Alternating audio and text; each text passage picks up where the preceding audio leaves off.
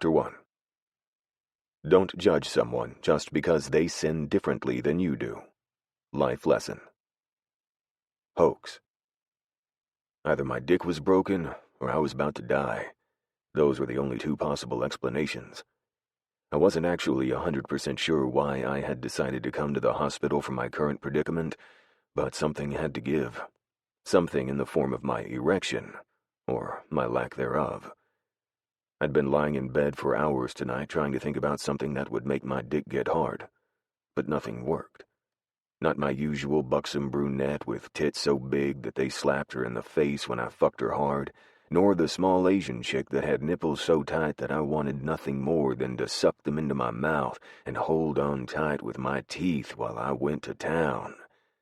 Hell, even my oldest daydream, the one of Mrs. Oliver from 9th grade science class, didn't even do the trick anymore.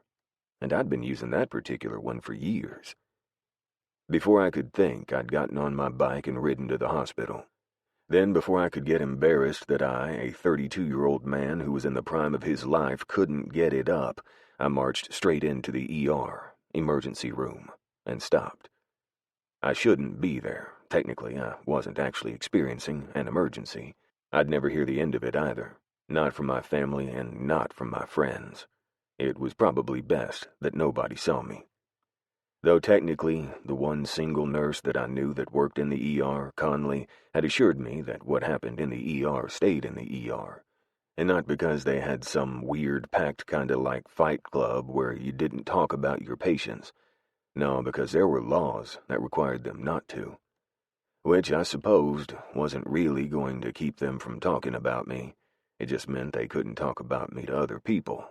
Not amongst themselves. Honestly, I was about to turn around and leave when I saw her. She wasn't very tall, a little over 5'3" or 4. She was a good foot shorter than me.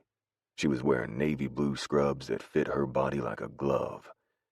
Since when did hospital scrubs become so fitted?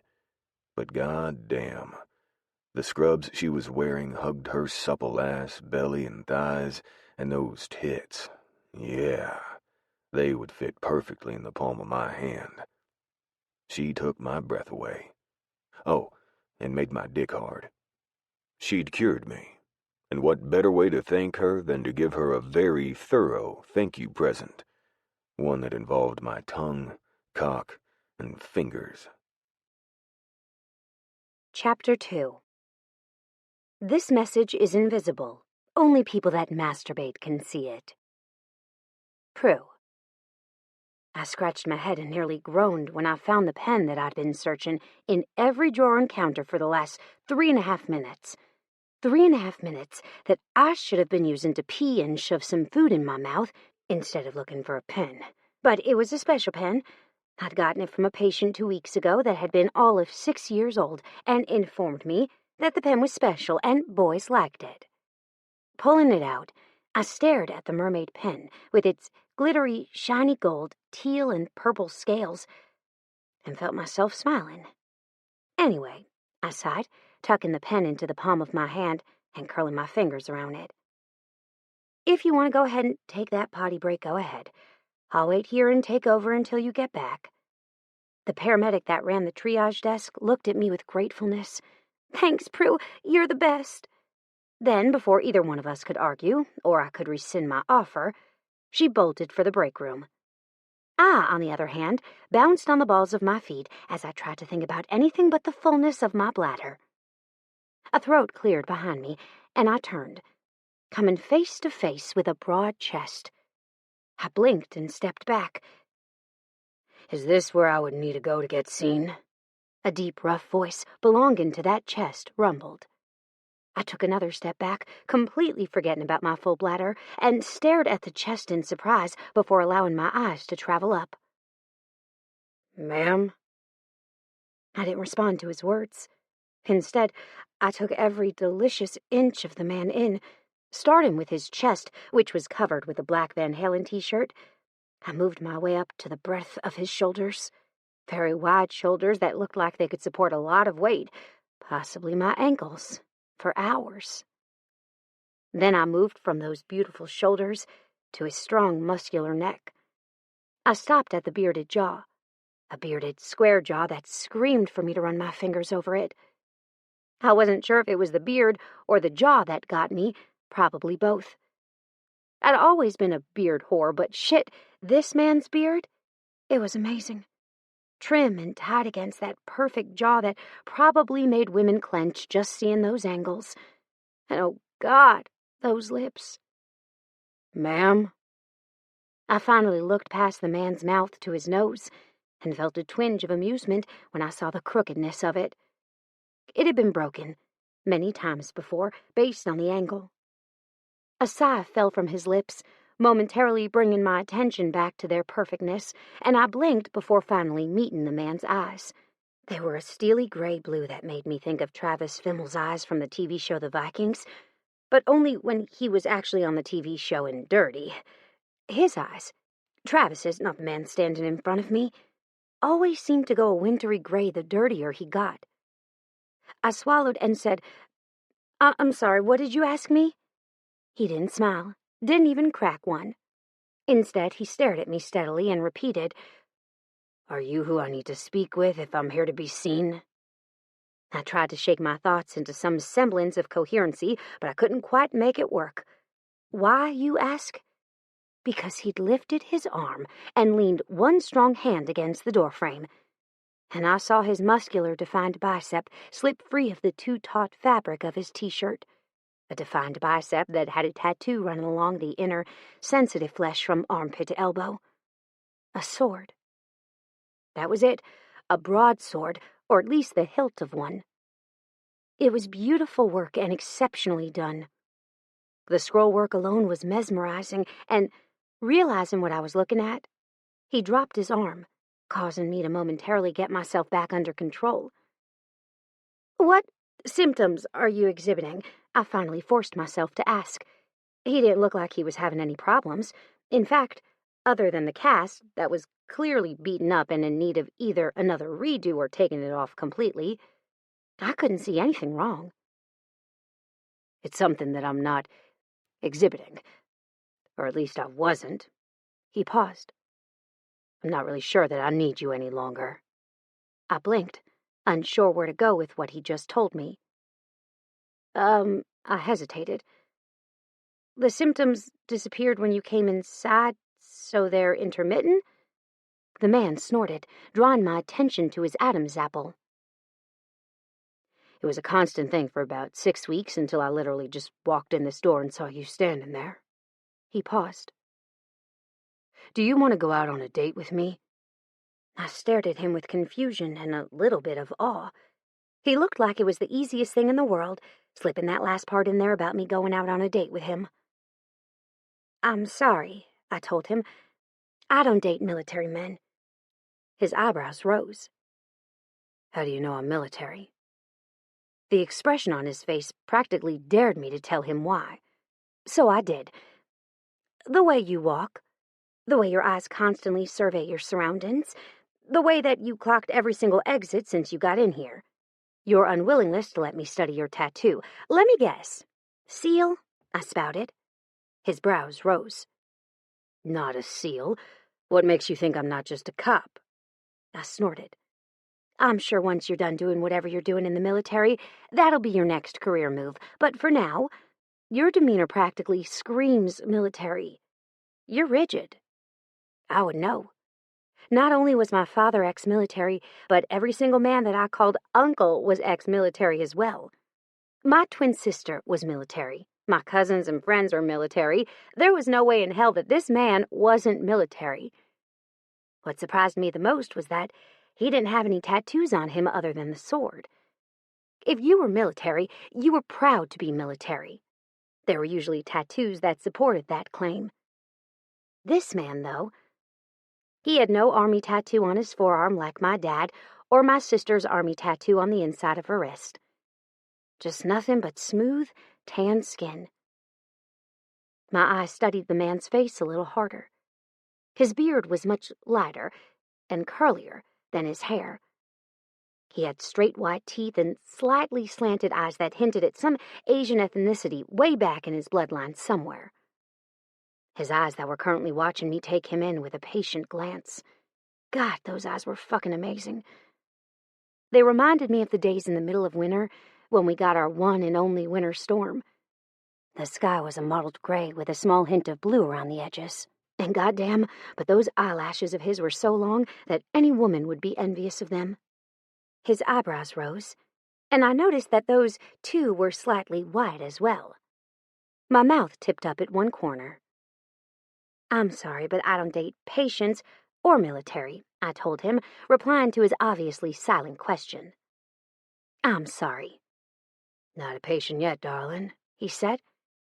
I did notice how he hadn't denied being military, though. "Navy?" He made a face. "Air Force?" The face became even worse. "Marines?" He gagged. "Coast Guard?" He snorted loudly.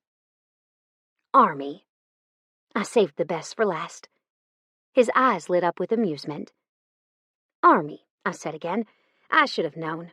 You're all the same." They weren't all the same. I was teasing him. But still, he was fun to tease. "Why don't you date military?" he wondered. "I'm back," Shannon cried. "Now you go pee too before you— Oh, shit, sorry." My eyes never left the man in front of me. "Can I help you?" Shannon asked with a frown. Shannon was a sweet girl, and she was afraid of men, especially big men like the one currently standing in the doorway, his shoulders practically touching each side. "No," the man said. "I'm waiting for her." "Oh, is this the boyfriend you were talking about?" Shannon asked teasingly. I winced. My sister Phoebe, who was a nursing student here, and I had been talking about faking boyfriends so our mother would get off our backs.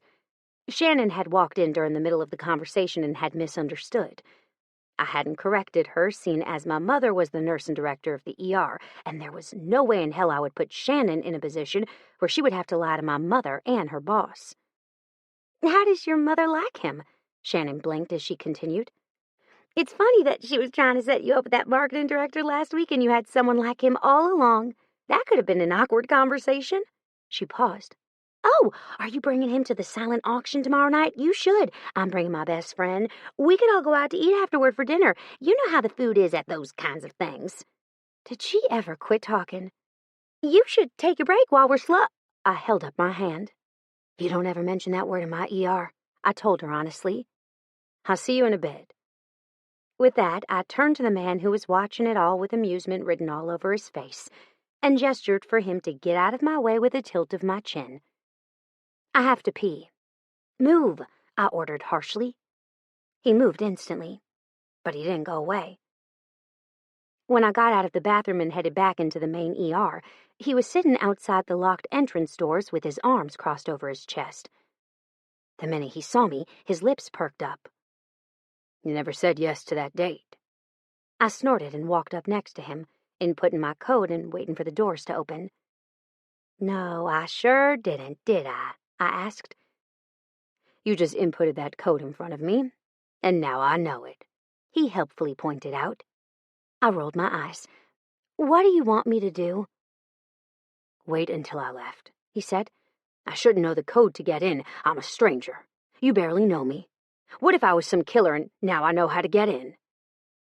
I didn't know I'd done it in front of him, honestly, but something about him struck me as trustworthy. "It's being changed after shift today anyway," I lied.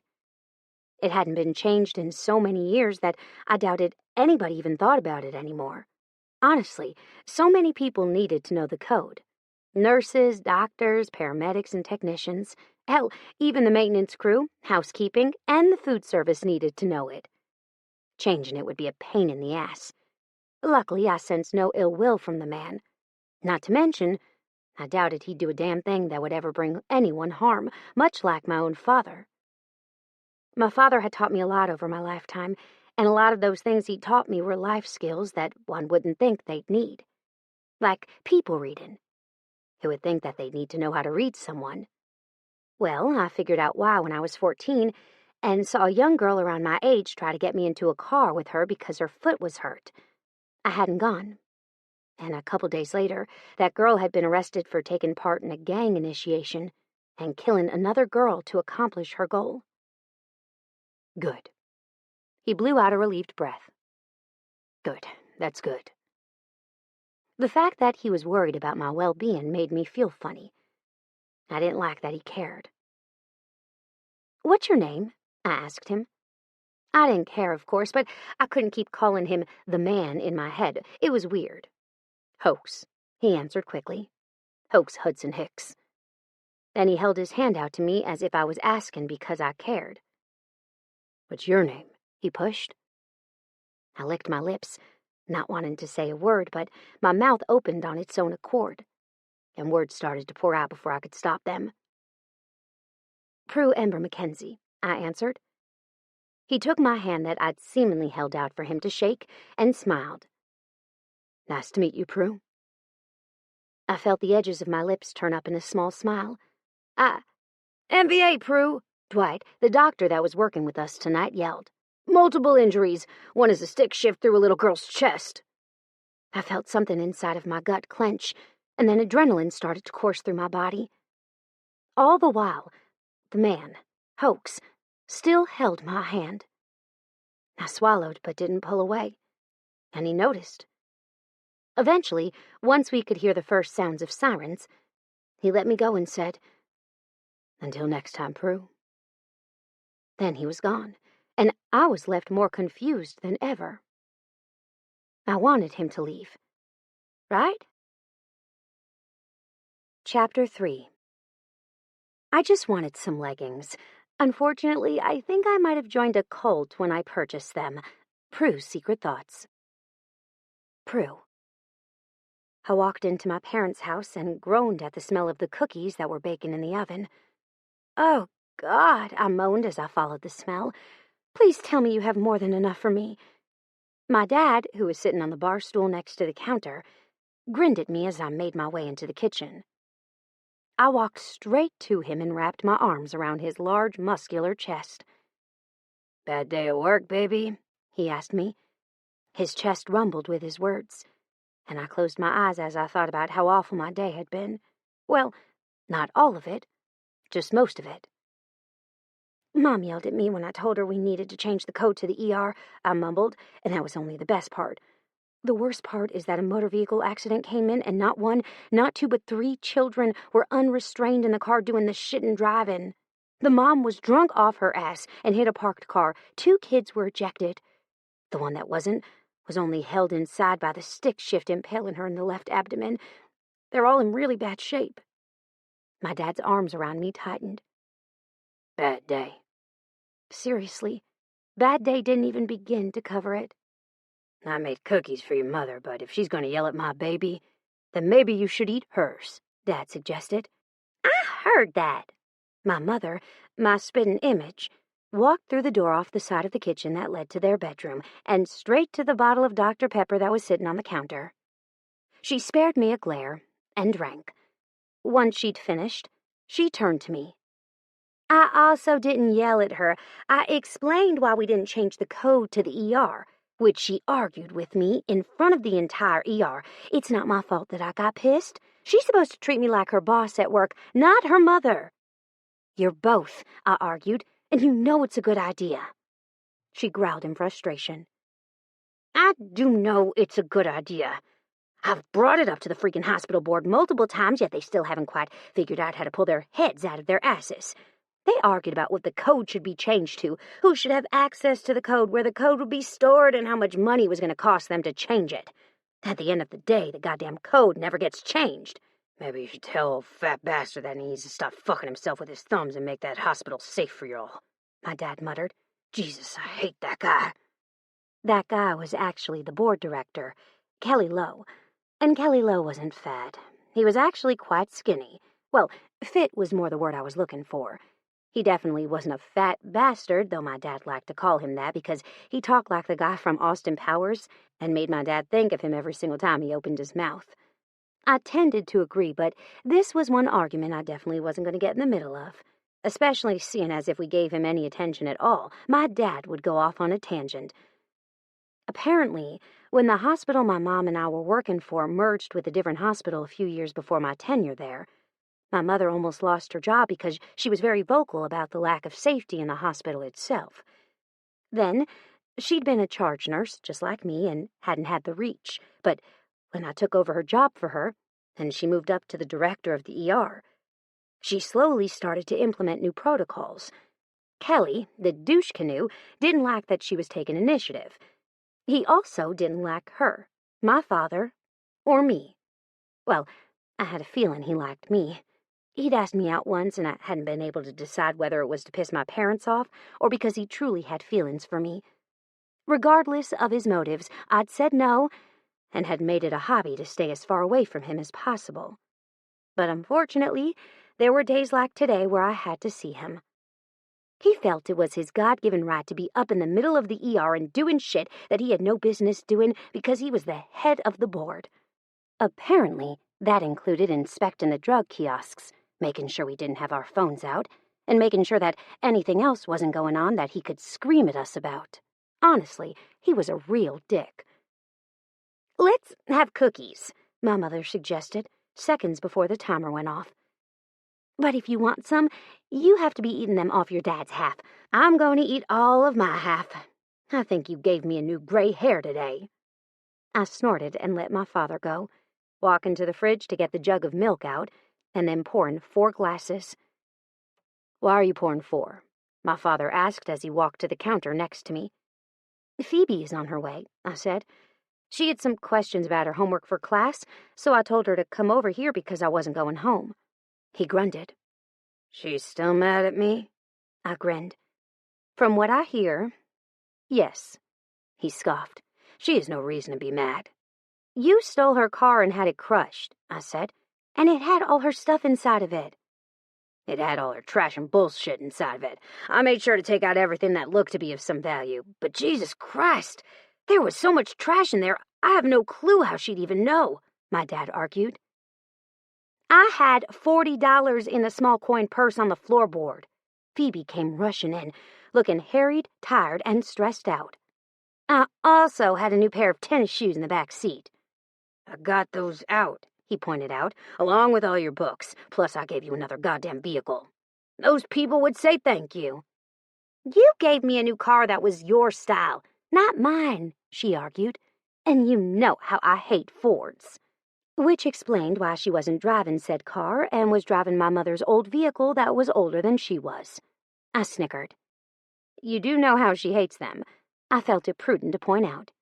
"Jesus!" He threw his arms up in the air. "After your accident, I wanted to make sure I got you the one that helped park itself, as well as give you that all-around lane warning when you drifted or something came too close. It even had adaptive cruise control." He did have a point. "Why did she get a new car and I didn't?" I pushed. He looked at me. "I got you a new car." "You got me an old car," I said. "Not that I'm complaining or anything. I love it. But still." "Why are y'all such ungrateful little shits?" he countered. My mother, God bless her soul, didn't burst into laughter, but she did chuckle. "You made them this way, Sam. What did you expect would happen when you gave them everything under the sun that you never had?" A wave of sadness rolled over me at the thought of my dad not having what we had, but the older we got, the more I was able to understand why he didn't have it. When he was young, his mother was married to a man that was undercover in a motorcycle club that was the complete opposite of the club that I knew today. Back then, that club was hard. That club was dark. That club was everything that you didn't want to be near. Which was why my grandfather, Silas Mackenzie, did everything in his power to make sure that his son wasn't around it. The only problem with doing that, in the process, he'd alienated my father and made him feel like he wasn't worthy. In a hasty attempt to shift the focus of our conversation, since we all knew where it would lead if we let it continue, Phoebe hastily changed the subject. Of course, it was something that I didn't want to talk about, but anything was better than seeing that faraway look on my dad's face. "So, who was that guy that you were talking to today?" Phoebe asked. "I had to come up and use Mom's computer for patient care reports. The one that was in the old band t-shirt that Dad likes?" "Van Halen," my mother drawled, rolling her eyes. "Jesus, Phoebe, you make me feel fucking old." I snickered. "You are old, Mom."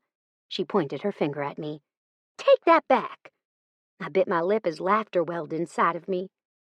"Mom," I said teasingly, "you're a spring chicken. You're not old. In fact, everyone at the hospital thinks you're hot."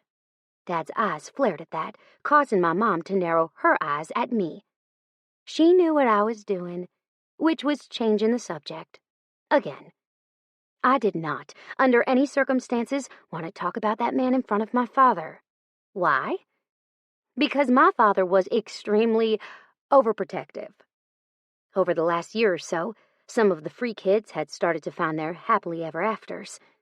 Dad had watched from the sidelines as first Janie, our cousin, had met someone.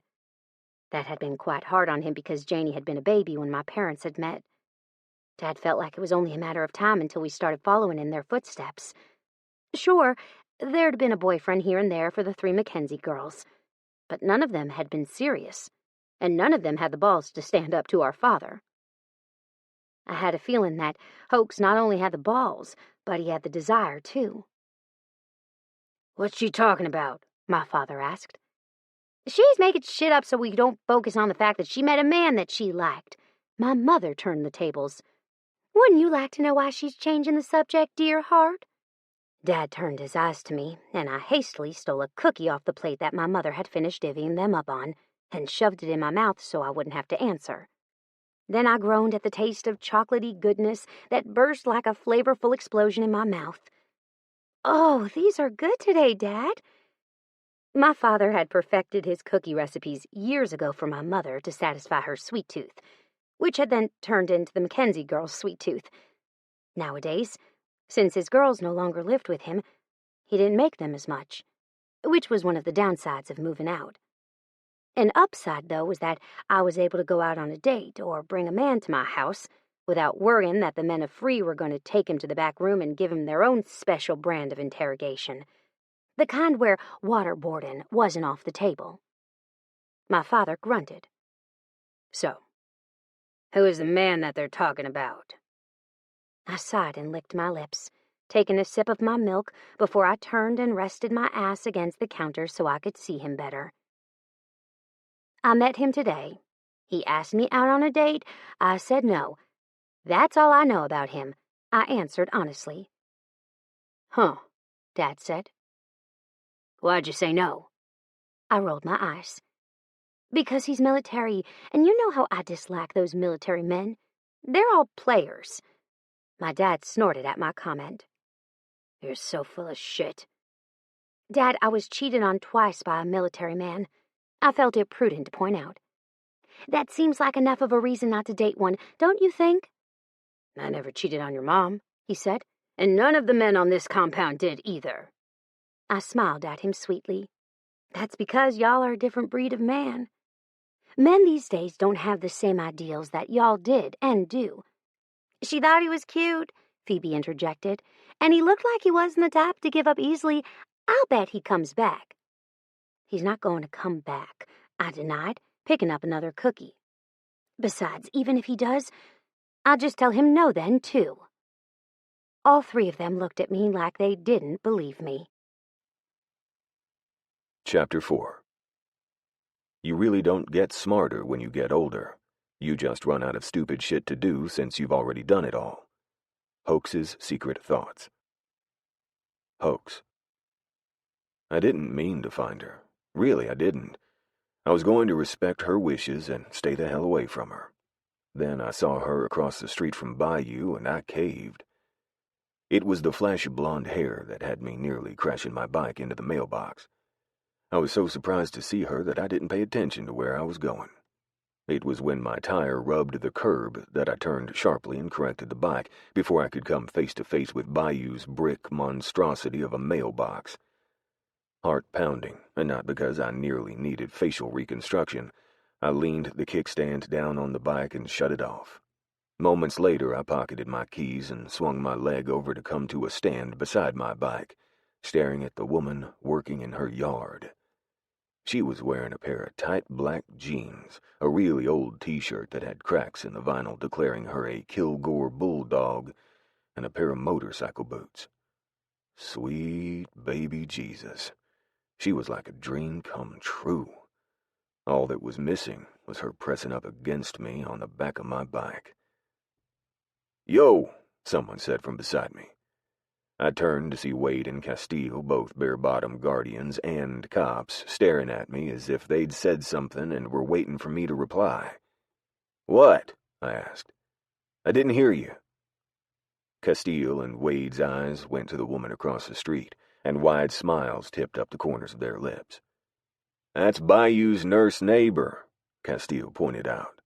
I narrowed my eyes. "How do you know that?" Cast's eyes went wide. "Because I'm a cop, and I know almost all the nurses at both hospitals on either side of us? Then again, they're both quite small, so it's not like that's a really impressive thing." I grunted and returned my eyes to the woman, and nearly groaned. She was bent over, fussing with the flowers that were around her door. Her ass was heart-shaped and looked like it'd take some really good pound. "Dude, just go over there and talk to her already," Wade grumbled. "She's a nice lady." I didn't bother asking how he knew her. Likely it was for the same reason as Cast. "I talked to her 2 days ago when I went to the ER, I admitted. She said she didn't date military guys." "Well, that's unfortunate," Wade admitted. "You told her you were Delta?" I shook my head. "No, I didn't really even confirm that I was military at all. She just saw me.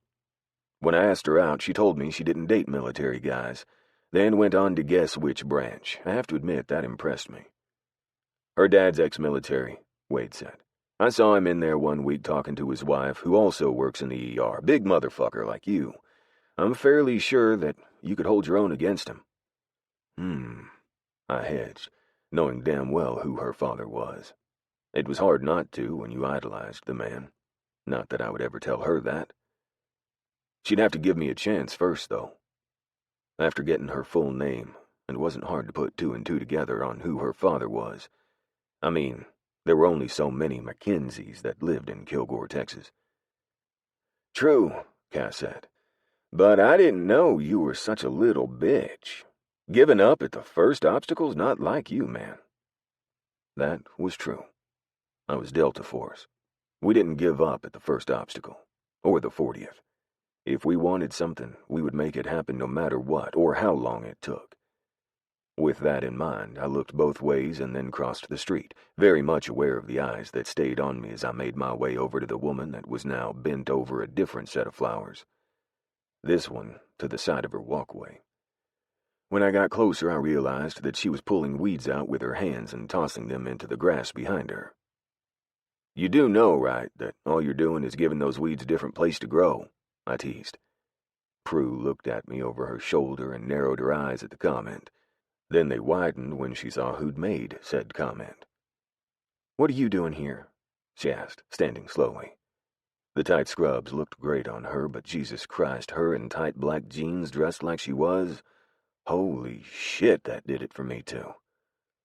Up close, it was even better. Her body was voluptuous and curvy. Her breasts were not huge, but definitely not small either, and her hips were so pronounced that she almost looked like she'd been drawn to be the perfect female specimen instead of born. Her eyes widened when they came to a stop on my cut, and she frowned. "You're one of Bayou's guardians?" Was that a hint of lust I heard in her voice? I nodded. "Bare-bottom guardians, yes, ma'am." Her breathing hitched. "What?" I probed.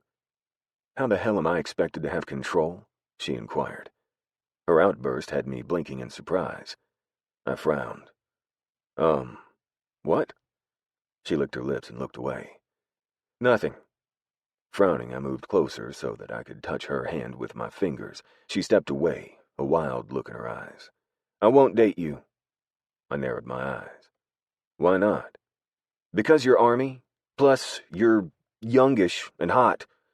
You won't want to have a girlfriend at home while you're deployed," she explained, waving away my concern. I snorted. "You don't know me." "I know your kind," she countered. "And you're all the same. I'm not interested in being a page in your book." The woman in front of me had no clue. None. "Darling," I drawled, "you wouldn't be just a page in my book.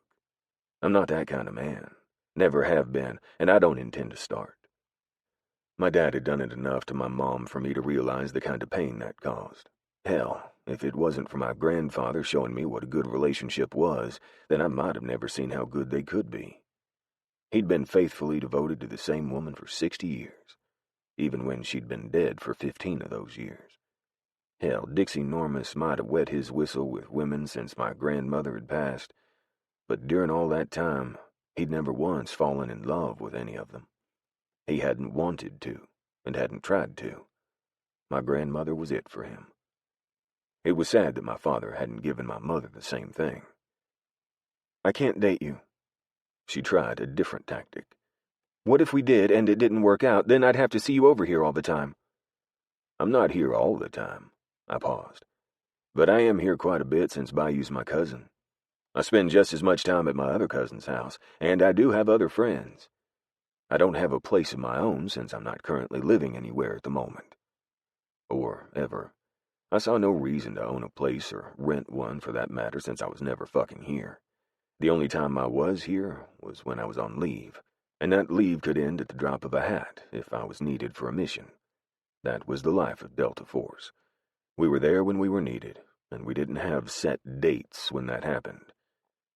With as much leave as I had built up after being in the military for 14 years and never taking any of it, I could take off as much as I wanted. Though technically I was on leave right now thanks to my accident, I still had more than enough to spare. Even worse, she said, looking relieved. Bayou's very protective of his family. Did you know he yelled at me once because I was mean to his sister? I'm sure he won't like me dating you since he doesn't really like me. My eyebrows rose. He yelled at you? She nodded. He did. When she didn't elaborate, I pushed. Tell me what happened, I ordered. Why? She replied. So fucking stubborn. How about we make a bet? I offered. Her eyes narrowed and she crossed her arms over her chest. Okay, she rolled her eyes. What do you have in mind? I'll take you over with me right now. We're having a little get-together since so much shit's been going on lately. It's just the immediate club. If he says a word, I'll just say you're borrowing some salt and send you back home. Then I'll leave you alone and never say another word to you, I proposed. She looked intrigued and saddened all at the same time.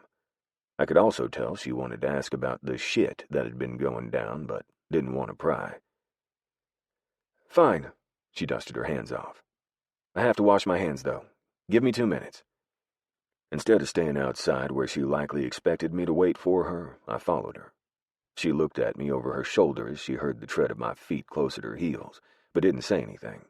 She pushed open the door and paused to let her eyes adjust to the darkness, then continued forward. My eyes had adjusted before hers, which was why I saw the large blob on the floor by her feet. Before she could fall, I caught her around the waist and halted her. She squeaked in surprise and stilled in my arms, melting against me for 10 seconds or so before remembering she wasn't supposed to like being in my arms, and stiffened. Let me go, she ordered. I would, but she almost tripped over that pig, I said, staring at the object. Oh shit, she said, stilling once again in my arms. Bacon, what the hell have I told you about laying in the middle of my floor? Bacon. The large black and white pot-bellied pig, and when I say large, I mean fucking huge, at least 150 fat pounds, lifted its head, oinked once, then collapsed back to the floor. His little piggy tail, however, started to go a mile a minute. She sighed and bent down to her knee, then started to run her palms over the pig's fat belly. The tail picked up speed.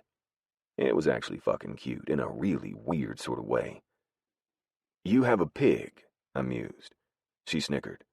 I have a pig. Standing, she stepped over the large blob. Catch the door, though. When Bacon gets out, he's really hard for me to catch. I also think that's why your cousin secretly hates me. My animals get out all the time. Animals? My eyebrows rose. Yes, animals. She paused. I have a pig, a dog, 2 birds, and a goat. The goat stays outside, though, because he doesn't have the potty training thing down just yet. I opened my mouth and then closed it, searching for something to say that wasn't, what the fuck are you doing with all these random-ass animals? It's okay, she snickered at the look on my face. I know it's weird. You should leave the madhouse while you still can. I shut the door behind me and followed her into the house. I would not be leaving, no matter how weird I thought it was for her to have a massive pig in her house. "Do you want to build a snowman?" I paused and scanned the area, not seeing who just said that. She had a cute little house. It was nearly identical to Bayou's. Large open kitchen that flowed into the dining and living room, a hallway off the living room that likely led to the bedrooms, and a door off the kitchen that led to her garage. "Come on, let's go and play." I paused in the middle of the kitchen, still scanning the area. "You have a radio on or something?" I wondered. Then a flash of red caught my eye, made my heart start to pound, and a beautiful macaw landed on the counter next to where Prue was washing her hands. A blue flash came from the other direction and landed on the opposite side of the counter, flanking her. "I never see you anymore," the blue bird called.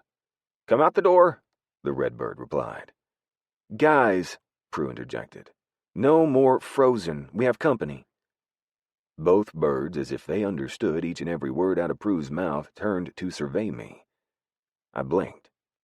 "Ass," the blue bird said. "Hole," the red bird replied. I burst out laughing. Big guffaws left my chest in a rush, and it took everything I had not to cry. "Oh, God," I wheezed. "That's the best ever. What else do they know?" "A lot," she admitted. "I got them 1.5 years ago from someone my father knew. They were young and just learning everything. I left the television on for them during the day on HBO, and they started learning. They watched a lot of movies." "Yippee-ki-yay, motherfucker," the red bird said. "This one is Redbird," Prue pointed to the bluebird, "and this one is Bluebird." I blinked. "Shouldn't it be the other way around?" I questioned. Prue grinned. "You would think, but they were named before I got them, and it's not easy changing their names once they can already speak them." No, I imagined that it wasn't. "So you think you can dance?" the bluebird named Redbird asked. Then he started a really cute head bob that caused the feathers on the top of his head to bounce with his movements. "You're fired," Bluebird screeched. The smile on my face was causing the muscles in my jaw to hurt. "They're showing off," she said, reaching for the towel beside the still dancing Redbird.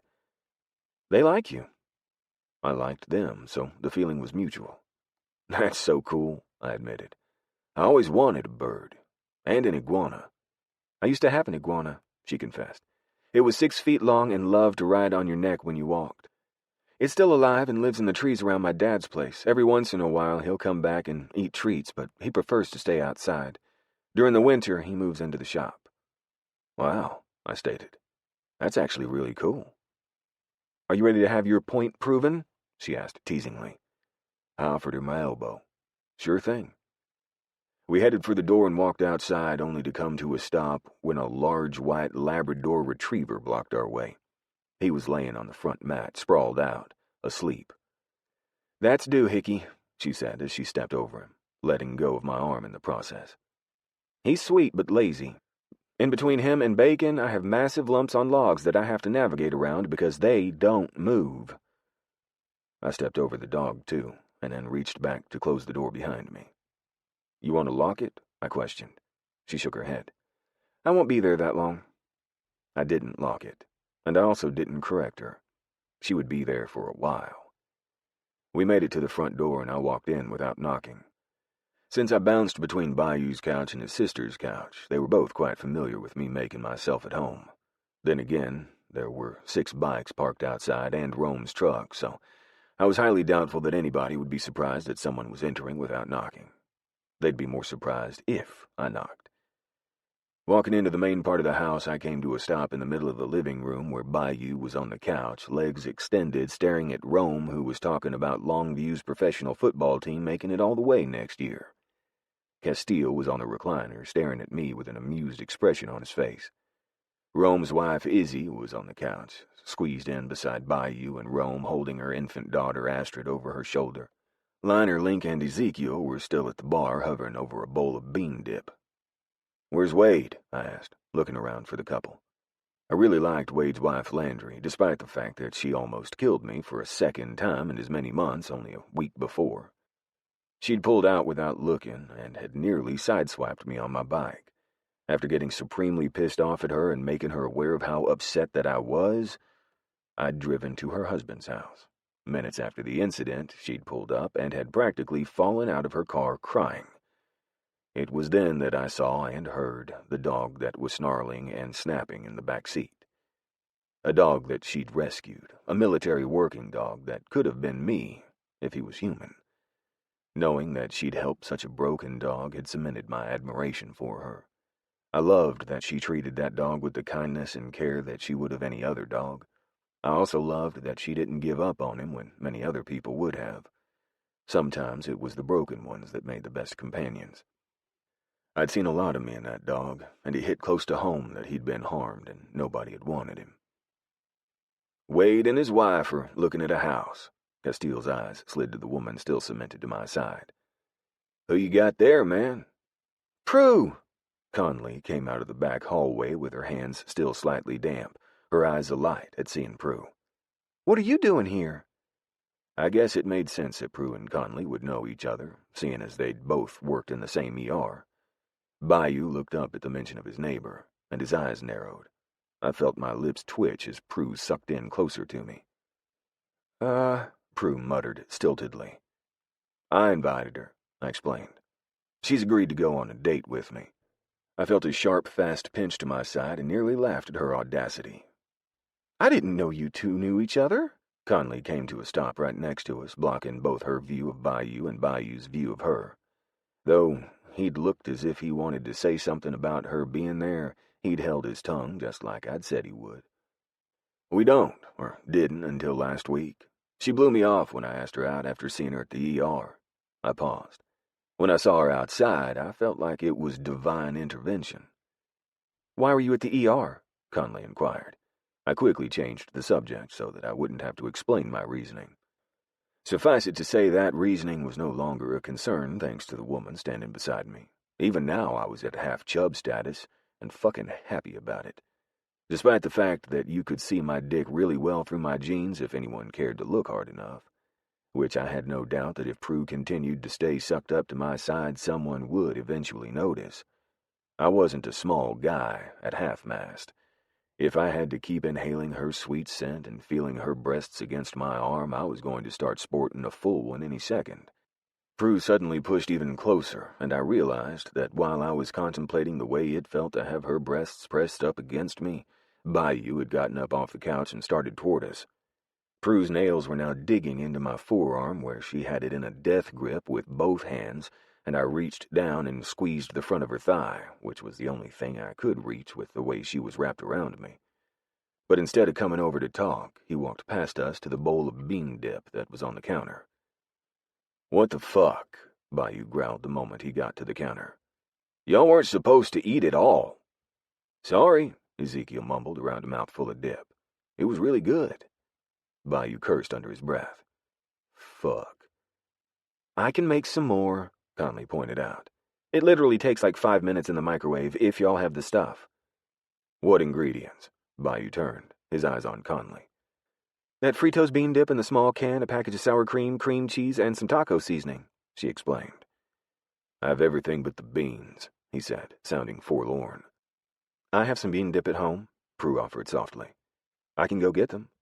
Bayou's eyes went to her and narrowed.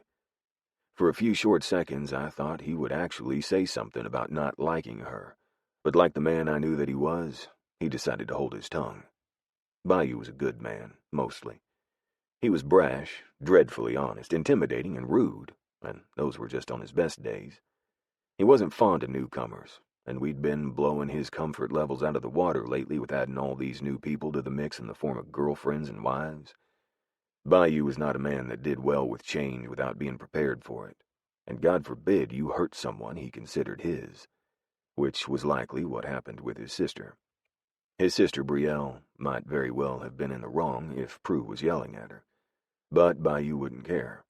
He protected those who he thought of as his, no matter if they were wrong or not. Get it, Bayou ordered. Prue went to step away from me, but I patted her hand. I'll go get it. You hang out here with Conley. Where is it? Prue licked her lips and finally tore her stare away from Bayou, who still hadn't looked away from her. Top shelf in my pantry. It was the door right off the kitchen, she explained. After extricating my arm from her grip, I left her in Conley's capable hands and fast-walked across the street to her place. Her dog was still laying on the doormat as I made my way up the front path, and when I pushed inside, the pig had moved, but only as far as to roll over in the opposite direction of the door, deeper into the shadows. The birds were the first things I'd heard when I got over there, causing me to grin. "You can't handle the truth," Bluebird exclaimed. "So I can kiss you any time I want," Redbird said sweetly. Lips twitching, I made my way to her pantry, easily found the beans, and started back out of the kitchen. I got parallel with the table when something black caught my eye. Prue's phone. It was lit up, and on the phone there was a text from Terrell Horndy. "Terrell Horndy, you want to go out again tomorrow?" I picked up her phone and tried to open it to reply, but her passcode stopped me before I could invade her privacy too badly. Placing the phone down on the table once again, I walked back out of her house with a new determination in my step. She'd be saying yes to a date tomorrow, only it'd be with me. "Admit it," I told her, arm around her shoulder as I walked her back over to her place hours later. She rolled her eyes. "Fine," she said stubbornly. "So you were right." "I was," I agreed. "Where do you want to go on our date tomorrow?" "So you don't go out with Terrell." Her lips twitched. "I get to pick?" I nodded once. "Yeah, sure, why not? I only ask that you don't choose Mexican unless you want to get up close and personal to how bad of a reaction I have to it. Chips and queso are my weakness." She frowned. "What kind of reaction?" The nurse in her turned off. "The kind where I'll be blowing up the nearest bathroom 20 minutes after finishing." I felt it prudent to point out. I don't dislike Mexican at all. I just wanted to prepare you for what would happen. "If it makes you sick to your stomach, then you probably shouldn't be eating it," she pointed out. I snorted. "And could you give up hot sauce and chips?" She shrugged. "If it made me do that, yes. I think so, anyway." "Well, I can't," I informed her. "I have some control, but I don't have that much control." After deliberating with herself inwardly, she came to a decision. "Wednesdays I usually go out to eat with my family. I can't go out on a date with you, and now I can't invite you because we eat Mexican." My brows rose. I didn't say that I couldn't do Mexican, only that it tore me up after I ate it. As long as you aren't in a rush and don't mind me being gone for 20 minutes after I eat, then I can do it. Not to mention I really wanted to go out on a date with her. Maybe I could resist the hot sauce. As long as she didn't say El Toro's, I had zero control when it came to El Toro's. It was the one place that I missed, despite what it did to me every time I came back after being out of the country. "Where are you meeting, and what time? Can I give you a ride?" I pushed. Her eyes lit. "You can pick me up from work. About 6:30 is good, and El Toro's." Well, shit. Chapter 5. You don't need candles on your birthday cake. All your dreams came true the moment I walked into your life. Things you probably shouldn't say on your first date. Hoax. Had I known that not only would I be meeting her family but also her extended family, I might have rethought telling her I'd go. Not only had her parents come, but so had her uncles and aunts, as well as her grandfather and his wife. All in all, 12 people sat at the table, and all of them had their eyes on me. I'd known Silas, of course. It was hard not to when your grandfather was part of the same MC as the man, but it was only by association. My parents didn't frequent the club parties as much, and when I'd gone to live with my uncle, he sure as fuck hadn't spent time with them. When I did spend time with my grandfather at those particular parties, I sure as hell didn't go about spending time with the man. He'd been scary as fuck then, and it was easier to avoid him than meet his gaze.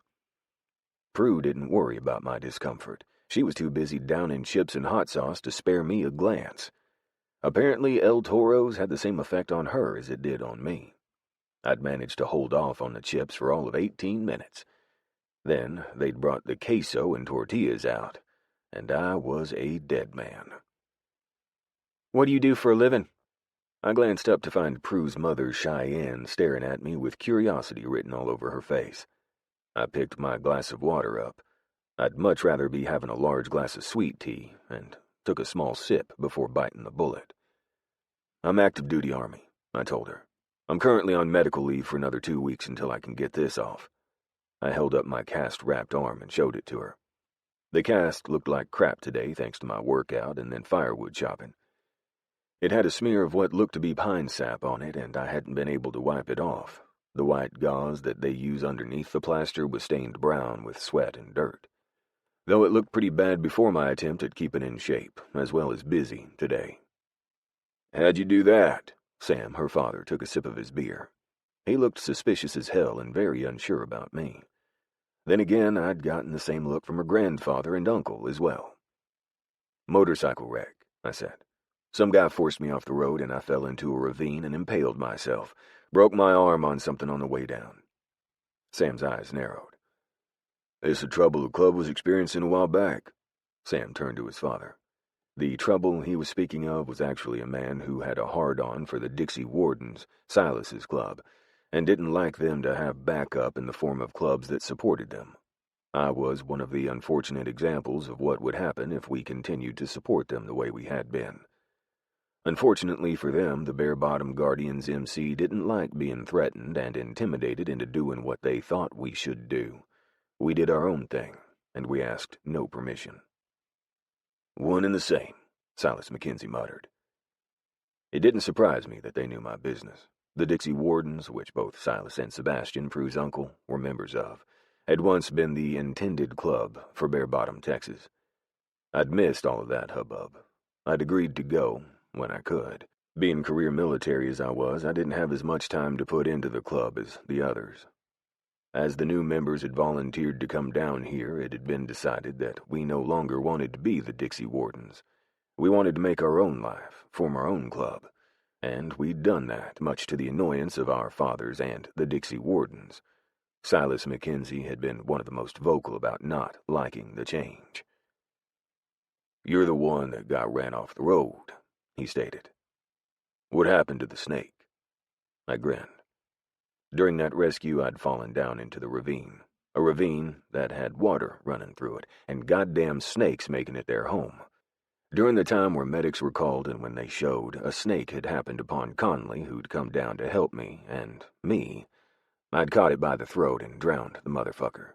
I'd saved the damn thing, too, and had it stuffed. It's stuffed and sitting on the counter at Bayou's house. Prue gagged.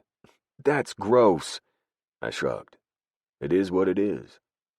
It was actually a kind of cool memento to memorialize the moment that I had almost died. Would have died had Conley not stumbled along and seen my bike laying on the side of the road. She'd saved my life, and I would forever be grateful to her for that.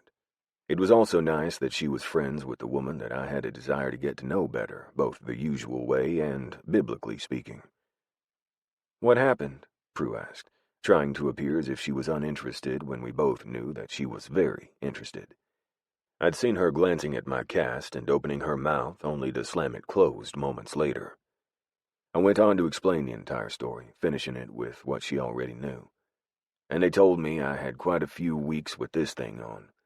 Once it's off and I'm released by the doctor, I have to report back to duty with the Army. "I knew you were Army," Prue scoffed. I shrugged. I wasn't trying to hide that fact. I was just trying to figure out why you hated that I was. "I don't hate that you're Army.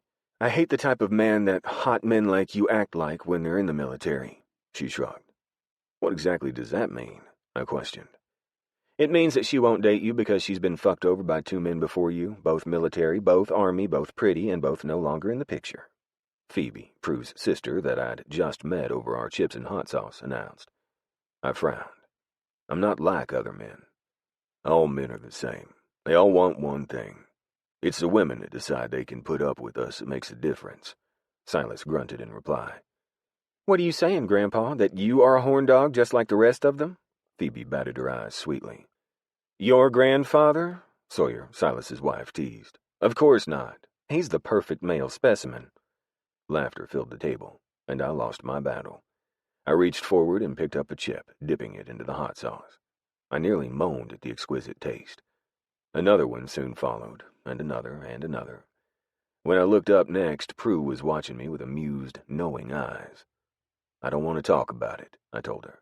"I'm probably not even going to make it home." And I didn't. An hour later, my stomach was clearly not happy with me. We made it all the way to the rest stop before I could make it no longer. "I gotta go to the bathroom," I told the woman at my side reluctantly. The face Prue made would have been solid indifference had she not had mirth sparkling in those goddamn devil eyes. "I'll be here when you get done." I pulled into the first spot that I found and parked the truck, thankful that I'd brought it instead of my bike. I hadn't wanted to scare her off too badly. But there was no way in hell I would have wanted to leave someone as beautiful as Prue was sitting on the back of my bike for as long as I knew it was about to take me in the bathroom. "I'll be back," I told her, grabbing my phone. She eyed it with a quirk to her lips. "You know, if you left that, you'd probably get done 10 minutes faster." I shoved the phone into my back pocket and raced away, unable to spare her little quip with a retort of my own, because things were about to get nasty. I was about 3.5 minutes into the worst feeling stomachache of my life when the door to the men's bathroom opened and closed, and a man slammed the stall shut at the opposite end of the restroom.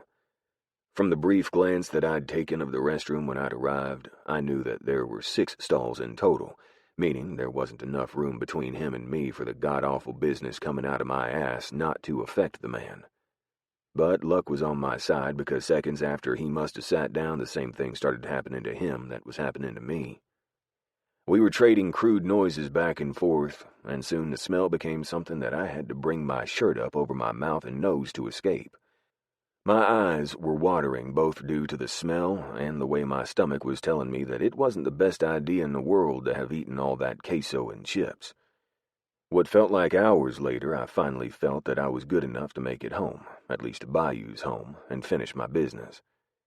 It was when I was washing my hands that the man on the opposite stall finally finished his business, too. Not one to care about things that were just a part of life, I didn't run out of the building like others would have done since they cared about propriety. Maybe I should have. If I had, my eyes wouldn't have met Prue's father's eyes in the bathroom mirror as we both realized just who exactly had been making all that racket. Neither of us said a word as he washed his hands. I didn't say goodbye as I exited the bathroom. Nor did we turn around and acknowledge each other when we both got to the parking lot and our vehicles were side by side.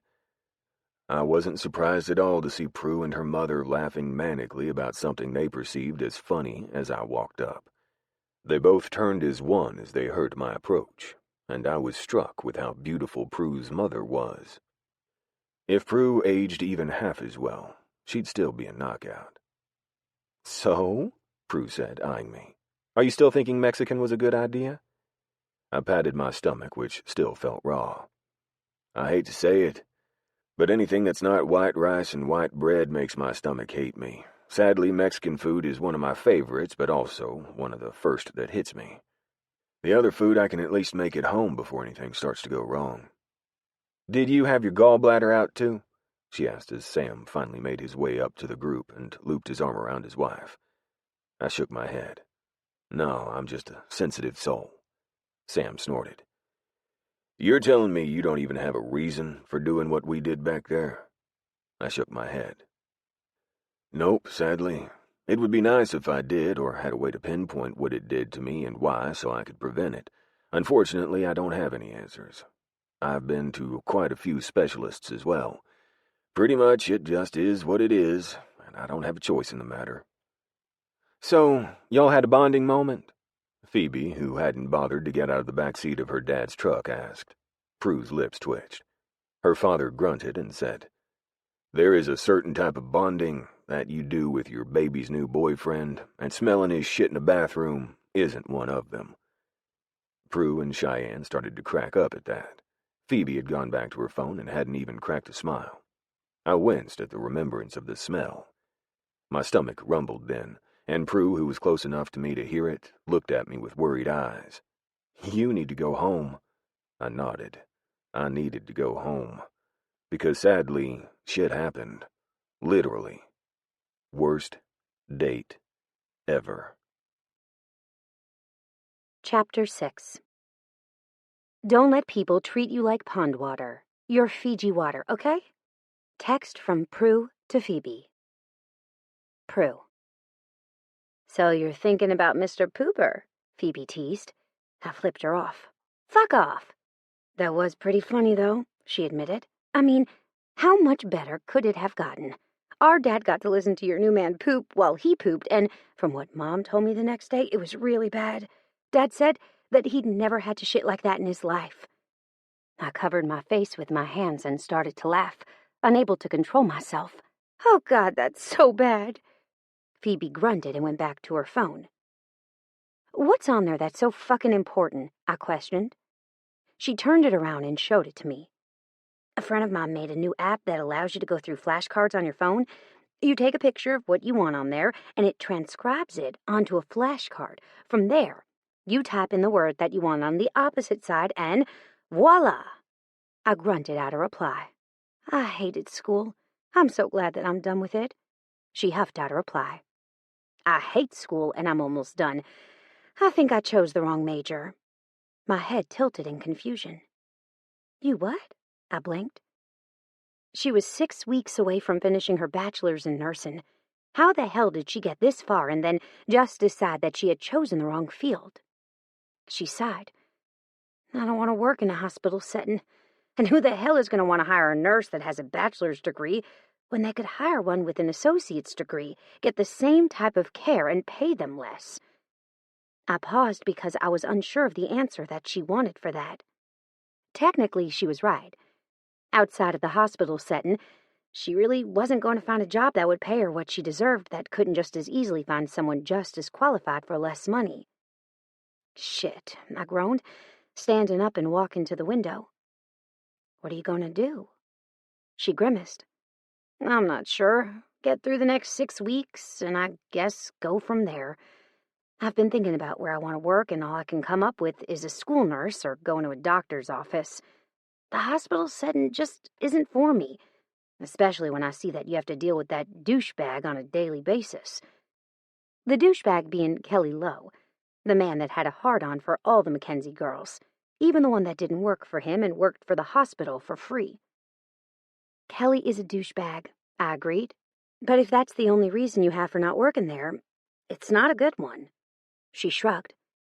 It's not just him, though he is a problem and he needs to go. It's also the fact that I don't like working 12-hour shifts. I like taking naps. I don't want to work with my mother and sister, and I don't want to work at all. My sister's honesty was refreshing. I laughed. You don't get a choice on the working bit. Unfortunately, you have to work to make money. Sucks, but it is what it is. She sighed. I know it. I'm just being a pretty negative Nancy lately. What are you looking at? I'd been standing at the window for a while now because a certain man had caught my eye. Then, a second man had captured that attention, and I was too busy looking at him to return my eyes to the previous one. My stalker is outside washing his truck, I murmured. Shirtless. My phone buzzed on the coffee table, and Phoebe picked it up and handed it to me as she took her place at my side, so she could see the view, too. There are two, she murmured. Why does that big badass one look so familiar? That's the neighbor that hates me. He's also the one that we got in that fight with when we were younger. Remember? The one that I yelled at his sister and he lost his shit on me? I reminded her. I knew that Phoebe remembered. It was hard not to. Phoebe's eyes lit with understanding as she moved closer to the window with newfound focus. I thought he was going to kick your ass, she admitted. I remember breaking you two up, pushing you away from each other. If it hadn't been for Phoebe, Bayou very well might have kicked my ass. It was at a club party about 8 years ago. Brielle, and the only reason I remembered her name was because the name was so pretty and the woman was so nasty to me, had caught me eyeing a boy that she cared for and didn't like the way that I was looking at him. I'd, of course, gone out of my way to tell her that I hadn't actually been eyeing anybody, even though I had. And when she'd called me a bitch, I'd gone off on her. Bayou, Brielle's brother, had taken offense to me crowding Brielle and had roughly situated himself between the two of us. When we'd gone to club parties with the Benton chapter, I'd, of course, seen the large, quiet boy that had turned into an even bigger, larger boy man sitting in the shadows. It was hard to miss him. However, I'd never once seen him talk or do anything but sit in the shadows. It had been painfully obvious that he was both shy and unwilling to even try to fit in. But, whew, boy, all it took was me yelling at his sister, and bam! No more Mr. Nice Guy. And he was more than willing to let me know it. After that, I'd seen him at 7 club parties total, and he'd gone out of his way to glare at me. He was older than me, and likely knew better than to hold that kind of a grudge, but still, to this day, he didn't forget the way I'd yelled at his sister. And wouldn't you know, I moved in next door to the hateful, never-gonna-let-it-go bastard.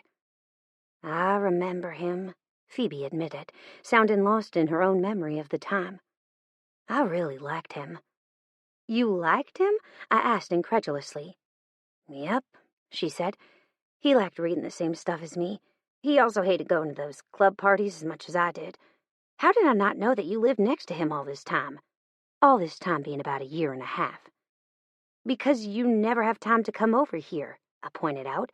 And when you do, you and I are busy doing stuff.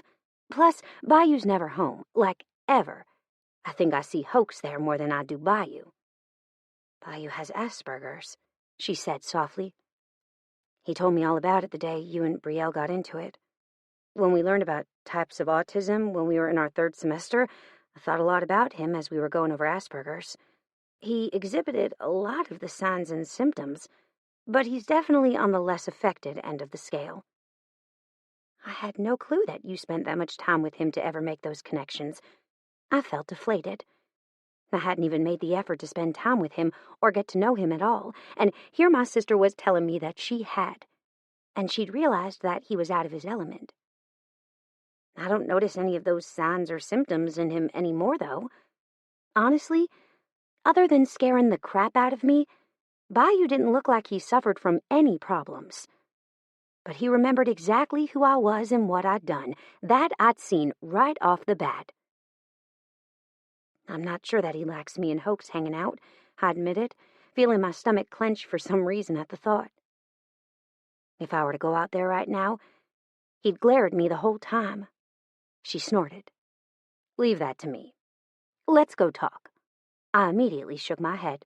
I don't think that's a good idea, I confessed. I swallowed. That was the last thing I wanted to do.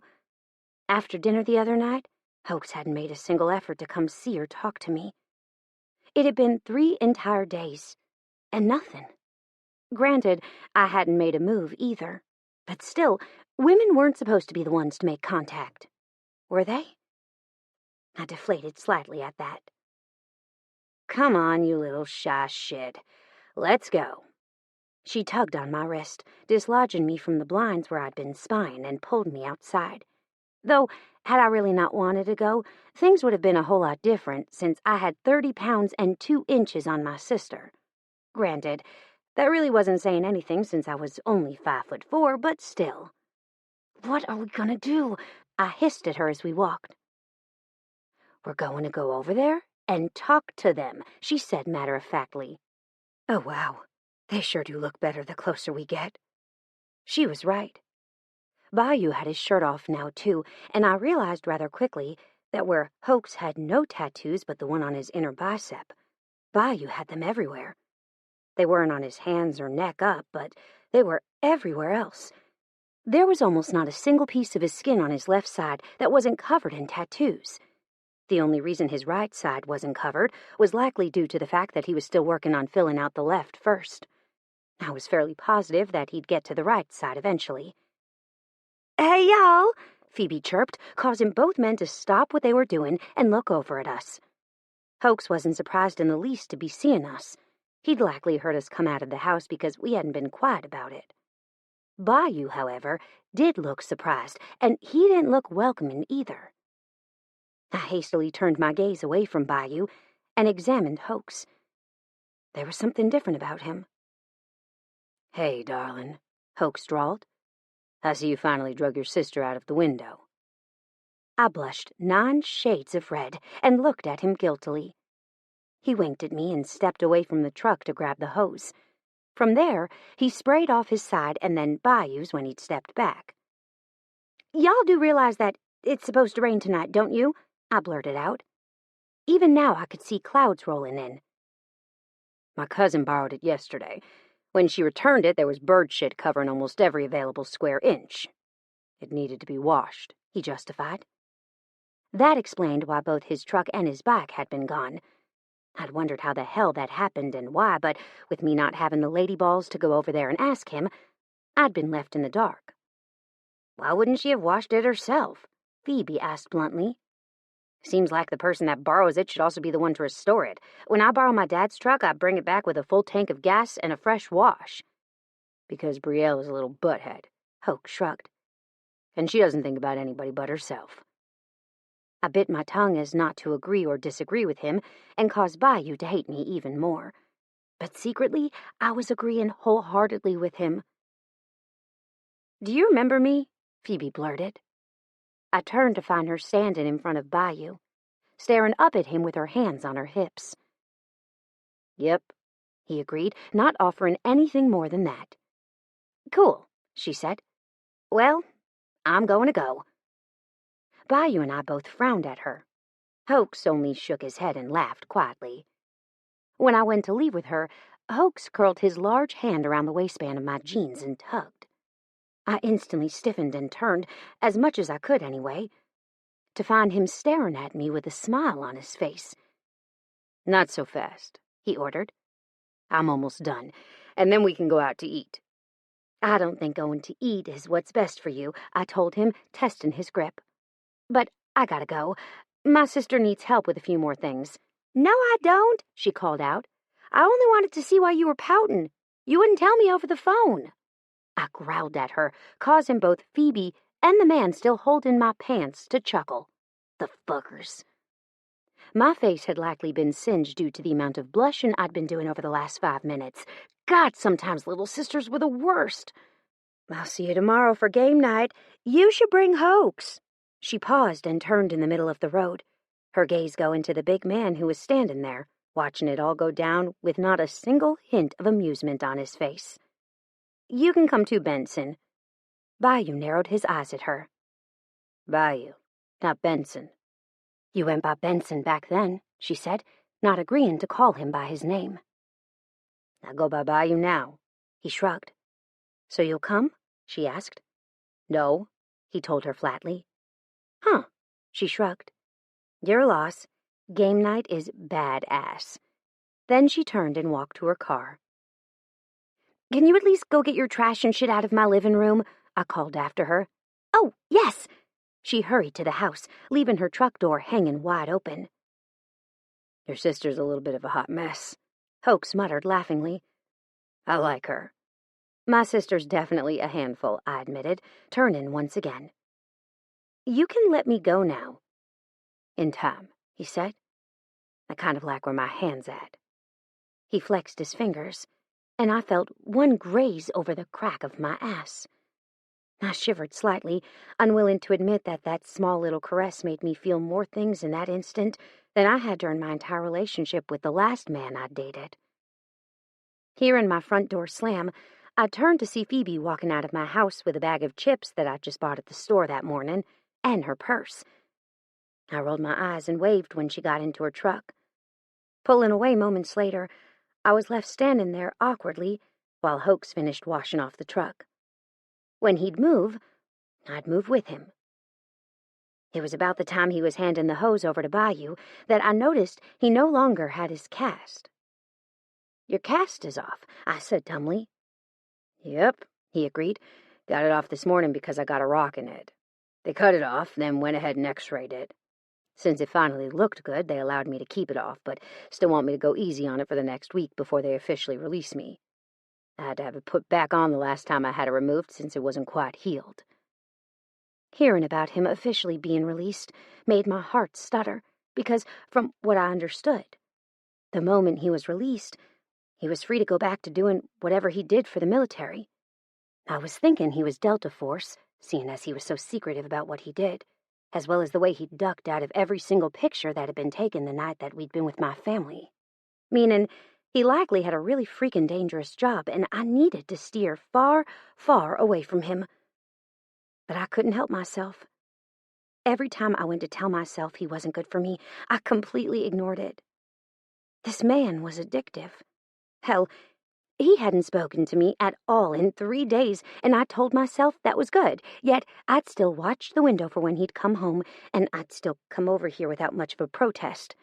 Hell, I hadn't even thrown a fit like I probably should have when he latched onto my waistband. I wanted to be exactly where I was. There was no doubt about that. And based on my relationship history, this was likely about to go nowhere, fast. But Hoax was like a just-made, hot and ready glazed donut. It didn't matter how full you were, whether you were on a low-carb diet, or where you were about to go. Almost nobody could pass up a just-made donut that was still hot. I sure as hell couldn't. And when my favorite donut shop had that stupid hot donut sign in the shop window, I'd never been able to help myself. I'd go in and get one, whether I needed one or not. It was just the way life was for me. This man, with his sexy beard and his all-too-knowing eyes, was my glazed donut. Something that I couldn't resist, and if I were being honest, something that I wanted to taste and devour. All those thoughts, Hoax murmured, pulling me close once again. Grab a towel, honey. Help me dry my truck off. Then he let me go, and I immediately missed the heat down the back of my pants. I would not complain or let him know that he was getting to me. Instead, I did what he asked of me and went to the towel that was sitting on the bike that was parked nearest the front door. I'd just reached it when I heard a car roll to a stop at the end of Hoax's driveway. Picking up the 3 towels, I tossed one to Bayou, who still hadn't said a word to me, and tossed the other at Hoax, who'd been waiting for me. Then I got to work on the drying of the large truck that I could only reach the bottom half of and thought about what I was doing, or at least I tried to. There was a voice that interrupted my thoughts, and I felt my body jolt. I knew that voice. That same voice had called me a bitch 8 years ago, and I still remembered the high-pitched whine of it. And yep, the urge to throat punch the woman was still there. "What are you doing?" Brielle asked, sounding miffed. "I thought I was borrowing the truck. Why isn't it ready?" She hadn't seen me yet, so I chose to stay where I was, doing what I was doing, despite my small part that I could reach being more than adequately dry. "Washing the truck," Hoax said, "because you decided to park it under a tree that you knew damn well the birds congregated in. It'll be ready in about 5 minutes, just gotta finish drying it first." The woman huffed. "It was either I park it there or walk an extra block." I rolled my eyes heavenward and moved slightly, dropping down to my haunches so that I could reach the bottom half of the door. "Oh, God, the thought of you having to walk an extra block really hurts my heart," Hoax drawled, sounding so smart-assy that I wanted to laugh. "You don't understand," Brielle snipped. "You're not a woman. You have no clue." "Then enlighten us," Bayou said, "because I don't like cleaning bird shit off of trucks. I also told him if it came back damaged in any way, I'd be sure to help fix it. But seriously, Brielle, this is ridiculous. You can't borrow people's belongings and then not return them how they were given to you. It doesn't work that way." I agreed wholeheartedly, again, not that I would admit that aloud. I already didn't like this woman. I didn't need any more ammunition. "Whatever," she snarled. "It wasn't in any worse condition than when I got it. The windshield was disgusting." "The windshield was disgusting because the goddamn bugs here are horrible. But since we're on the subject of your selfishness, let's discuss why you left a goddamn box of sushi in it all night and now it smells like fish. Or how about the fact that you somehow managed to use all of my fuel when you were only driving it to work to pick up a few boxes," Hoax said, sounding agitated. I clenched my teeth, and in my annoyance, I stood up and inadvertently revealed myself to the woman. She saw me. Her eyes narrowed, and then recognition dawned. "What the fuck is she doing here?" Brielle snarled. Obviously, she didn't forget me any more than I forgot her. Good. I didn't want her to forget the woman that almost knocked her ass out. If her brother hadn't saved her— "She's here because we're about to go out on a date," Hoax replied. "Here. Help us dry the truck off." Hoax reached for the towel in my hands. Immediately after getting it, he tossed it at Brielle over the cab of the truck. It hit her in the face because she hadn't been expecting the order. Brielle peeled it away from her and stared at Hoax incredulously. "I'm sorry, but what?" Hoax laughed, as did Bayou. "Dry it off, Brie. You know, like this." I watched with amusement as Hoax demonstrated how to dry off the truck. "I'm not dumb, Hoax. I'm just trying to figure out why you want me to dry it." She tossed the towel onto the ground, the still wet ground, and glared. Hoax sighed. Bayou shuffled his hand through Brielle's hair and then nudged her to the side. "Move if you're not going to help." Brielle glared at me, then at Bayou. "Whatever, I'll be inside. When you're done, come get me." Then she walked inside, leaving me to wonder what made her think her shit didn't stink. After the door shut behind her with a loud, resounding boom, I looked over to find Hoax staring at me. He wanted to know why Brielle hated me so much. I glanced at Bayou, who'd moved down to the back side of the truck near the tailgate, and shook my head. Hoax seemed to understand that and nodded his head once. However, I wasn't fooled. I knew that he'd ask about this again the first chance he got. At one point, he moved closer to me until my body was practically pressed to his truck as he reached above my head and dragged the roof that was too high for me to reach. I felt him from shoulder blades to ass and knew that he'd done it on purpose. "You'll tell me, right?"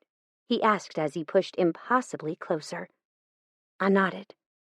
"When we're no longer being glared at by Bayou."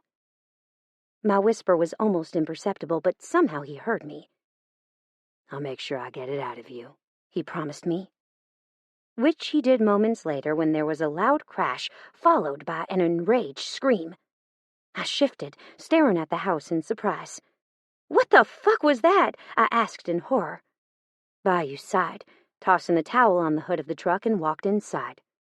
"I'll deal with it." When he left, I was left standing there, unsure what to do. Should I go in there and check to make sure she's all right? I wondered. No. Hoax ignored whatever it was that had happened. "Now, tell me why Bayou looks at you like you're annoying and refuses to talk to you." I felt my lips twitch. "Maybe I am annoying. Has that ever crossed your mind?" "There's no doubt in my mind that you're annoying." Before I could get pissed, he continued. "Annoyingly intelligent, annoyingly beautiful, annoyingly evasive. I could go on." I bit my tongue to keep from grinning. I liked that he thought that about me. "No, my head's big enough right now already," I told him honestly. Then my gaze sharpened. "Why do I feel like I know you?" He stopped drying the truck, which was almost done now, and stared at me. "I don't know." I sighed and threw my now wet towel onto the banister that led up to Bayou's porch. "Now, talk to me," he ordered as I turned away. I fidgeted with the towel, making sure that it was laid out smoothly for optimal drying ability, and then turned to take a seat on the first step that led up to Bayou's porch. I told him about Brielle and what happened at a club party, not sparing a single detail. He got this weird look on his face. "I was there," he told me. "Dixie is our grandfather. Dixie's daughters are our mothers. I know exactly when you are talking about, too. I was fresh out of AIT, Advanced Individual Training, and home for a week leave before I was assigned to my new base." "That might be why we feel like we know each other," I pointed out. Honestly, there'd been so many freaking kids at those parties that I couldn't remember specifically if he had been there or not. We'd gone to quite a few and still did, but the extended family of not just the free members, but the Dixie Wardens members, had grown exponentially. There was no way that I'd ever be able to remember. "Probably saw each other in passing," he agreed, walking over to me and dropping his towel unceremoniously over mine, causing me to roll my eyes. While my eyes were distracted by the way he'd thrown the fabric, Hoax was busy sitting down next to me, shrugging his t-shirt on and scooting in closer. I hadn't realized how close until I turned my face, only to have Hoax's lips brush mine. Another shriek from the house had me jumping, and I looked over my shoulder to see the blinds now parted and Bayou standing in the window, his back to us, staring at who I guessed was Brielle making a spectacle of some sort. "So she really hates me," I told him, "and it might or might not have been you I was staring at that night." He shrugged. "Brielle is difficult." He paused. "She's jealous, angry, petty, I could go on." I didn't need him to, so I waved my hand in the air. "She also has a mental condition, which I think is why Bayou puts up with her bullshit, since she's kind of like him. When she came into our lives, she was 8 years old. Her father and Bayou's father had been friends from a young age, and when Brielle's father died, Donald adopted her. She latches onto people and obsesses over them. She gets super clingy and angry when someone gets near who she considers hers." He sighed. "And since she can't help it, we deal with it, even though sometimes it'd be easier to tell her to leave us the fuck alone." I blinked. "So, she has Asperger's?" He shook his head. "No, Bayou was diagnosed with that as a teenager, but he'd always been different like Brielle. Brielle was diagnosed with schizophrenia, though it's controlled by medication. They bonded over their differences. And he's protective over her because he sees himself in her, I guessed." Hoax nodded. "Exactly. Bayou has such a stranglehold on his disorder that if I hadn't known him from the time he was a kid, I wouldn't even know he has anything wrong with him. Honestly, he just comes off as unapproachable. I'm honestly not convinced there's anything really wrong with him, seeing as he's exactly like most of the human population. Brielle, though, she's definitely got a few screws loose. I'm not convinced that she doesn't have other things wrong with her, but saying that she's my cousin-ish, and I'll continue to care for her even when she's acting stupid." I leaned my head onto his shoulder. "She doesn't like me." He wrapped his arm around my back and pulled me in until we were touching from hip to shoulder. "She doesn't get a choice in who I date, though. She never has and never will." I blew out of breath. Military men scare the hell out of me. He let my shoulder go and reached his hand up to snag a fallen curl that was resting on my shoulder, then started twirling it around his finger. "Tell me about these men that hurt you." I started with Jagger. "That should have been your first clue. He told me when he heard his name." "Why?" I asked curiously. "Because his name is bullshit," Hoax laughed. My brows rose. "His name is bullshit? Do you realize that your name is just as odd?" He shrugged. "Maybe, but what did you think was going to happen with someone named Jagger? Now, continue. I'm sorry for interrupting." I snorted and went back to my story. "We dated my senior year of high school. He graduated early and then went into the Army like a month after that. I waited for him all the way through basic training, went to his graduation a couple months later, and then found out that his other girlfriend went too. One that he met at the recruitment office." Hoax growled. "Bastard." He had this elaborate lie. I wasn't supposed to know when his Army graduation was, but I'd asked my father, who called around and found out. I definitely surprised him, that's for sure. I swallowed. "Funny enough, I'm still friends with the girl that he met at the recruitment office. We both rode to the hotel together as we left base. She's a nice girl and was played just like I was." His hand stopped playing with the curl and moved up to scratch my head. "Who's next?" he asked, sounding calm. This next one he wasn't going to like. "It took me a year or two to date again, and by this time, I was in my second year of college working on my basics. There was an Army recruiter that used to come to the college a lot." I shivered. "We met when he tried to recruit me. My sister and I fell for his lines, though we hadn't realized that we fell for his lines together. I really wasn't sure how he accomplished convincing us to stay quiet. We're twins, after all, and keep almost nothing from each other. Anyway, he started dating us both." "Fuck," Hoax muttered. "Yeah, it ends about how you'd expect it to," I continued. "One day I walked in on Piper talking on the phone to him and heard her say his name and goodbye. 'I noticed that you haven't said his name yet,' he said. 'That's because he's still in the Army and he's still here, and I don't want you to go kill him,' I told him honestly. 'I have enough problems trying to keep my dad from doing it. I don't need to add you to the list, too.' He grunted out a reply that sounded like whatever. Would you like me to continue? I questioned. Yeah, he muttered. I smiled and moved my arm so that I was resting it on the length of his thigh that was closest to me. Needless to say, we had it out, and then got pissed off that he'd played us, I continued. We were never mad at each other, and luckily, both of us were quite busy with school to really get too involved with him. You should have seen the look on his face when Piper went in after nursing school graduation to enlist. It was the best thing ever, I giggled. Your sister's in the Army? He asked. I nodded. Yep, she's a nurse. Been in about 3 or so years now. She's only signed up for 5 years, and she doesn't think she's going to re-enlist. She's not fond of the places she's been stationed. He snorted. I'm not sure anyone but a lucky few ever really enjoy where they're stationed. Do you like where you're stationed? I asked innocently. I had my suspicions, but maybe I was wrong. I didn't like my first station, he admitted. Do you want to go get dinner? I nicely avoided evasion if I'd ever heard one. My suspicions that he was Delta Force only started to solidify more. Sure, I said. Would you like to change first? I looked down at his semi-wet t-shirt that was plastered to an impressive set of abs and licked my lips. He snorted. Yeah. You wearing that? I looked down at my clothes and shrugged. Yeah, I don't care what I wear.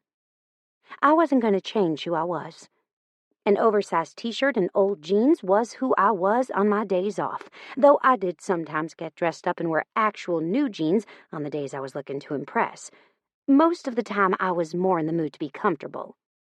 Fine with me, he said. You want to ride on my bike? I nodded, feeling a tad bit giddy at the thought of being on the back of his bike. Sure. I'll bring my spare helmet, he said. Then he disappeared inside, and I walked over to my house and retrieved my keys and phone. When I got back outside, it was to hear Brielle yell, That's my helmet! Oh, boy. Later that night, I called Phoebe to finish telling her about my day.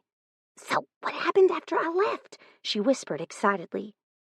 I sat down on the couch and then crossed my feet underneath me one by one before telling her. Brielle came. I paused, and get this, she's not Bayou's biological sister. She's a friend of the family's daughter. When the dad died, Bayou's mom and dad adopted her.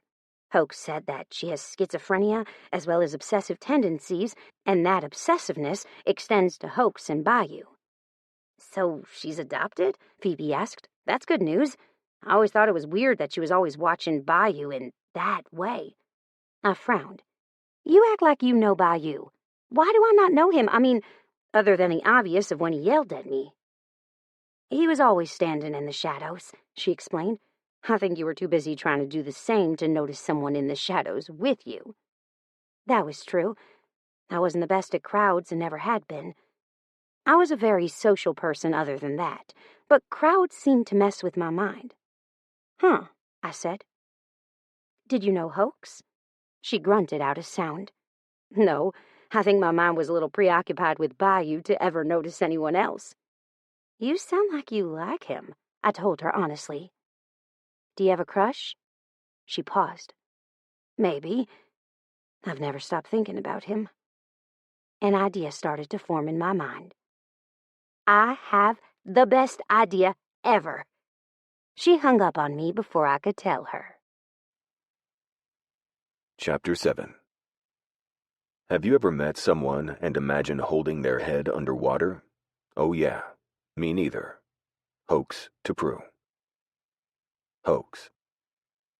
I showed up at her work with a bag of takeout, waiting patiently for her to get off work.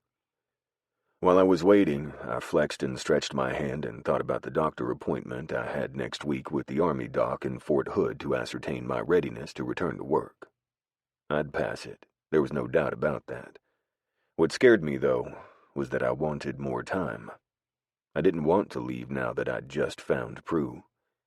We may not have gotten that far into our relationship, hell, if we could even call it a relationship at this point, but I knew what I wanted, and that was her. I wanted her bad enough to think about quitting my passion for the first time in years. I'd always wanted to be career Army. I wanted to get to the top and stay at the top.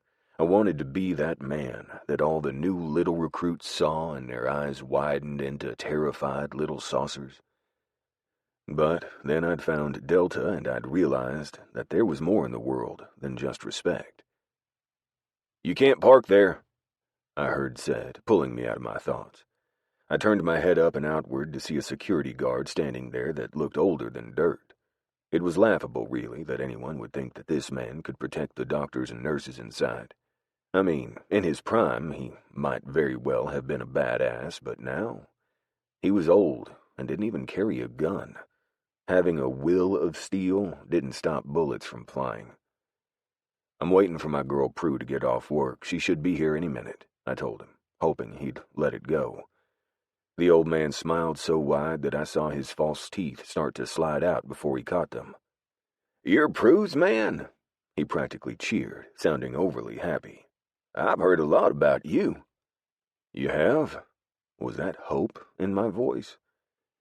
He nodded and showed me his arm, lifting up his baggy white sleeve to reveal a tattoo that looked like it had been there since the beginning of time. "Army Airborne, 1962, he said proudly. "I was in for 8 years before a bad jump hurt my spine. She told me a lot about your accident. I'm glad that you're okay." He looked at me a little more sharply now. "She also mentioned you were leaving soon." My belly clenched for a few seconds before releasing. "Soon, yes. They want me back next week." I had 9 days. 9. That wasn't enough time. He nodded once. "She told me you were going back soon. You'll be okay. She seems like she's really happy that you're well enough to go back. I'd make sure to give her some extra attention before you go. My girl Greta always cried when I left. Hell, she cried when I got back. I'm not sure she ever stopped in between." The thought of his girl crying for months at a time made my lips twitch. It was possible, of course, but likely she had courage enough to stop and get on with her life while he was away. Most army wives did. They were a different breed. Luckily, I wouldn't be leaving a wife and child behind like some of my friends did each time we were sent out. Yet, my brain replied silkily. Talking had us both turning toward the entrance, and I grinned when I saw Conley making her way out. She was speaking with Prue's sister Phoebe and gesturing wildly with her hands. They both saw me at the same time and grinned like loons. "Well, hello there, Hoax," Phoebe drawled. "What brings you here?" I patted my saddlebags. "Brought your sister some dinner, and I'm hoping she'll invite me to her place." "Oh, I'm sure she will," Conley replied, looking amused. "She's been obsessed, I think is the word you're looking for, Conley," Phoebe supplied helpfully. "Obsessed, and not able to talk about anything else but you." That made me insanely happy. "And where is Prue?" I flipped my gaze up to look behind them. Both of them grimaced as one. "She's with Kelly Lowe," Phoebe muttered. "There was an incident today that she needed to discuss with the supervisor. Unfortunately, the only person available was him. We were going to wait out here for her to make sure that he didn't keep her too long, but since you're here—" "Since I'm here, you can leave," I added. "What's wrong with this Kelly guy?" I was fairly sure Phoebe's lip couldn't curl any farther in disgust if she tried. "Kelly's on the board of directors. He's also the one above this one's mom." Conley gestured to Phoebe with her hand. "He also fancies himself—" "God," the security guard, whose name I hadn't caught yet, replied. I looked over at him in surprise. "He's a dick," he continued. Conley snorted. "That's an understatement. He's awful, and to make matters worse, he has the hots for both Prue and her mother." That set my blood on fire. "Really?" I asked. "And does your dad know about this guy?" Phoebe nodded. "He hates his guts, but since he's my mom's boss and the man that controls whether mom has a good day at work or not, he's nice. Even though he'd rather skin him with a pair of pliers. Those are my dad's words, not mine."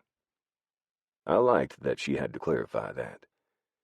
"She coming out here, or am I going to have to go in there?" I wondered. "You can go in there," the security guard added. "I'll take you to his office. You can hurry him along." I looked at Conley, who nodded in agreement. He'll try to keep her there for an hour. That's why we weren't going to leave, so she'd have a reason to blame her need to go on.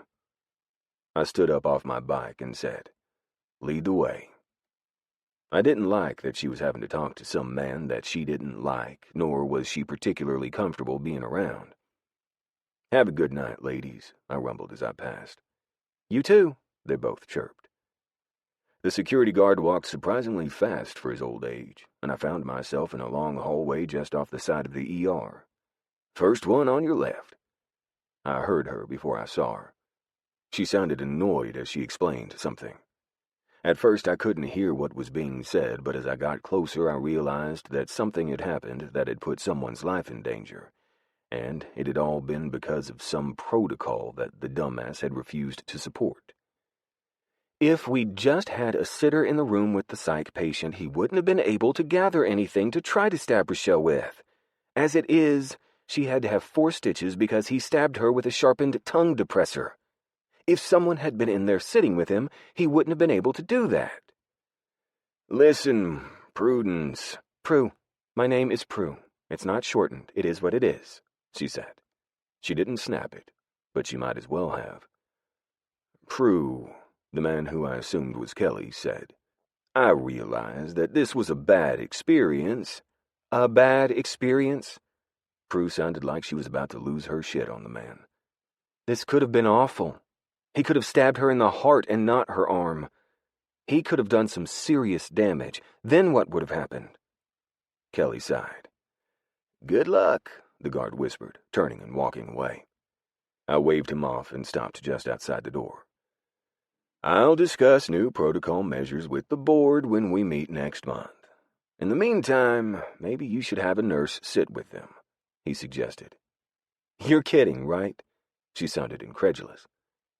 "I'm short 2 at least once every shift.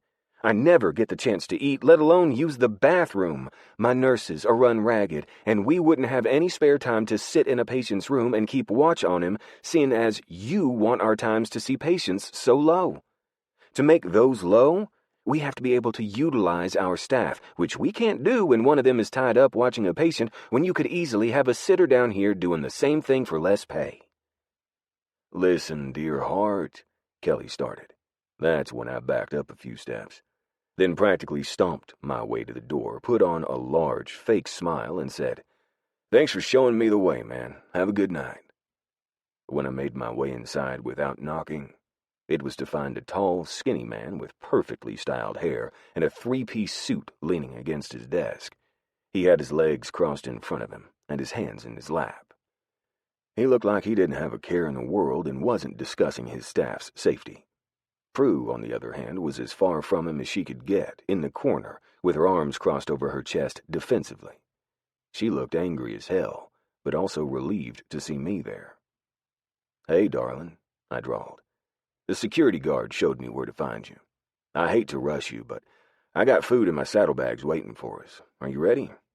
Prue's eyes lit. "I am. And who, might I ask, is this?" Kelly stood up to his full height. He was taller than me, but not by much. But he was definitely trying to intimidate me with his superior height. It wouldn't work. The man likely hadn't ever fought a day in his life based on the state of his obviously manicured hand. I could take him with my eyes closed. "This is Kelly Lowe," Prue introduced me. "Kelly, this is her boyfriend, Hoax Hicks. Nice to meet you." I held out my hand for him to shake. Kelly looked at it like it was a rabid possum instead of a hand, but inevitably took it and shook it once, limply, before letting it go. My grandfather had taught me a lot over my time, and one of the things had been that you always gave a good handshake, man, woman, or child. You treated them all the same, gave them all the respect they deserved. Not too hard, but not soft. You don't want them to think you're a pussy. I could hear my grandfather's voice in my head plain as day. Honestly, it was almost as if he was speaking to me about this very instance. "I can't say I've heard a lot about you." Kelly wiped his hand on his leg like he'd gotten something slimy on it. I barely contained the urge to laugh out loud. "Yeah," I looked over at Prue and winked. "We're still pretty new, but she's kind of a big deal to me." Prue visibly softened. and I knew I'd said the right thing. Getting jealous over whatever this man said wasn't something that I wanted to do. She worked with the man. It was understandable that she'd talk to him. And, admittedly, we were new, so there was a chance that she wouldn't shout from the rooftops about me just yet. If we didn't work out, which I had a feeling that we might, she didn't want her private life splattered all over the place just in case. But I got the vibe from this man that Prue didn't particularly care for him. It'd make sense that she wouldn't talk to him. She had spoken with the guard about me, in length apparently, and he'd known quite a bit. "Well, I'll hope to hear more about this from the board," Prue sniffed as she made her way toward me. She had to brush by Kelly to do it, and he didn't make the effort to try to get out of the way even a little bit. She had to turn sideways not to touch him, which was likely his intent. "Have a good one," I told him the moment she got close enough to me. Wrapping my arm around her, I showed her out of the room. The moment we were at the corner of the hallway, she stopped me with a, "Wait." I winced. Turning to look at her, she pulled out her phone and texted something before shoving it back into her pocket. "Had to text Conley and Phoebe so they knew I made it out alive." She rolled her eyes. Then she threw herself at me, pressing her soft lips against mine. Instinctively, I caught her and pulled her in close. This wasn't our first kiss, but it was definitely something I hadn't experienced to that extent before. I groaned into her mouth and tasted her, licking lightly at her tongue that made its way into my mouth. I loved that she was the one to initiate the kiss. I loved even more that she wasn't shy when it came to me. When she pulled away moments later, her eyes were glazed, and she was panting lightly. "I might have gotten a little overly excited that you came for me," she whispered, looking guiltily. I pulled her back into me until I was inches from her mouth. "You can get overly excited with me anytime," I teased her. Then I placed my mouth once again on hers. She shuddered and leaned farther into the kiss. My hand was moving south, its destination her ass, when I heard a disgusted throat clearing. I pulled my mouth away from Prue's and found myself staring into the angry, pissed-off, beyond-belief eyes belonging to Kelly. "I do believe that's inappropriate to be doing at your place of work," he huffed. I looked around the abandoned hallway. "This portion of the hospital closes down at 5. And I'm sorry to say we weren't doing anything inappropriate in the first place. Had clothes started to come off, then it would have been inappropriate." Kelly's eyes narrowed. But before he could get a word in edgewise, I caught Prue by the wrist and tugged her along with me. "I hope you like cold Chinese food." She made an agreeing sound in the back of her throat and quickened her step. I picked up my pace with her, and not a minute later we were outside where the security guard was standing vigil at my back. "You left your keys. I was concerned," he explained his actions. "Oh, you're just the sweetest thing ever, Mr. M," Prue teased. The door behind us whooshed open, and I turned to find Kelly making his way out. He didn't say anything else, but his glare said enough. He didn't like me. The feeling was mutual, though. I sure as fuck didn't like him. "Hop on and I'll give you a ride to your car, then I'll follow you home," I instructed. She didn't waste time, practically hopping on it like an excited child.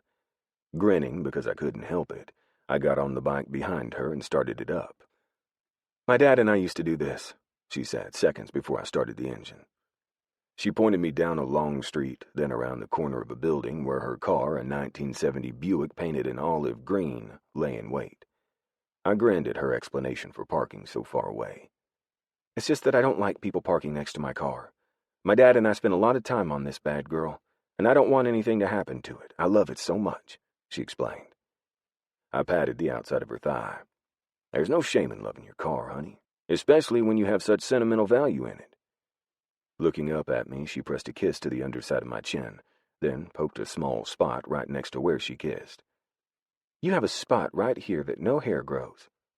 I grunted out an affirmative sound. "Never has. I've given up on any sprouts coming in there. That's why I keep this." I grabbed the longer part of my beard.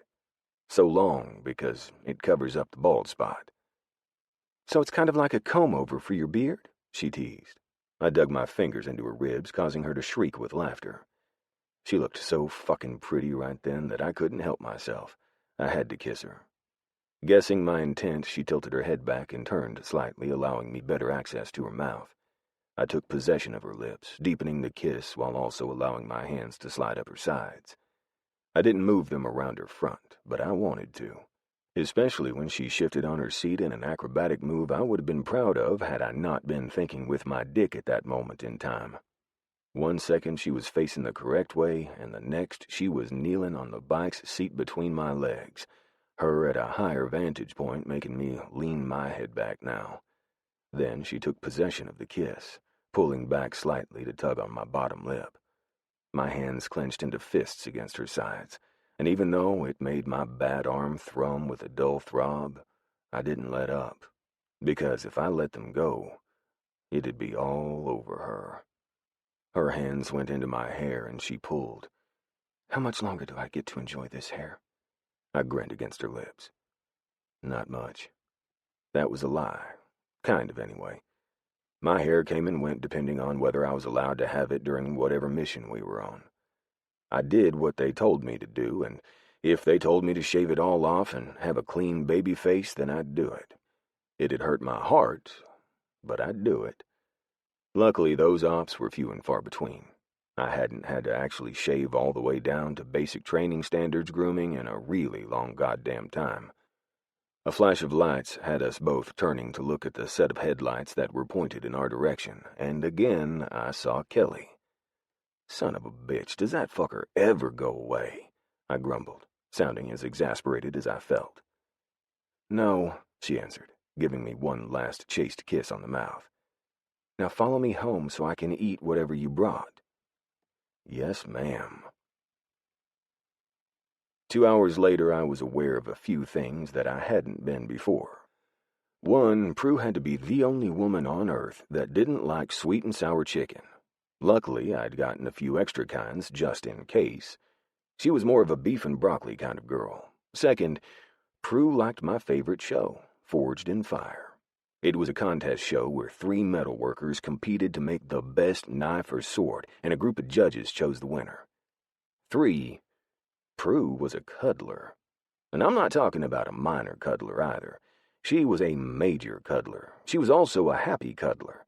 When she was curled up into my side while we were eating together, her entire demeanor changed, became sweeter. "You finished?" She held out her hand for my empty boxes. I nodded, but didn't hand them to her. Instead, I took her empties out of her hand and walked them over to the trash with mine before coming back and picking up a fortune cookie. "Here," I tossed it to her. She ripped into it and started to break hers open with the same enthusiasm that I did mine. "A short stranger will soon enter your life with many blessings to share," I read. "What does yours say?" She squinted and pulled her paper in closer. "Sometimes you must wait for what you most desire," she read. I think they're both kind of creepy. I snorted and picked the little piece of paper out of her hand and placed both mine and hers on the coffee table in front of us. Then I leaned back in the couch and put my feet up on the table beside the fortunes. "Come here." She dove under my arm and cuddled in next to me, groaning like a contented cat. Chuckling, I reached for the remote that was on the arm of the couch and scrolled through her DVR for the next recorded show of Forged in Fire. "This episode is one of my favorites," I told her as I hit play. She hummed in agreement. "I like the way the judge gets all animated about the scroll work that the contestant had time to do. I think that's what won him the show." We stayed like that for hours, talking about the show, what we wanted to do the next day, and whether or not I was attending a party in 2 weeks' time, which ended up taking us somewhere I hadn't really wanted to go. "You're leaving," she gasped. I nodded, not wishing to put voice to the words. She sighed. "I was expecting it, to be honest. I was just hoping we'd have longer." As much as I wanted to remain right where I was, I had other responsibilities. Knowing that she wanted me to stay, though, that was making my heart warm. "When I was 14, my mother and father committed suicide." She gasped. "Oh, no." I nodded. "I was lost and alone. I had Bayou and Brielle. I had my grandfather, Dixie. I had my other aunts and uncles. But I was lost. I acted out. Seriously, the only thing that kept me in line was this army recruiter I met at the mall. You met an Army recruiter at the mall? She asked. I nodded. I was trying to steal a dildo from Spencer's, the gag gift shop. Her lips turned up at the corners. I had it down my pants, and one of the salesmen ran after me. I was a fast little fuck and made it out of the mall into the front doors when I was caught around the throat by an Army recruiter.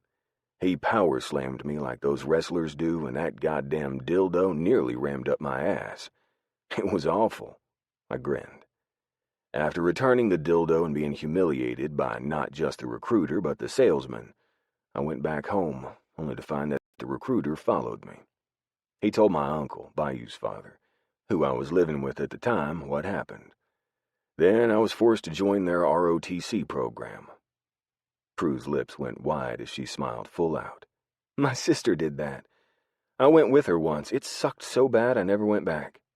It's definitely not for the faint of heart. But when I went into it, I found a place in the world that was all mine. A place where there were other kids that didn't have their parents either. And when I turned 18, I joined the Army and then never looked back. Do you want to do it for the rest of your life? She asked softly. I had. Yeah, I answered. I do. But if there was one person in this world I'd give it up for, it'd be you. I didn't tell her that, though. We were too new. She wasn't ready to hear the depth of emotion that I was feeling for her. She'd run, and I'd have to chase her to get her back. I wasn't sure she was ready for my kind of chasing, though. So the point you were trying to get across as you explained all of that was that you're married to the Army and that you want me to know that no matter what I say or do, you're not leaving it. She sobered. I shook my head. No, I'm just telling you that it's important to me, but so are you. She softened at my words. I'll be able to deal. I won't go out and shag every single male that points his penis in my direction while you're gone. Shag? I laughed. Who says that? Me? She narrowed her eyes. And you just said you'll wait. Is that what I heard? I asked. She softened. I'll wait, as long as you give me a good enough reason. You have to do a lot of convincing in between today and when you leave next week. I need to have a lot of memories to remember why I'm waiting while you're gone. Chapter 8. Eat food off of other people's plates. Those are their calories. They don't count. Life hack. Prue. I couldn't believe I'd said half of the things that I had. Honestly, if I was going to do this, I needed to have the understanding that it could and might very well go bad. I didn't want it to go bad, though. I wanted it to go oh so good. Though I hadn't known Hoax long, I realized rather quickly that he was beginning to mean quite a bit to me. When he kissed me on my porch step last night, I decided that I really was going to give this a try. Military men weren't all bad, and Hoax was proof, but it scared me that he was going away for an unknown amount of time. He hadn't corrected me when I'd guessed he'd be gone for 6 months. I'd been curious, of course, about what exactly he did in the Army, and when I asked him, he diverted the topic, which was why I found myself standing in my dad's garage bay, watching him work as I contemplated what I was going to ask him, and how. "Will you just get over here already?" my father questioned. My lips twitched. "Yeah." Then I moved to the car he was working on and leaned my hip against the front fender as I watched him bend nearly in half to reach a bolt that was inside the hood. The motor was missing, and he looked like he was in the process of rebuilding it based on the scattered contents on the massive table behind him. His wrench slipped, and he cursed. "Here, reach in here and tighten this bolt," he ordered, handing me the wrench. Having done this for him 1,000 times before, I reached in the small space and did as he asked, handing it back to him moments later. "I've been working on that goddamn bolt for 5 minutes now," he grumbled. I smiled. "There are some things women are better at," I teased. He grunted out a whatever and held his hand out for the wrench, which I promptly slapped back into his hand. His hand closed around the tool, and he placed it on the rolling tool chest next to his other side, before resting both of his large hands on the frame of the car and looking at me expectantly. "What?" I feigned innocence. "Today's your day off and you're usually sleeping in and not hanging out with your dad," He paused. "You could have brought donuts, you know." My lips twitched. "If I'd brought you donuts, Mom would have thrown a shit fit." He sighed. "It's high cholesterol, not the end of the world. Seriously, it won't hurt to have a donut every once in a while." "Your high cholesterol is a precursor to heart disease. Trust me when I say that you don't want to deal with the consequences of a heart attack," I promised him. This was an old argument, but something that came up constantly. He grunted. "I realize that. And I'm on meds now, so it should be a moot point, correct?" "Technically, yes, but still, it's not easy for anyone, Dad," I pointed out.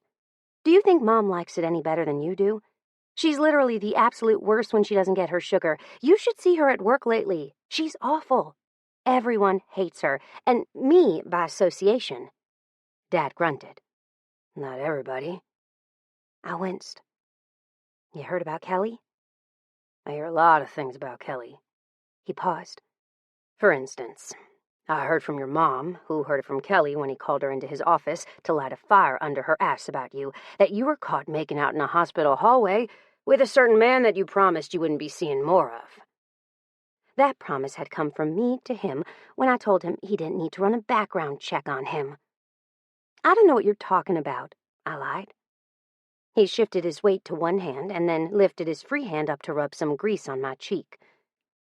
"Lucky for you, I went ahead and ran the background check," he said. My belly clenched. "Anything bad come up?" "What branch of military is he in, and what does he do?" I wanted to yell. "Other than a few petty thefts that Jack and Janie had to dig pretty goddamn deep for. No." He paused. "Interesting news about his military background, though." My brows rose. As in whatever he's into, I can't find anything on it." He paused. "As in whatever he's into, he needs to not have a background at all. He's a ghost." I felt something inside my chest stall and start back up again. Probably my heart. "I'm thinking Delta," I said to him softly. But he told Conley that he was in the Marines.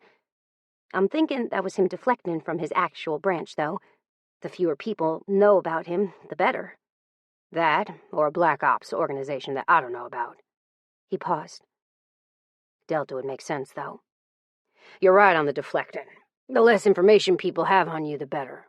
Especially when knowing certain factors about a person makes it easier to find them. I can make a few calls." For some reason, that made my stomach clench with horror. I shook my head. "No, I don't want to put him in danger." He gave me a hurt look. "What do you take me as, a novice?" I snorted. "No, I take you as someone that's trying to protect your daughter and you not really caring whether you fuck anything up for him." He shrugged. "Maybe. But I'm not a bull in a china shop. I know how to make my way around the red tape without putting any signs out there I was there and what I was searching for. Janie could probably do some digging, too." I shook my head before he'd even finished the thought. "He'll tell me when it's time." Sighing, he stood up straight and reached for the dirty, grease-stained coffee cup that was sitting on the toolbox behind him. "Maybe. Maybe not. But I will say this. I trust the guy." I snickered. "I trust the guy, too." He winked and took a sip of his drink. "You like him." I gnawed at my lip for a few seconds. "It's scary, but I think that I do." "Scary because you think you could like him a whole lot more than you did all your other boy toys?" he teased. "Way more. So much more." I shrugged. "Way more than I'm willing to admit. He's going slow, but it also feels like I'm moving at warp speed. I've only known him for a very short time, but he's insinuated himself right in the middle of my world, and I can't stop thinking about him." That was the thing about my dad. I could talk to him about anything and not worry about him freaking out. If this had been my mom, it'd have been totally different. My dad was like a soft, gentle breeze that came off a lake on a windy day. My mother? She was like exponentially strengthened winds that rolled off the ocean during the middle of a hurricane. If my mother knew how much I was into hoax, then she'd be planning my wedding as well as naming her grandchildren. Hell, she'd already been leaning that way when I brought him to our family dinner. My dad's eyes went behind me, and I grinned at seeing Jack. The resident computer guy and one of my dad's best friends standing there on the phone. His forehead wrinkled as he listened to something that was being said. "What's that about?" I asked curiously. "He's been on the phone all day with the cable provider. Apparently they're charging him for porn that he's not using and is asking for his money back," Sam muttered. I snickered. "Which kid ordered it, do you think?" "It could have been any of them," Jack muttered, coming up to us so silently that I jumped when he appeared at my side. "I'm not paying for that shit, though." "Did you cancel like you were threatening?" Dad asked. "No." He paused. "I got free HBO for 6 months, though. Apparently they don't like it when you threaten to cancel it. And I got us all $30 knocked off our bills. They don't like it when 12 high-paying accounts get knocked off at once." No, I doubted they would. "So, what were y'all whispering about over here?" Jack asked, pulling a beer out of his back pocket and popping the top. I stared at it. "You do know that it's only 8 in the morning, right?" He shrugged. "I've been up since 4, so technically this is lunchtime for me. I also noticed that you sidestepped the question." All these men in my life were crazy perceptive. What the hell? Dad snorted. "She's talking to me about the boy she's seeing." "I'm not sure a 32-year-old man is considered a boy," I felt it prudent to point out. "When he's 20 years younger than us, he's considered a boy," Dad informed me. "Now, what else can we help you with?" I shook my head in exasperation. Then, because I knew it'd annoy him, I deliberately started to tease him. "So, my car started to make this knocking sound last week, but it's not doing it anymore?" My dad sent a glare in my direction. "It better not have." I threw my head back and laughed. Jack tugged on my ponytail. "Don't tease your old man. You know how he gets about your car." That was true. He loved my car almost as much as he loved me. My phone vibrated in my pocket, and I pulled it out without giving it much thought to Jack standing beside me. The moment I pulled the phone out and saw the text from Hoax, I smiled. "Hoax. Want to go for a ride?" Me. "Of course. I'm at my dad's. Do you want me to meet you at your house?" Hoax. "No, I'll come there. Now good?" Me. "Yes." Hoax. "See you in 20. I'm bringing donuts." Me. "You'll win my dad over forever." Hoax. "That was my goal. See you, sweet girl." Me. "Be safe." Hoax. "I'll give it a try." Me. "You'll give it a try? Try, you'll do it." Hoax. "Yes, ma'am." Me. Heart. After replying, I shoved the phone back into my back pocket. "If he makes you smile like that, I'll put up with him," Jack informed me. My eyes flicked over to his, and I felt a shiver roll through me. Getting the approval of all these men that I called my uncles was important, and Hoax was slowly winning them over one by one. "I'm going to leave my car here and catch a ride with Hoax. I'll be back for it tomorrow," I told my dad. He looked up and said, "Maybe that's for the best. I want to make sure you weren't actually telling the truth before old Loverboy called and put that goofy smile on your face." I rolled my eyes. "Dad, I would never let a knock go. I'd call you immediately and get a tow truck." He grunted and reached for his coffee once again, and I decided to wait on telling Dad that the donuts were on the way. Jack wrapped his large arm around my shoulder and then slowly started to talk about what he found on the kid, a.k.a. Hoax's background report. A whole lot of nothing except for what my dad already told me. Jack had to dig pretty hard to get the sealed court documentation of Hoax's record, but according to Jack and my dad, what he'd been busted on wasn't anything that any other teenager hadn't tried. Apparently, Hoax was just exceptionally bad at hiding any wrongdoing that he'd done. We'd moved our topic of discussion to the party that was happening in a few weeks, one of Jack's kids' 21st birthdays, when Hoax pulled up with a box of donuts strapped to the back of his bike where my ass had been occupying lately. He pulled up next to my car and shut the bike off, pulling his helmet off his head and giving it a little shake before climbing off the motorcycle himself. His eyes moved and instantly found mine, his smile breathtaking. I felt my heart turn over in my chest at the devastation the man caused to my soul, and returned his smile with every bit of as much enthusiasm, if not more.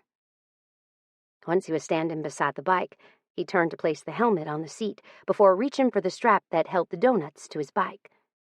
That was when I saw the shiny new helmet that was hooked to his bike next to his knee. I gasped, "Look at that pretty helmet!" Dad grunted. "You're such a girl." I was excited over a sparkly black helmet with pink glitter, so sue me. Who wouldn't be excited over a pretty helmet like that? And I knew that it was mine. He'd picked it out especially for me.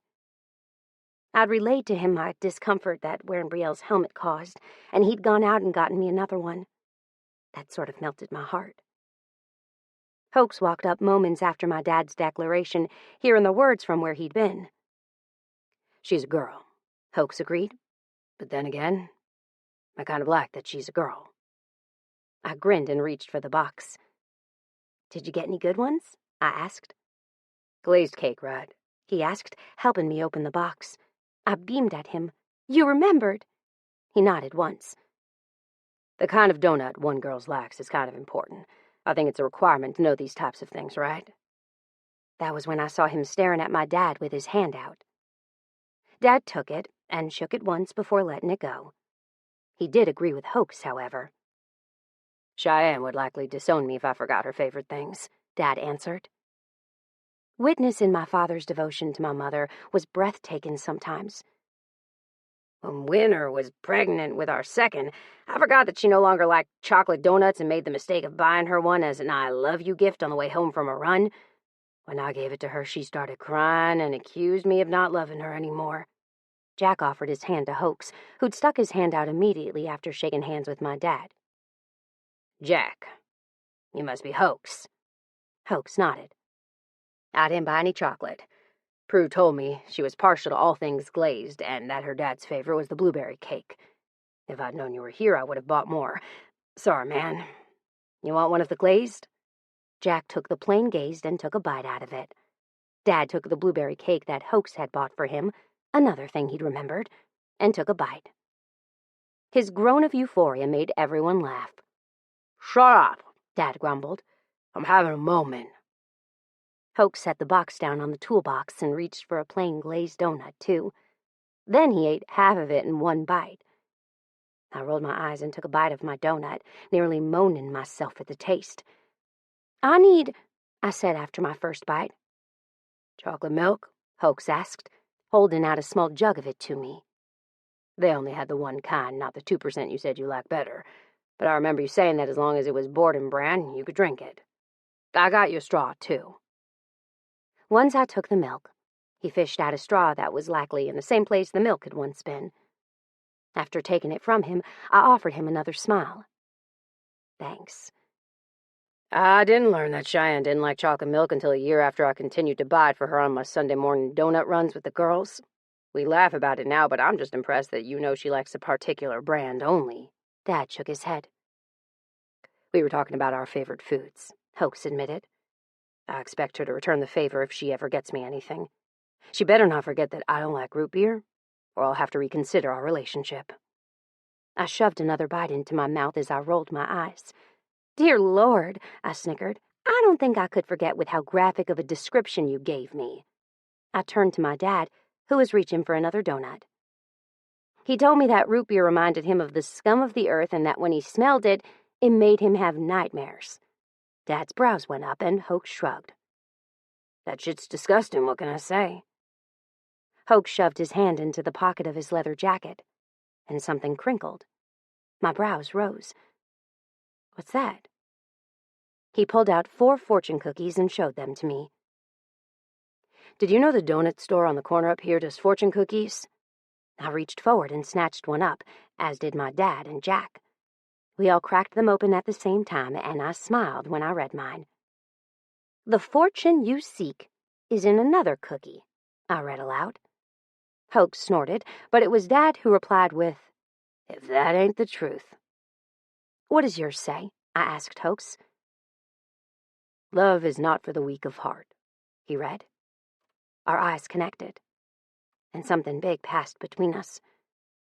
It wasn't until Jack read his that our gazes finally disconnected. "Marriage lets you annoy one special person for the rest of your life." Jack laughed his way through his fortune. Nice, Dad snorted. That one fits perfectly, too.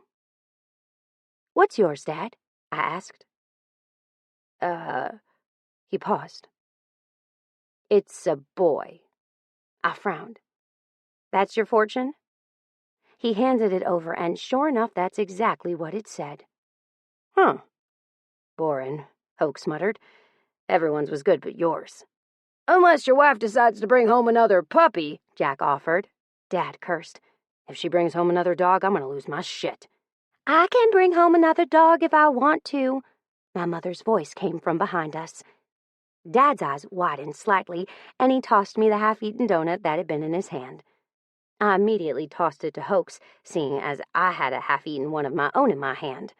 Hoax immediately took a bite and grimaced. My eyes started to water as I held the laughter in at the look on his face. Hoax had told us a funny story at dinner the other night about how much he hated blueberries and why. Seeing his face as he bit into that donut would be a memory I would go back on each time I needed a laugh, or to remember how much this man was beginning to mean to me. For him to eat something he hated so that my dad could save face made me want to giggle my ass off. No, you can't, Dad said, trying to brush any residual crumbs off of his shirt and mouth. I don't want another damn dog. Mom made her way into the garage fully, and her eyes narrowed on the box of donuts.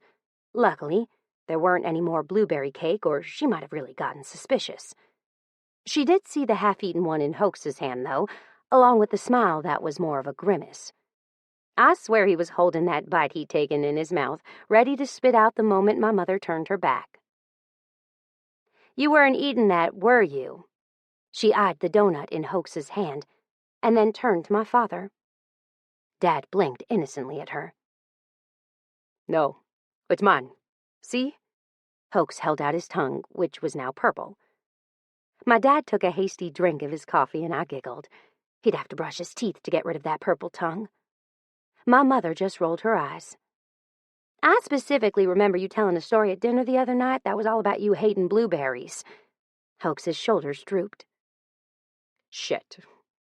That's when everyone laughed. Give me the rest of that donut back, kid.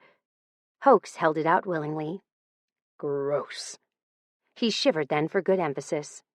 Y'all are terrible, my mother said, reaching for one of my glazed cakes, which were incidentally one of her favorites, too. But Hoax, don't keep enabling my husband's bad habits. He lacks you plenty fine now without you buttering him up with his favorite foods that he's no longer allowed to eat. Hoax shrugged. You may think he lacks me fine, but he probably doesn't. Dad grunted in confirmation. Jesus, both my mother and I said at the same time. Snickering, I popped the last of my donut into my mouth and brushed the glazed crumbs off of my hands before saying, I'm going to run to the bathroom and then we can go, okay? Hoax winked at me.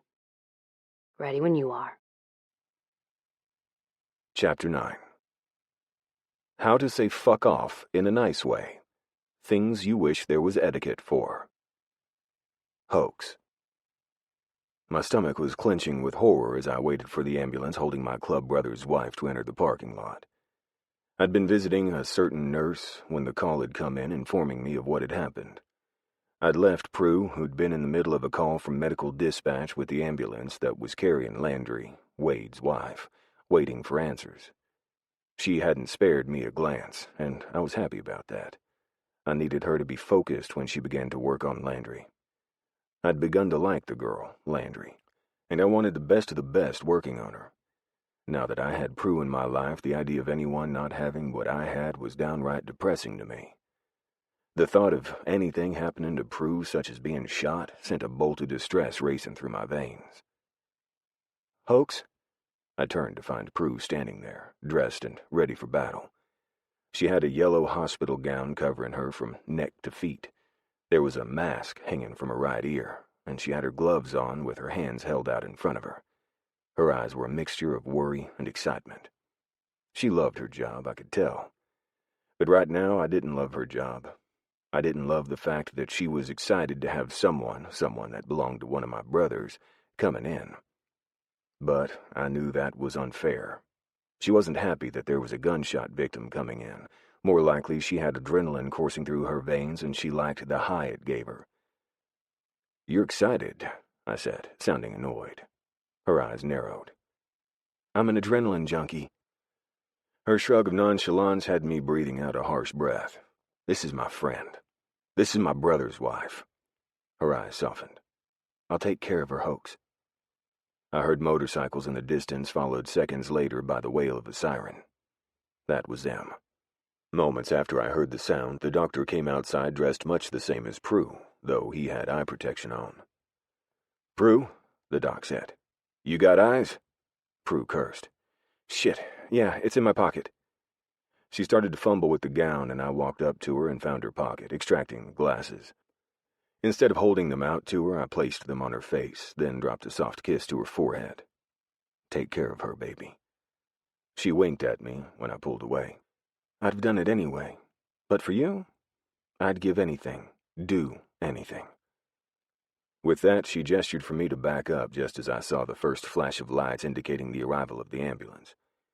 The next 5 minutes went about as one would expect. Though I had to admit, watching it in real life and watching it on television, there was nothing similar between the two. Sure, there were aspects that were the same, such as the trauma room's appearance, as well as the way the nurses were dressed. However, there was no huge commotions, no screaming. Hell, when Wade arrived, there wasn't even any denial of his entrance to the trauma room. The trauma room that I'd incidentally followed the crowd into. I'd sat by Landry's side talking to her as the doctors and nurses worked her over, stopping the bleeding from her wound and getting her to the point where she could be taken up to surgery. Wade arrived and took my place, but still, I didn't leave. It was when Castile arrived that Prue started to object. The commotion of controlling her bleeding had died down, and now she was relatively comfortable and stable as we waited for them to move her to surgery, which would be happening any minute. "All right, now, it's time to go," Prue said with a shake of her head. "I realize that y'all are worried, but you can't all be in here." "We'll stay out of the way," I promised, backing up to put myself against the wall. "We'll behave, Prue," Bayou promised. "But don't make him leave." With Wade's tortured eyes on his wife, I knew he wouldn't willingly leave. Then I'd be obligated to make him leave because my girl wanted us gone, and that altogether wasn't a good position to be in. I didn't want to come between Wade and his girl. Landry became agitated when Wade backed away from her, and she opened her eyes for a few seconds, long enough to say, "Don't go," before she passed back out again. That cemented it. Wade wouldn't be leaving without a fight. I silently cursed. Prue walked out of the room long enough to grab a computer that was sitting near the nurse's station, then rolled it back in.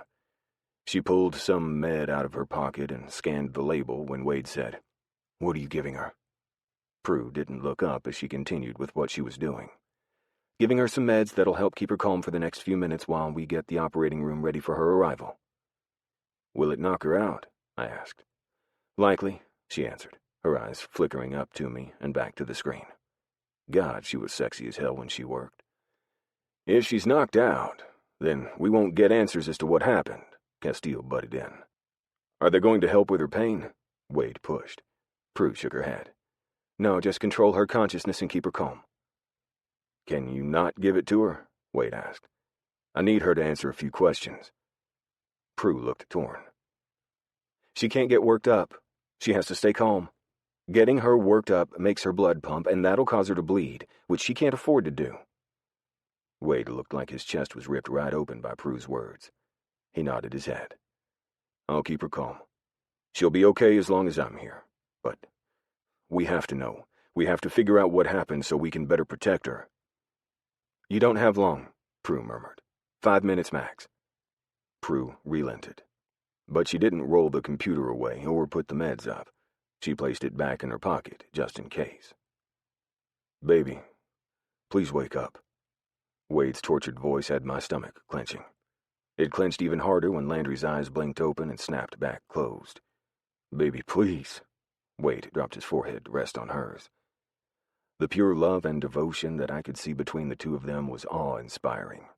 I wanted that. I wanted that bad. I hadn't realized how badly until right then. My eyes flicked up to Prue, who was watching me, and not Landry and Wade. Something passed between us, a knowledge that we both craved that intimacy, and my spine stiffened. I wanted that with her. She wanted that with me. Landry moaned, drawing our attention away from each other. Prue moved with a pin light to Landry's head, and Wade blocked her from getting too close with his big body. Prue's eyes narrowed. "Sir, I'm not going to ask you again to stay out of our way. If I have to repeat myself, you'll be removed from the ER. Listen, girl," I found myself saying. "I know that you're thinking that you're helping, but you're not. You know how she was acting when she was brought in? The only way she calmed down was when he had her hand. Trust me when I say, you need him." I shouldn't have said that. I really shouldn't have. The moment the words were out of my mouth, I realized that I should have held my tongue. Prue had been very nice about allowing us to be in here. I knew that had I not been who I was to her, none of us would be in here.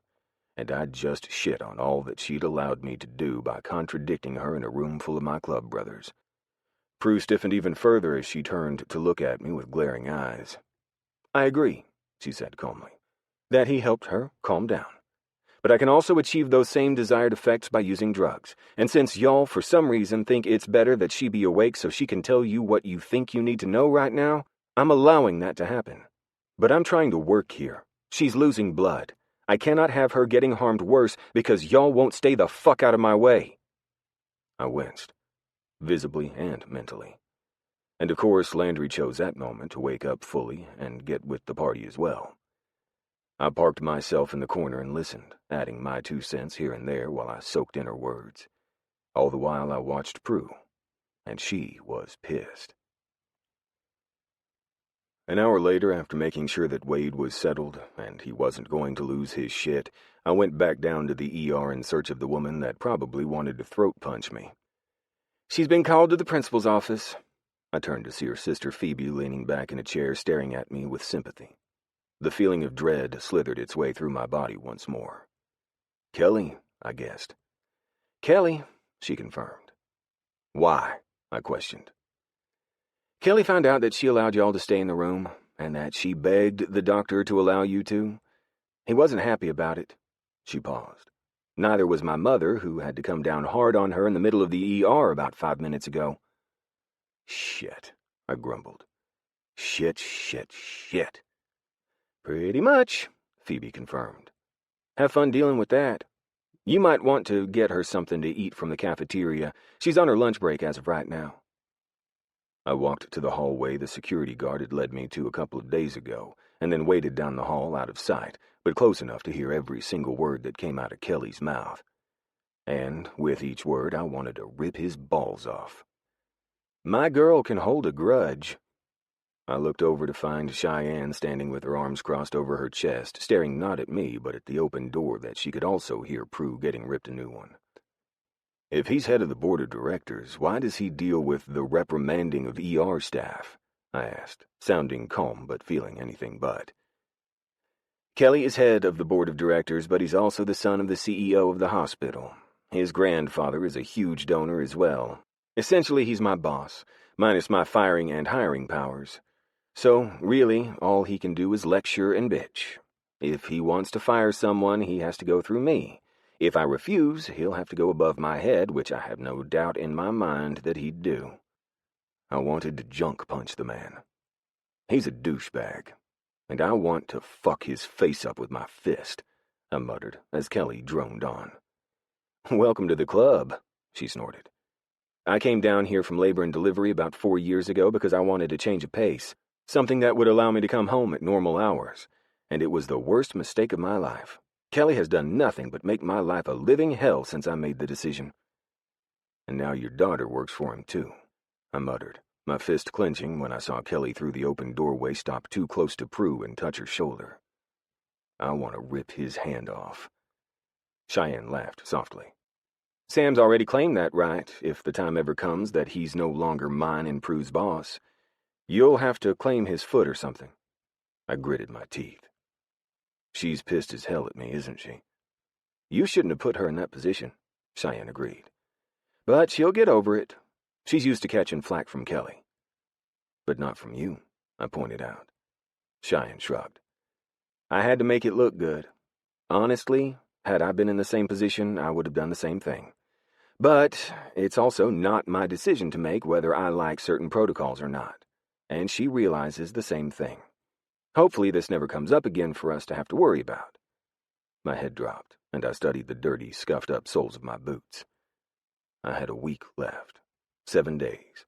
168 hours. How many fucking ever seconds? It wasn't long enough. I knew that it wasn't. We'd known each other for a very short amount of time, not even a drop in the bucket, and hell, I wasn't even sure that she'd talk to me after tonight. My girl's got a good head on her shoulders, Cheyenne said, drawing me out of my inner contemplation of how bad I'd fucked up. If this had been her sister, Piper, I might say that you should run for cover. But Prue has always been very pragmatic and understanding. She knows the score, honey. She won't say or do anything that'll hurt any more than what you're saying to yourself. I brought my head up and looked at Prue's mother, who looked so much like the woman I was slowly starting to fall in love with. Hell, if I was being honest, I was already in love with her, just unwilling to admit it just yet. If you can't make decisions that are hard, maybe you shouldn't be the charge nurse for the ER, Kelly yelled. My hands clenched and my eyes connected with Cheyenne's, who looked just as pissed as I felt. I hate him, I growled. I hate him, and I would like nothing better than to punch him so hard in the throat that his windpipe swelled closed, and I got to watch him flop on the ground like a dying fish. Cheyenne blinked. It's like you've given this a lot of thought. I grunted. I have. This bastard's been a problem since I started seeing your daughter. It's only gotten worse since we've gotten more serious. Cheyenne grimaced. That's my fault. Kelly had a thing for me, and when I told him I was very happily married, Prue came along and he got a better version of me waved in front of his face. I didn't like hearing that. He's never given any indication that he finds her attractive and wants to date her, I admitted. He's just a big douchebag that likes to bully her. Cheyenne smiled then, a slow, warm, entire face-splitting smile. I told him in no uncertain terms that if he didn't stay away from her, I'd make his life a living hell. Plus, I sent Sam up here to reiterate that point. A low chuckle fell from my lips. I would have loved to see his face when your husband walked into his office. No offense, but you're not nearly as scary as he is. Cheyenne's head tilted. You think so? Overall, I told her. Women are less scary than men. For instance, I know that Sam has been taught quite a bit of tactic that'll make a person talk. I know that he has the eyes of a killer. You, on the other hand, you're just a pretty little thing that could probably shoot me, but that's about it. Cheyenne's eyes went a little wild. Maybe that's exactly what I want you to think. Before I could reply, Prue came walking out of Kelly's office, her hands on her hips and her eyes mutinous. She spared both her mother and me a short glance and then continued past us as if we were no more than a couple of people conversing in the hallway. Cheyenne met my eyes and then jerked her chin in Prue's direction. Remember what I said about her being smart. And trust me when I say you hurt her. And I'll be a hell of a lot worse than my husband. With that, Prue's mother walked away, going left where her daughter went right at the tea in the hallway. The certainty in her eyes as she held mine made me think that maybe she was right. Maybe she was more dangerous than her husband, at least when it came to her girls. Groaning, knowing what I was about to do wasn't going to be pretty, I followed Prue to the small staff room. She wasn't in the main room, which meant she was in the bathroom. Glancing around, I saw that in the time that I'd been waiting, my pizza that I'd ordered for her had not only arrived, but was sitting on the counter with a yellow note stuck to it. Walking to the pizza, I read the note and nearly laughed. I paid for this, which is why I stole a piece. You should count yourself lucky that I didn't take more. You're welcome, bitch. Phoebe. Mentally making a note to pay her back on my way out today, I tapped the box twice and walked to the bathroom door. I didn't announce myself, and I didn't stop to think that she was actually using the bathroom for what it was intended for. Instead, I pulled out my wallet and extracted a credit card. Moments later, I slipped it between the door and the lock and popped the door open like I did it every day. Which, when I was younger and dumber, I had. Quite a bit. Bayou and I used to have races to see who could get into the door fastest. I was always the winner. Pushing the door open, I immediately scanned the area, finding Prue standing next to the sink with her arms resting on the counter. She wasn't crying, thank God, but she was looking mighty pissed off. "I'm fairly certain by locking the bathroom it meant that I wanted to be alone," she snarled. I shoved the credit card back into place in my wallet, then shoved that into my pocket and closed the door behind me with my foot. Seconds later, I ensured it was locked once again behind us before walking up to Prue and throwing my arms around her. It took her a few seconds for her to realize that I wasn't arguing with her, and then she started to struggle. "Get off me! I'm really pissed at you," she roared. She had a right to be. I'd refused to leave. I'd undermined her authority. I'd been the reason she'd been reprimanded by not just Kelly, but her mother. I deserved her anger. Dropping my face into the crook of her neck, I didn't even flinch when she pulled on my hair. "So pissed off that I don't want you hugging me." She lifted her shoulder, causing my head to bounce. My forehead hit her shoulder bone with a hard thunk, and I winced. She didn't stop struggling, and soon she was so spitting mad that I was just holding her that I was forced to let her go or risk being junk punched and never having children. Backing away, I waited for the inevitable. When she launched herself at me, pounding on my chest with her little fucking fists, I caught her up and pressed her against the wall using my body. Her squirming and insults, as well as the way her hair started to fall out of the loose bun she had it in, had me grinning at how beautiful she looked, which, let me tell you, really set her off. Smiling when your girl was pissed and letting you know, not the smartest thing I've ever done. Her eyes narrowed and she bared her teeth at me. "What's so fucking funny?" She poked me in the chest with both pointer fingers. I caught both of her hands in one and pinned them above her head. My other hand went to her ass, and I squeezed. "What's funny is you look goddamn beautiful when you're pissed," I told her honestly. "And you're making me hard." "Yeah?" she asked, trying to yank her hands free. "Well, you're pissing me off, and I want you to leave." "No, you don't," I countered. Her eyes lit with even more anger. "Yes, I do." That's when I started getting pissed. "You don't," I growled. "I do." "Do you?" I asked. "Do you really want me to leave? Or are you pissed that your pride got hurt, and you're taking it out on me? Because from where I'm standing, it looks like you're throwing a fit. Put yourself in my shoes. What would you have done?" "I would have followed the nurses' and doctors' orders because I know exactly how important it is to have control in an ER trauma room where a patient is fighting for her life," she argued.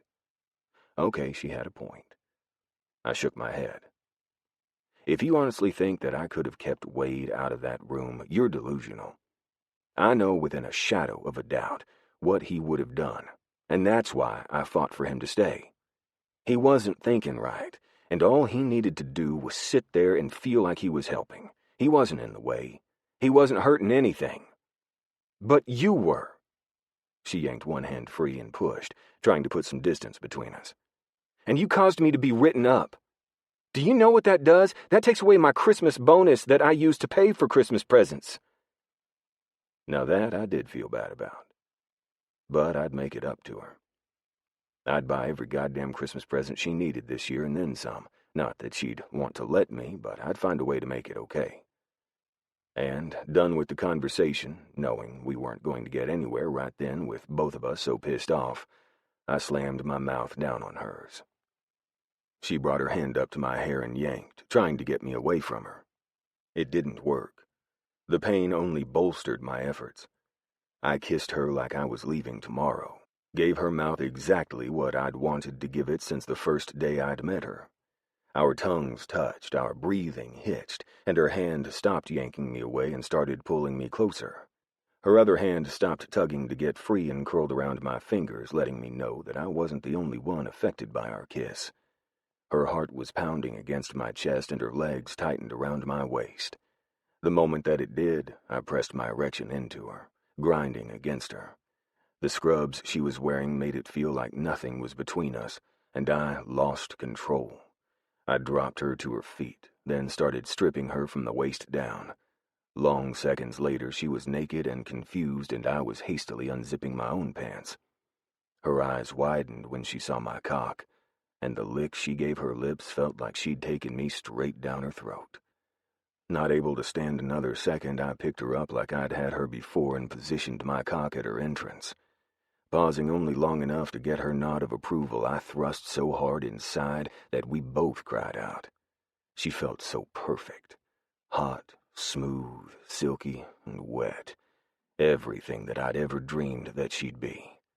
This was the place where I wanted to be for the rest of my life, right here in her arms, between her legs, cock filling her so full that we both found it hard to breathe. "Oh, God," she whispered, a tremor going through her body. I pulled out minutely, then rocked back inside, my balls slapping against the crack of her ass as I did. "Shit," she breathed. "So good." I was too lost in the sensation of what she felt like surrounding me to respond. Instead, I thrust into her like a madman, filling her over and over again like she was mine to fill. "God, you're so big," she whispered. "I feel like you're about to rip me apart." Those words coming out of her mouth sent a rush of excitement through my veins. Every man wanted to hear that he was big. To hear that he was big while taking the woman he's fantasized about taking for so long it felt like his balls were about to explode. Well, let's just say my balls weren't in a good state. It wouldn't take long and the control I barely held on to vanished right along with the rest of my brain. We shouldn't be doing this where we were. We shouldn't be doing it without protection. We shouldn't be seconds away from making a mistake that no adult should ever make. Yet I didn't pull out and insist that we put on a condom, because about 2 thrusts in I realized rather quickly that her pussy shouldn't feel that good. I also didn't tell her that I was inside of her bare. The thought of her filled with my seed so much so that it was leaking out made me want to scream out in triumph, like a freaking Viking that had taken what he wanted without little thought or care to how it would affect him or the woman he was fucking in the long run. "Oh, God, I want to come," she whispered, her hand reaching out for purchase. She found my hair at the base of my neck and yanked me forward. "Suck on me." I'd like nothing more, I thought as I moved my mouth to her neck and lightly drew a circle on her skin with my tongue. She clenched around me so hard that I nearly stopped and moaned, "God, yes." I wasn't sure if it was the zone that I was touching or the fact that my mouth was on her, so I started to experiment. I sucked, licked, nipped, and bit everything that I could reach. Turns out she liked all of it. The more that I used my mouth, the harder she clenched and writhed until suddenly I felt her start to tighten around me much more differently than she'd previously been doing. Then she was coming, her pussy contracting and relaxing around me. That's when I realized that I had to give her some choice in the matter. I didn't want her to think that I'd done it on purpose. I slowed, my eyes going to her, and I started to pull out. It was the hardest thing that I'd ever done, but I did it. Until she slammed me back inside by using her feet on my ass and said, "Come inside me. God, I need it." Well, in that case, I slammed home, felt my abs contract with a ferocity that was just as surprising as my need, and came. I came hard, my vision dimming and my heart rate accelerating to the point of worry. "God, yes," she breathed, feeling the spurts of cum leaving my body and entering her. My thrusts became slick with our combined juices, and still I didn't stop thrusting. Sure, they'd turned lazy and slow, but it felt way too goddamn good to stop.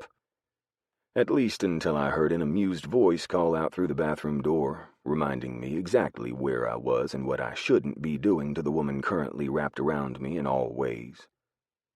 "I'm taking another slice of pizza for having to listen to that," Phoebe called out. "And y'all are sick, disgusting. I hope you used protection." I looked down at my bare cock that was still firmly planted in her pussy. The sight had my cock flexing. I couldn't stop myself from moving just a little bit. Her tiny gasp had my gaze going back to her face. Her eyes were glazed, and she looked like she was trying super hard not to make any sounds. I grinned and pulled all the way out until just my cockhead rested at her entrance, and thrust hard back inside. "She can have the whole fucking pizza," Prue whispered. I'll use my break devouring you. Chapter 10. There are times when you just need a goddamn cookie. Prue to Hoax. Prue. Despite the awesome sex that I'd had with Hoax, my day hadn't gotten better. Sure, I had a delicious soreness between my legs that was a wonderful reminder that not everything sucked today, but that still wasn't enough to fix my day. 3 other awful accidents had come in, and a child had been taken out of my exam room by Aunt Shiloh, who worked for Child Protective Services, because of bruising that was way too precise to be anything accidental.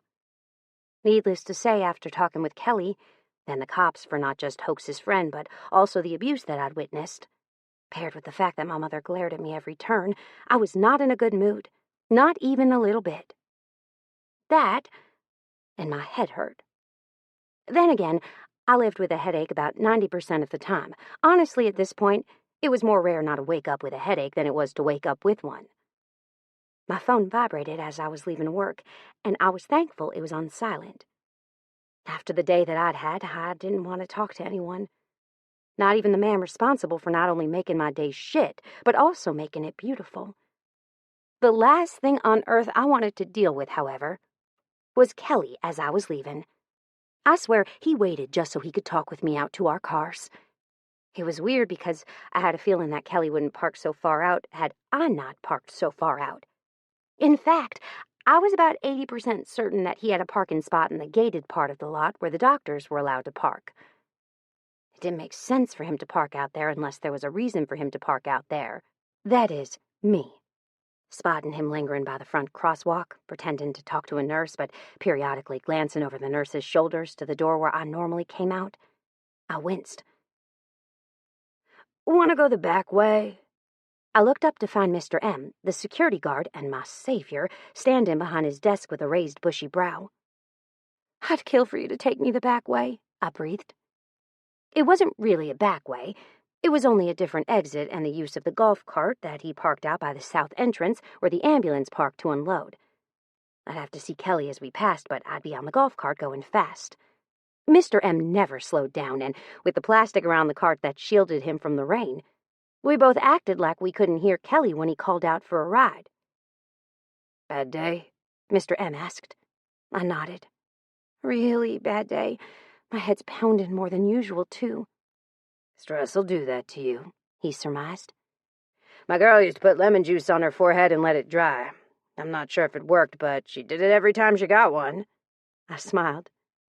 Sometimes the simplest of things are what works best for me. Lord knows all the other remedies I've tried haven't. Mr. M was more than used to me telling him about my headaches. He was also more than used to taking me to my car because he knew exactly where I parked, and he didn't stop or waver in his quest to get me to it. The moment we arrived, I leaned over and placed a kiss on his wrinkly cheek. "Have a good night, Mr. M," I said softly. "You're the best." He winked at me as I pushed through the plastic and waited patiently as I got into my car. I started it up and didn't even appreciate the throaty purr of the engine. Instead, I was too busy trying not to cry as the vibration of the engine rocked me uncomfortably. Waving one last time to Mr. M as he waited for me to back out, I did, and pulled out down the street. I didn't stop at my usual salad joint that served great grilled chicken salads. Neither did I stop at the gas station for the gas that I promised myself that I would get this morning when I got off of work. Instead, I drove straight home and was thankful that Hoax's bike wasn't at Bayou's place. It wasn't that I didn't want to see him. It was that I just didn't want to deal with anything or anyone right now. I wanted to take a shower and then lay down in bed and forget the day. Well, most of it. There was a half-hour time period that I most certainly wouldn't be forgetting any time soon, and that wasn't just because of the soreness between my legs. After walking into my house and going to the back door to let my dog and pig out, I walked to the fridge and pulled out a few pieces of fruit for Redbird and Bluebird before going to the shower. Stripping my clothes next to the laundry basket, I tossed them and managed to miss with both my pants and one sock. I didn't bend over to pick them up, however. I left them where they were and promised myself I'd get them tomorrow. That was likely a lie. I'd pick them up 3 days from now when I was forced to do laundry due to having no work clothes. Until then, the clothes would stay exactly where they fell. Cranking up the shower to blistering, I stepped inside and felt relief surge through me. I had 3 days off, and I was going to spend every single one of them doing nothing. Hopefully, anyway. It was in between rinsing my hair of the shampoo suds that a snort had me looking down at Bacon, who was pressing his nose to my glass shower door. I didn't wonder how he'd gotten in. I knew that it was hoax. Nobody else would take their time to let my animals in if they had been in here for ulterior motives. I let him outside for a reason, though, and Hoax learned that the hard way when he tried to get in the shower with me and Bacon followed him inside. "Why do you think I leave him outside while I'm showering?" I whispered. He cursed as he tried to shove Bacon back out, but in the end, Bacon and his massive tub of lard body won. The moment he realized Hoax was given up, he flopped himself down between my legs and allowed the shower spray to hit him fully. I continued my shower, used to this, causing Hoax to stare at me in wonder. There was a rather large piece of bacon walking down Bayou's driveway, and I thought I'd bring him home before Bayou decided to smoke him. That voice sent chills down my spine. I smiled, but didn't talk. "You okay?" he asked, rubbing my shoulders with his large, strong hands. He, too, was having to straddle Bacon, but he didn't act like he cared. He'd come to tolerate a lot from my animals over the last week. I shook my head. Headache. His hands moved up the length of my neck, causing my legs to feel like putty at the sheer relief he brought on with his skillful fingers. "You take something for it?" he asked, sounding too knowledgeable for his own good. "I always have headaches," I murmured to the man behind me. "Nothing touches them, not Motrin, not Tylenol, not even Excedrin that's supposed to be made for migraine sufferers. Hell, I've even tried prescriptions from my doctor. Other than helping me lose 10 pounds, that didn't help either." Handing him the shampoo, I moved toward the conditioner and loaded so much into my palm that some would have thought it was too much. It wasn't. Not only had my mother graced me with her good looks, but I also got her mass of curly, thick hair. It took a lot of conditioner to keep my locks in a somewhat manageable state. Once I had the conditioner lathered in well, I put the bottle down and reached for the soap while keeping my hair out of the spray. Spraying which Hoax reached over to remove the shower head in order to rinse the suds from his hair. With the way Bacon was positioned, we couldn't get close enough to each other to share the spray. "This is wild," he said softly. "Who knew pigs lacked water?" "He lacks mud more," I admitted, "but I don't do mud." When I pulled the soap out of the shower caddy I had it resting on, it slipped from my hands. It rolled down the side of the shower and wedged between the wall and the pig. Hoax started to laugh and bent over to reach for the soap. As he did, I got a good view of his muscular back, and a tendril of want poured through me. I reached forward and ran one finger along his spine, trailing it upward until I met his hairline. He stood back up with the soap, and I let my hand drop away. "Here," he said, placing the soap in my hands. I smiled, but it instantly fell away when even the slightest movement of lifting my cheeks caused my brain to pound. Hoax missed nothing, though. Taking the soap back from me, he rubbed it along my body. It wasn't sexual. He did it quickly and methodically, not stopping until every single part of me was squeaky clean, though I did see that his cock was rock hard. "Rinse your hair," he ordered. I did, letting my head fall back and my eyes fall closed as I let the water pour down over me. I lifted my hands to help coax all of the conditioner out of my hair and didn't stop until it no longer felt slick. When I was done, I opened my eyes and found Hoax's on me, burning. I smiled weakly at him and he just shook his head, leaning past me to put the soap back on the shower caddy before reaching for the shower head. "Why don't you towel off and get dressed while I rinse off?" he suggested. I would have, but I didn't want to move, which he noticed and smiled over. "Go, then I'll order us pizza." He stopped at the shake of my head. "I don't want pizza." He frowned. I can go get you anything you want. I felt emotion roll over me. The only thing that sounds good right now is food that's 40 minutes away, so I think it's best if I just find a snack. He looked at me for a long few seconds. Which restaurant? I told him about my favorite taco place that happened to be all the way in Hostel, Texas. I then went on to explain how good the tacos were and how great they reheated the next day for lunch. Tacos make you animated, he chuckled. I pushed open the shower door on my side and stepped out, reaching for the towel, the only towel that was on the rack. Once my body was sufficiently dry enough to get off the bath mat, I shuffled my way into the main part of the house, wincing when the harsh lights of the living room burned through my retinas. As I moved, I flicked the lights off. By the time I got to the laundry room, where a load of towels sat folded on the dryer, I was in near darkness. As I moved back through the living room towards the bathroom, slowly since movement made my headaches worse, I glanced outside and saw a weird light through the almost sheer curtains. I blinked and focused in on a car that was parked next to the curb. "Hey, you got a towel I could use?" Hoax called out. Putting the car out of my mind, I walked back to the bathroom and tossed him the towel. "Sorry, I haven't actually done laundry in a few days." He caught it easily and unfolded it, then roughly started to run it over his body in quick, jerky movements. I stood there and watched him for a few long seconds before turning on my heel and heading back into the bedroom.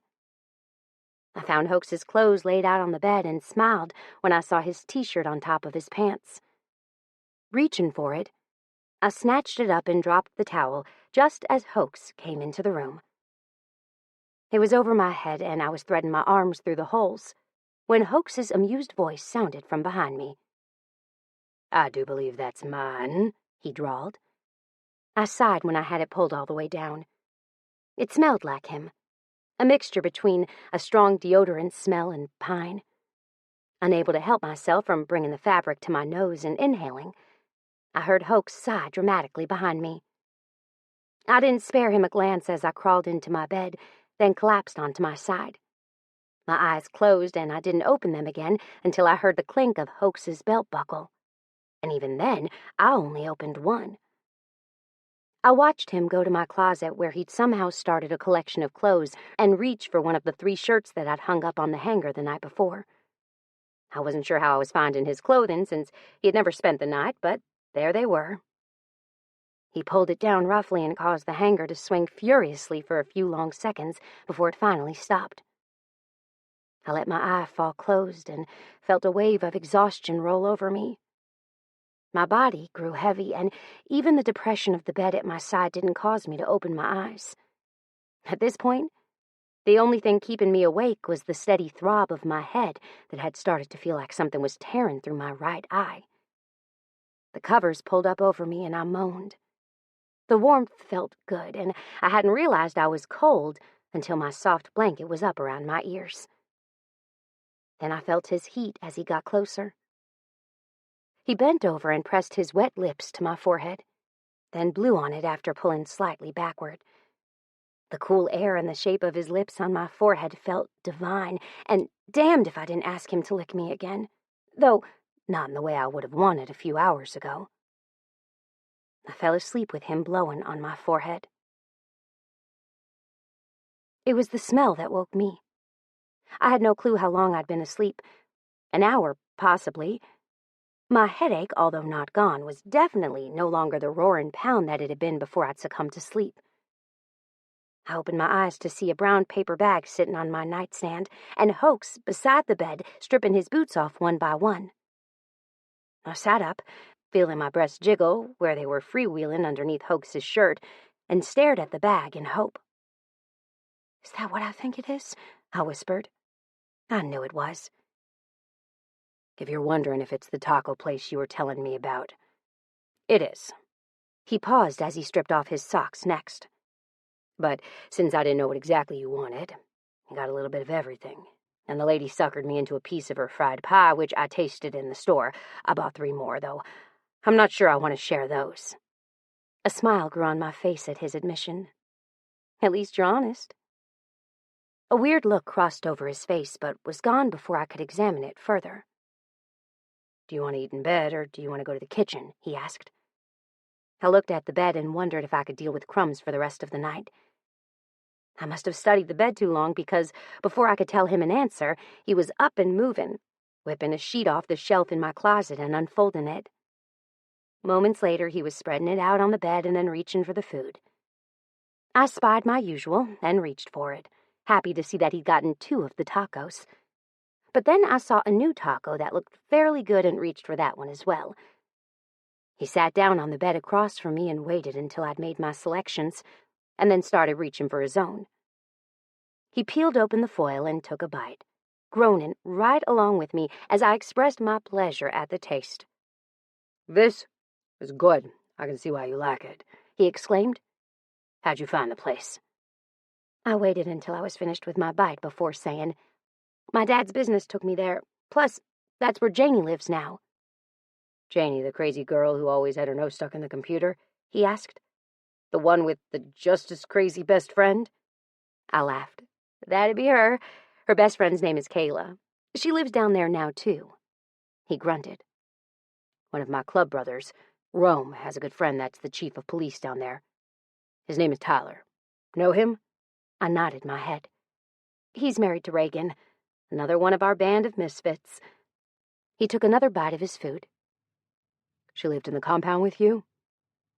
The compound where I'd lived growing up, where my father still lived, hadn't always been considered a compound. But when my father and his team retired one by one from the Army, they built a line of duplexes on some land so that they could all live near each other. Over time, they'd built it into the compound that it was today. "Yep," I agreed, licking my fingers free of the sauce that had leaked out of my taco. So fucking good. A growl had me looking up, and I smiled at the tortured look on Hoax's face. "You're driving me mad," he laughed. "Did you know your pig's still laying in the bathroom?" His change of subject had me smiling. He didn't want to be thinking about sex. Either the food was too good or he was looking out for my welfare. Either possibility made me like him even more. "He'll lay there until the water's evaporated," I told him. "He really, really likes the water." "I'm getting that," he stated as he took a bite of his next taco.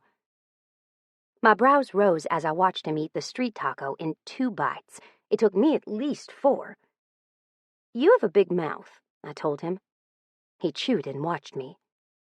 "I have a normal-sized mouth. You just take dainty little bites and eat slowly because you're basking in the taste of your food. It's killing me." I looked down at his jeans and couldn't miss the bulge there. Just the memory of how he'd felt inside of me had me squirming. His eyes went to my chest where my nipples were hard behind his soft tee, and I smiled. "Let me finish," I told him, holding up a finger. He didn't miss the meaning. Our conversation dragged on as we practically demolished each and every taco he bought, and he reluctantly allowed me to share his dessert tacos. He was right. They were good.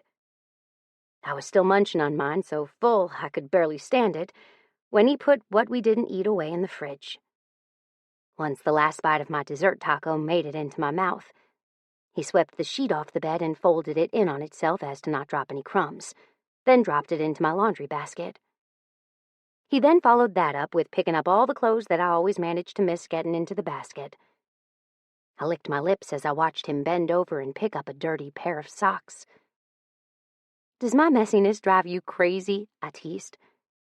He dropped the socks into the bin before turning to me, a look of concentration on his face. "No," he admitted. "I'm just trying not to look at you while you suck on your fingers. You're making my dick so hard that it's nearly painful." I licked clean my last finger and made sure to take my time as I did. "Your head still hurt?" he rumbled. I nodded. "But not enough that I can't do things that'll be jarring." He reached behind him and grasped the collar of his shirt before shrugging it off his shoulders. I swallowed hard as I saw the solid muscles of his chest come into view.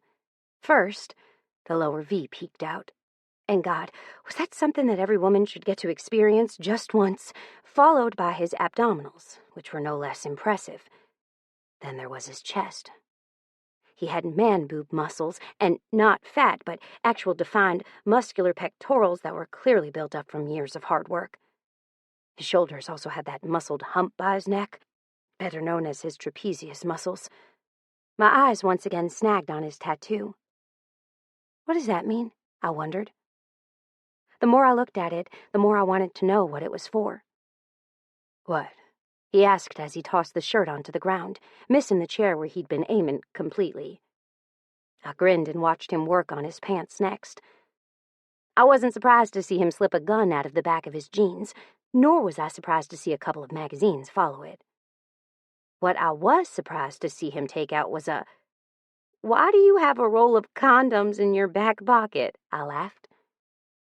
When he pulled it all the way out, it unrolled and nearly hit him about shin level. The roll of condoms went to the chair as well, this time actually making it. "Bayou gave them to me as I was leaving his house today," he answered. "He told me to wrap it up because he knew that I wasn't." My face flushed. How would he know something like that? Hoax's head tilted slightly. "Have you seen yourself? If someone gave me the chance to have you and gave me the option of gloving up or taking you bare, I'd choose bare every time, even if you weren't on birth control." I snorted. "But I am." This was a discussion we'd had after the impromptu staff bathroom incident, something that we definitely should have had before we'd gone as far as we did, but oh well, at least we'd had it. I hadn't been worried that he'd been clean.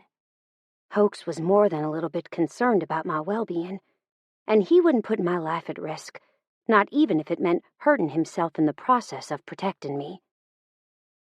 "How does he know we're having sex, though?" I persisted. Hoax started on the buckle of his belt and had it undone, his pants unbuttoned, and his jeans around his ankles in the time it took me to draw in a breath. "Those are cute underwear," I teased. He laughed. "The Army was nice enough to provide me with underwear when we were in basic, and I like the support." He defended his choice of wardrobe. "They're tidy-whities. Only old men wear tidy-whities." I paused. "My grandfather wears tidy-whities." He snorted and dropped his underwear, making my lips go slack as I looked at his penis. He had such a nice penis, one that I wanted to wrap in my hand and coax to life and then straddle and make use of the beautiful specimen. "I've lived with Bayou for most of my life. He knows when I've gotten laid." He walked into the bathroom, giving me a view of his taut ass as well. "I gotta go take a shower real quick. I spilled gas on my pant leg when I stopped before I got your tacos." God, I was such a horn dog. Everything about the man was turning me on. Even those little dimples above his tailbone were doing it for me. When I heard the faucet turn on, I realized that I was going to have to do something about my little problem. Something that I wanted him to do all the work on, since I knew from experience it would cause my head to hurt worse if I started moving around too much. For the first time in hours, my head actually felt very nice. Not better completely, but to the point where I could actually hold a conversation and not worry about my head exploding or me throwing up all over the person I was talking to. Taking off my shirt, Hoax's shirt, I laid it on the nightstand and snuggled under the covers deeper. Then I started to slowly thrum my clit as I listened to him shower, to the water splashing the tile. Luckily, he'd learned after that first time to close all my animals out of the bedroom when we were in it. Otherwise, they'd make themselves at home. I heard him groan and then his voice call out, "I was going to try to take a shower at your hell-hot temperature, but I can't do it." I laughed softly and started to circle my clit harder, faster. The shower stayed on another 5 minutes, and I had to stop touching myself because if I didn't, I'd come. Just the thought of the man that I now called mine was enough to make me on the verge without any stimulation at all. By the time he finally emerged from the bathroom, turning out all the lights as he went, I was well and truly ready for him. When the covers pulled back beside me, I waited impatiently for him to crawl in with me. The moment that he was settled and the blanket was once again flat, I moved. But so did he, and we bumped our foreheads together, like a couple of dumbasses. "Ow!" I whined. The beginning of another headache started almost instantly, and I nearly cried out in sadness. "Shit," Hoax growled. "I'm sorry." He wrapped me up in his arms and pressed his lips to my forehead, a little bit off-center from where we'd connected just a few seconds before. "Head hurt again?" he asked worriedly. "A little," I lied. "Such a little liar," he called me out. "What am I going to do with you?" I had a few ideas. Love me was one of them, but we weren't at that stage in our relationship just yet. One day we would be, but we weren't there right then. I scooted closer until he could feel my nipples dragging across his skin, and he tensed. "Weren't you wearing a shirt just a minute ago?" "Yes," I replied, "but I wanted you to come in here and do naughty things to me, so I took it off." "Is that right?" he drawled, sliding his hands up and down my back. He pressed another kiss to my forehead, this time with wet lips, and then drew back so he could blow. I closed my eyes and breathed a sigh of relief. Who knew that would feel good? I certainly had no idea. Then his talented mouth started to do other things, things that made me feel all tingly inside and out. My nipples hardened and goosebumps started to break out all over my skin as he traced his lips up and down the length of my neck, pressing kisses here and there periodically.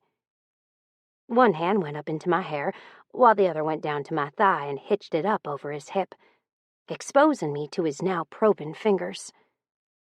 I shivered and moaned, scooting impossibly closer to him, and sandwiched his cock between our bodies.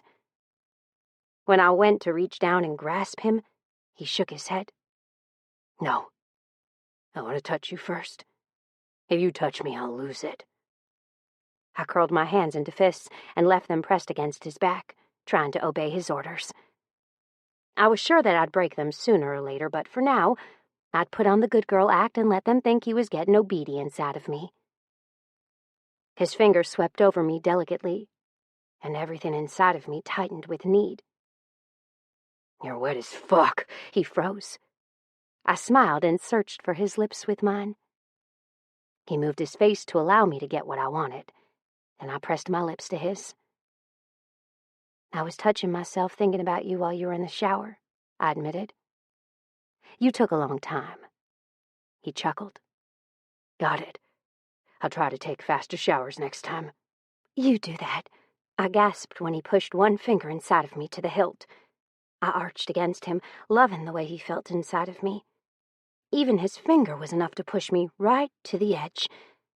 His cock was growing harder by the second against my lower abdomen, and it took everything I had not to reach down and grasp it with both hands. "I love the way you sound," he whispered against my ear, his beard tickling my neck and causing shivers to race down my sides. I bit my lower lip and arched my neck, allowing him easier access. His lips paused at a sensitive spot, and then he sucked the skin in between those sinful lips and pulled. Tomorrow, I'd have a hickey there. There was no doubt about it. If I pulled too hard on my necklace, there'd be a red mark there for hours. Him actively sucking on my neck? Yeah, it'd be there for a week. And it was in a really obvious spot, and my shirt nor my hair would cover it well. Did I stop him? Hell no. Not only did I like the idea of his mark on me, but I also loved that he was doing it on purpose. Not to mention it felt really, really good. His mouth unlatched and he moved further down, this time not stopping until his mouth met my collarbone. I felt his penis drag against my leg, and there was no doubt that fluid was leaking out of the tip of his cock because I could feel the coolness of the fluid on my thigh as the cold air touched it. My hands twitched again, and this time I didn't resist. Reaching down, I searched for his cock blindly. But he laughed and pulled away even farther, making what I wanted in my hand even further out of reach. I growled in frustration, my hands now reaching for anything that was attached to him. His neck happened to be the first thing I grabbed, but I didn't stop him or demand that certain part of his anatomy to come back into reach. Why?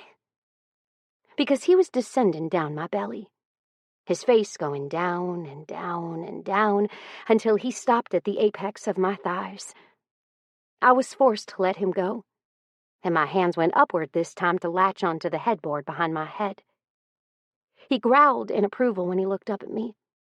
The position pushed my breasts out for him to enjoy the view of, if he ever pulled himself away from the way I looked down there. "Open your thighs wide," he ordered.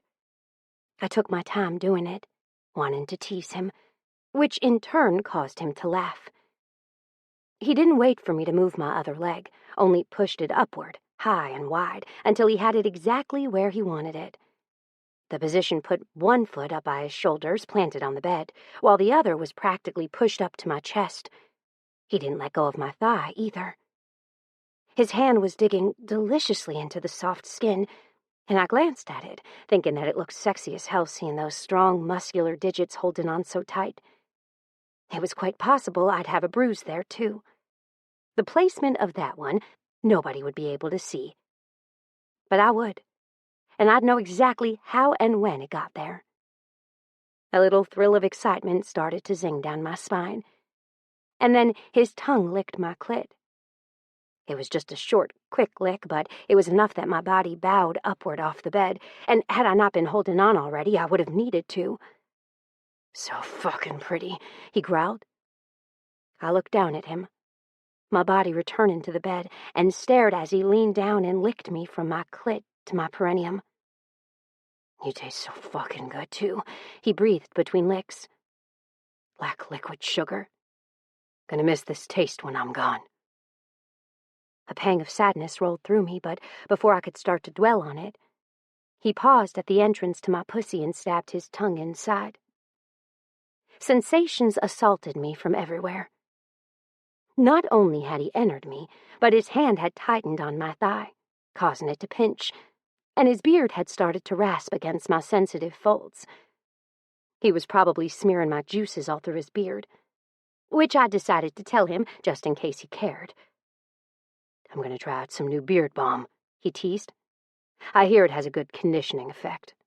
I'll have to repeat it as often as I can to obtain the highest gains possible." I started to laugh, but then he went back to licking, and I couldn't any longer. I was a squirming, needy mess by the time he deemed it necessary to finish me off. But I didn't want to finish that way. I wanted him inside me when I came. I wanted to feel him force his way inside. I wanted to feel that delicious stretch. "Please," I whispered hoarsely. "I want you inside me." He must have heard the need in my voice because he didn't argue, only gave me one last lick that sent my toes curling, and then crawled up my body like a cat stalking his prey. My eyes connected with his, and I nearly came just from the need I could see written clearly all over his face. "When I saw you." He settled himself firmly between my thighs and nudged my thighs just a little bit further apart as he positioned himself in my entrance. "I had no clue just how good you'd be." He thrust inside, hard and fast. "How good you'd feel." Thrust. "How fucking much I'd want you." Thrust, thrust, thrust.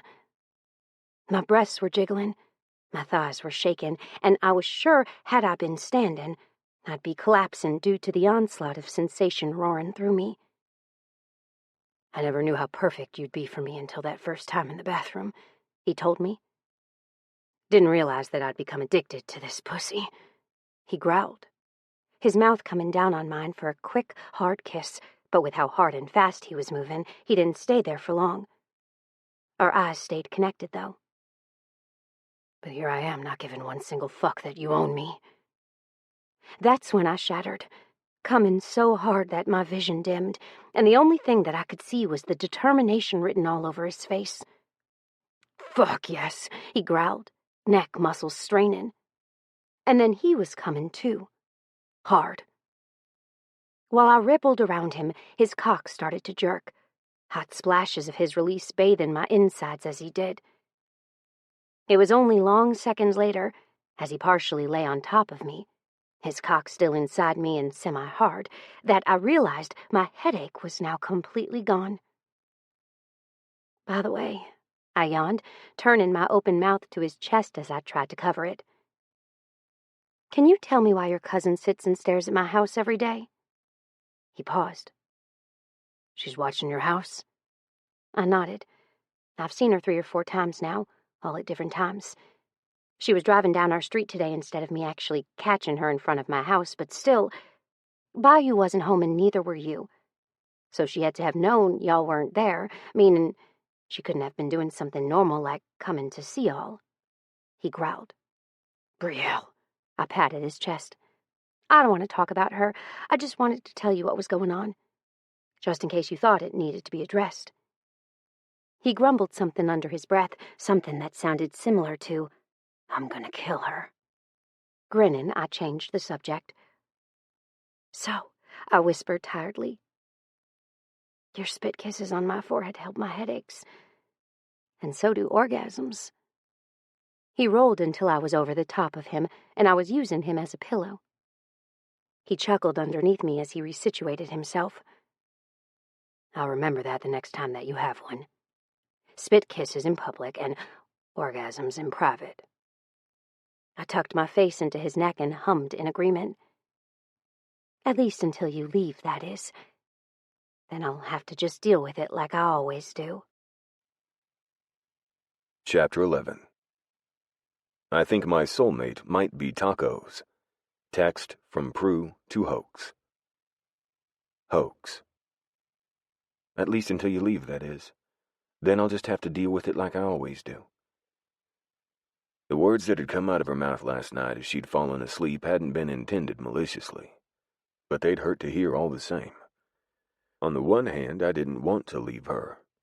But on the other hand, my Delta team had been without me for an extended period now, after the original break and then prolonged healing. They deserved to have me at their back. We were a team for a reason. I had 5 days left before I was scheduled to fly out of Texas and into a desert hellhole. I needed to get my affairs in order, and I needed to stop being a little whiny, lovesick bitch. But I couldn't stop myself from thinking about Prue. I'd never met anyone like her before, and I certainly had never felt what I was feeling before either. I'd had plenty of girlfriends, plenty of one-night stands, plenty of experience in what love didn't feel like. And what I had with Prue, it was love. There was no way around it. The things I felt for her would have scared me with any other woman, but with Prue, it just felt right. It felt like it was supposed to feel, easy and fucking awesome. "Why do you have that look on your face?" Bayou asked, coming out of his bedroom dressed in full uniform. "And why are you on my couch? I thought you were staying with Prue." I was. "You and I need to talk," I sighed. "Brielle is being a pain in the ass." Bayou's face went slack. "What'd she do?" "She's calling me hundreds of times a day, sending text messages, driving by Prue's house. Man, it's getting ridiculous," I told him. It was better to be blunt with Bayou when it came to Brielle. He was so goddamn protective of her that sometimes he refused to see the truth when it was staring him in the face. "How do you know she's not driving by my house?" he countered. I gave him a droll look. "Because she drives past your house and then turns around so that she's one house down from yours across the street from hers, and stares at her house for long minutes. It's freaking Prue out." Bayou growled in frustration. "I'll talk with her." I grunted out a reply. "You do that. In the meantime, inform her that she needs to control herself and stop with the stalking because it's fucking weird." Bayou sighed. "Brielle's weird." Brielle was weird. She'd always been weird. But she couldn't always help being weird. She was wired wrong. Luckily, unluckily for Bayou, she wasn't completely focusing that weird on me, though Brielle was usually only weird with Bayou and me. I wasn't sure if it was because she'd kind of latched on to us when she'd first come around and needing the reassurance that our care for her offered, or what. Whatever the reason, we were both protective as hell over her.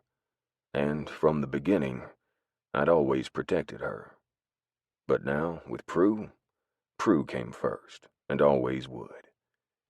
I hadn't realized that I could love a person like I did in such a short amount of time. That my love for Prue would trump any I felt for anybody else, even my cousins that were my only family. But there I was, staring Bayou in the face, letting him know that if he didn't control Brielle, I would. "I know," he repeated. "I realize that it's a problem and I'll address it. You do that." I stood up and reached for my phone and keys that were on the coffee table. "What time do you have to be at work?" He looked at his watch, the watch face resting on the inside of his wrist. "In 67 minutes, my shift starts at 7. I have to be there at 6:43 or I'll be late. Meaning, I have to be leaving here at..." I rolled my eyes. He continued to give me every single detail, explaining why and when he'd have to leave. Bayou was very literal. He'd always been that way. Honestly, there were several quirks about Bayou that were odd as well. That was why I knew Brielle and he had hit it off as well as they did. It was also why Bayou was so protective of Brielle. She was different, just like he was. And he knew what it was like to be picked on. I was a very good fighter. I hadn't learned that particular skill because I'd wanted to learn how to fight. I'd learned it because I'd had to protect Bayou and Brielle since I was at an impressionable age. Nobody picked on them when I was around and didn't pay the price for it. "Do you want to go to breakfast?" I asked. He grimaced. "I was meeting Bree for breakfast." I shook my head. "Then I'll let you do that on your own. Let me know how it goes. You can come, and I'll have that particular discussion with her after you leave," he offered. I thought about that for a few minutes and then nodded my head. "I can do that." "I need to order a platter of waffles and that fruit stuff that comes with my meal on the side," I told our waitress 38 minutes later. "And can you get me a vanilla latte, half shot as well, all of it to go?" The waitress batted her eyes at me. "Of course," she said. "I'd love to." I waited until she was walking away to turn back to Brielle, who'd asked me a question before the waitress had come up, offering us the check. "I'm sorry, what did you ask?" I wondered. Her face was mutinous. "Before you so rudely interrupted me to order food for her, I was saying that I have an art exhibit on Thursday. You should come." I was already shaking my head. "I can't. I'm leaving Friday morning, and I want to spend the night with Prue before I leave. I'm sorry." I'd been to countless shows of Brielle's, and honestly, I hated them. They were stuffy exhibits that really did nothing for me. I was always supportive of her work, but there were only so many art shows I could go to and pretend that I cared. And I'd much rather spend that night alone with Prue, and I thought she'd like that too. She'd already mentioned to me that she was going to reschedule their usual family dinner that they had that day so that she could spend it with me. Why would I want to ruin her free night with an art exhibit that we wouldn't like? Not to mention I couldn't afford half the shit in that place. I always felt like a piece of trash when I walked through those doors. "You're saying you'd rather spend your time with someone you just met rather than your cousin?" Brielle asked for clarification. I shrugged. "You don't talk to me at your art shows anyway." I hadn't missed that part. I didn't know if it was because she was embarrassed to buy you and me or because she was honestly just working the room and knew that we wouldn't care if she talked to us or not. Whatever the reason, I didn't like going to them, and she wouldn't even have noticed if I was there or not anyway. "You've gone to every one of them," she pouted. "Actually," Bayou pointed out, "he's gone to every one that he could. I, on the other hand, have gone to every one of them, except for this week. I have a meeting at the prison with someone from the state. I also have an interview for a new nurse. She couldn't do it any other time, so I'm going to have to miss also." Bree's eyes filled with tears, but they no longer affected me. Bree's tears might have affected me when we were in high school, but she used them as a weapon in her carefully concealed arsenal. Lying, manipulation, especially the tears, were all a part of her weapons base, and she knew how to use them. Those weapons worked on most people. They didn't work on Bayou and me any longer. Though Bayou pretended that they did because it amused him to do so. Brielle started to get mad when the tears didn't affect either one of us. But that anger slid right off her face the moment two guys walked in the door. Ezekiel and Castillo, two of our club brothers, spotted us and headed our way. I watched Brielle's face. She was a master manipulator, and honestly, it was funny to see her try to work the brothers over. She never accomplished her goals, but she tried. Castile didn't spare her a glance as he turned to look at Bayou and me. "Glad we caught y'all," he said softly. "We were headed to breakfast, and then to y'all. Did you hear about all that business at the hospital?" I frowned, my heart starting to pick up speed. "What business?" I asked, alarm starting to thread through me like poisonous tendrils. "Apparently there was a big to-do at the hospital last night. A man with a knife got through security, killed the security guard, Mr. Montgomery, and almost took out a nurse," Castile expounded. I felt my stomach drop. Mr. M, as Prue called him, and I had gotten to know each other over the time I'd been wooing Prue. He was a good man, loved his wife and loved his job. It made him feel important. He was a Vietnam vet who worked because he didn't like sitting on his hands doing nothing all day long. His words and visits had come to be a highlight of my life over the last couple of weeks. I'd thoroughly enjoyed learning about him and hearing his war stories. "How were you involved?" Bayou frowned, looking at Ezekiel. Ezekiel, also known as Z, lifted his shirt and showed off a rather impressive slice to his side with stitches all up and down the length of his cut. "I was there to get stitched up when the man came in," Z explained. "I was halfway stitched up when the man came in wielding the knife. Luckily, he came in with his back to me. Used that door at the side of the room. He walked right in and didn't look around to assess for threats. I came up from behind him and disarmed him right as he was bringing the knife down to stab a nurse in the chest." We let that sink in for a few long seconds. "If you weren't there, things would have been a lot different," Bayou murmured. "Holy shit." "How do you get the cut?" Brielle asked Z. Z looked at Brielle, then looked away. "Work-related accident." I wondered idly which profession he was utilizing the night before. He was a pilot for Angel Flight. He worked as a part-time sheriff's deputy, and he also filled the rest of his time tattooing and painting. There wasn't a single canvas, human or other, that he didn't make look like a masterpiece once he was through with it. Z, who was clearly uncomfortable with Brielle and always had been, switched his attention to the table that was next to us, then sat down, as far away from her as he could get, but still be within range to talk to us. I felt my lips twitch. Sometimes she affected me that way, too. But since she was technically family, I wasn't allowed to ignore her the way Z did. Not and live with the guilt. "I'm honestly surprised that I didn't hear about it already," Bayou stated. "Everyone normally keeps me up to date on the happenings of the city. Not to mention, they'll likely take him to temporary lockup at my prison." The city didn't have a jail. They used the prison's temporary lockup to house their common criminals. And as with everything that went on at the prison, even though he didn't run that part of the place, he knew everything that went on. A good warden knew everything, down to the most minute details. At least that's what he told me anyway. The prison was sometimes a soap opera, at least to me. Things happened there that you wouldn't quite think should happen there, such as Bayou knowing every single thing that happened, when it happened, where it happened, and why it happened, not to mention who did it. "It happened about 3 hours ago," Z said. "I don't think anybody's had time to do anything but react just yet." "I was first on scene," Castile explained. "Kid that did it was a druggie, one that gets pretty desperate for his next fix. I'm fairly sure that he was paid to do what he did." "Who would want to kill the night security guard at the hospital or take out a nurse, and why?" Bayou gestured to the waitress who hurried over. "Can you take their orders, please?" The waitress turned to Castile, who was still standing, and took his order, followed shortly by Z's.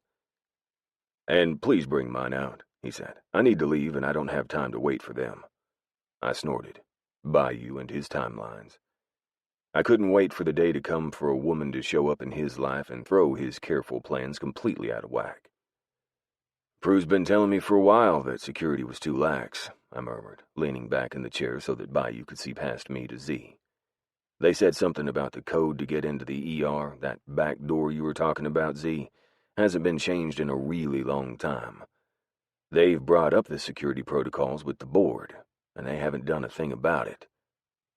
"Well, they're going to do something about it now," Castile muttered, or they're going to have a lot of pissed-off nurses, doctors, and other hospital personnel on their hands.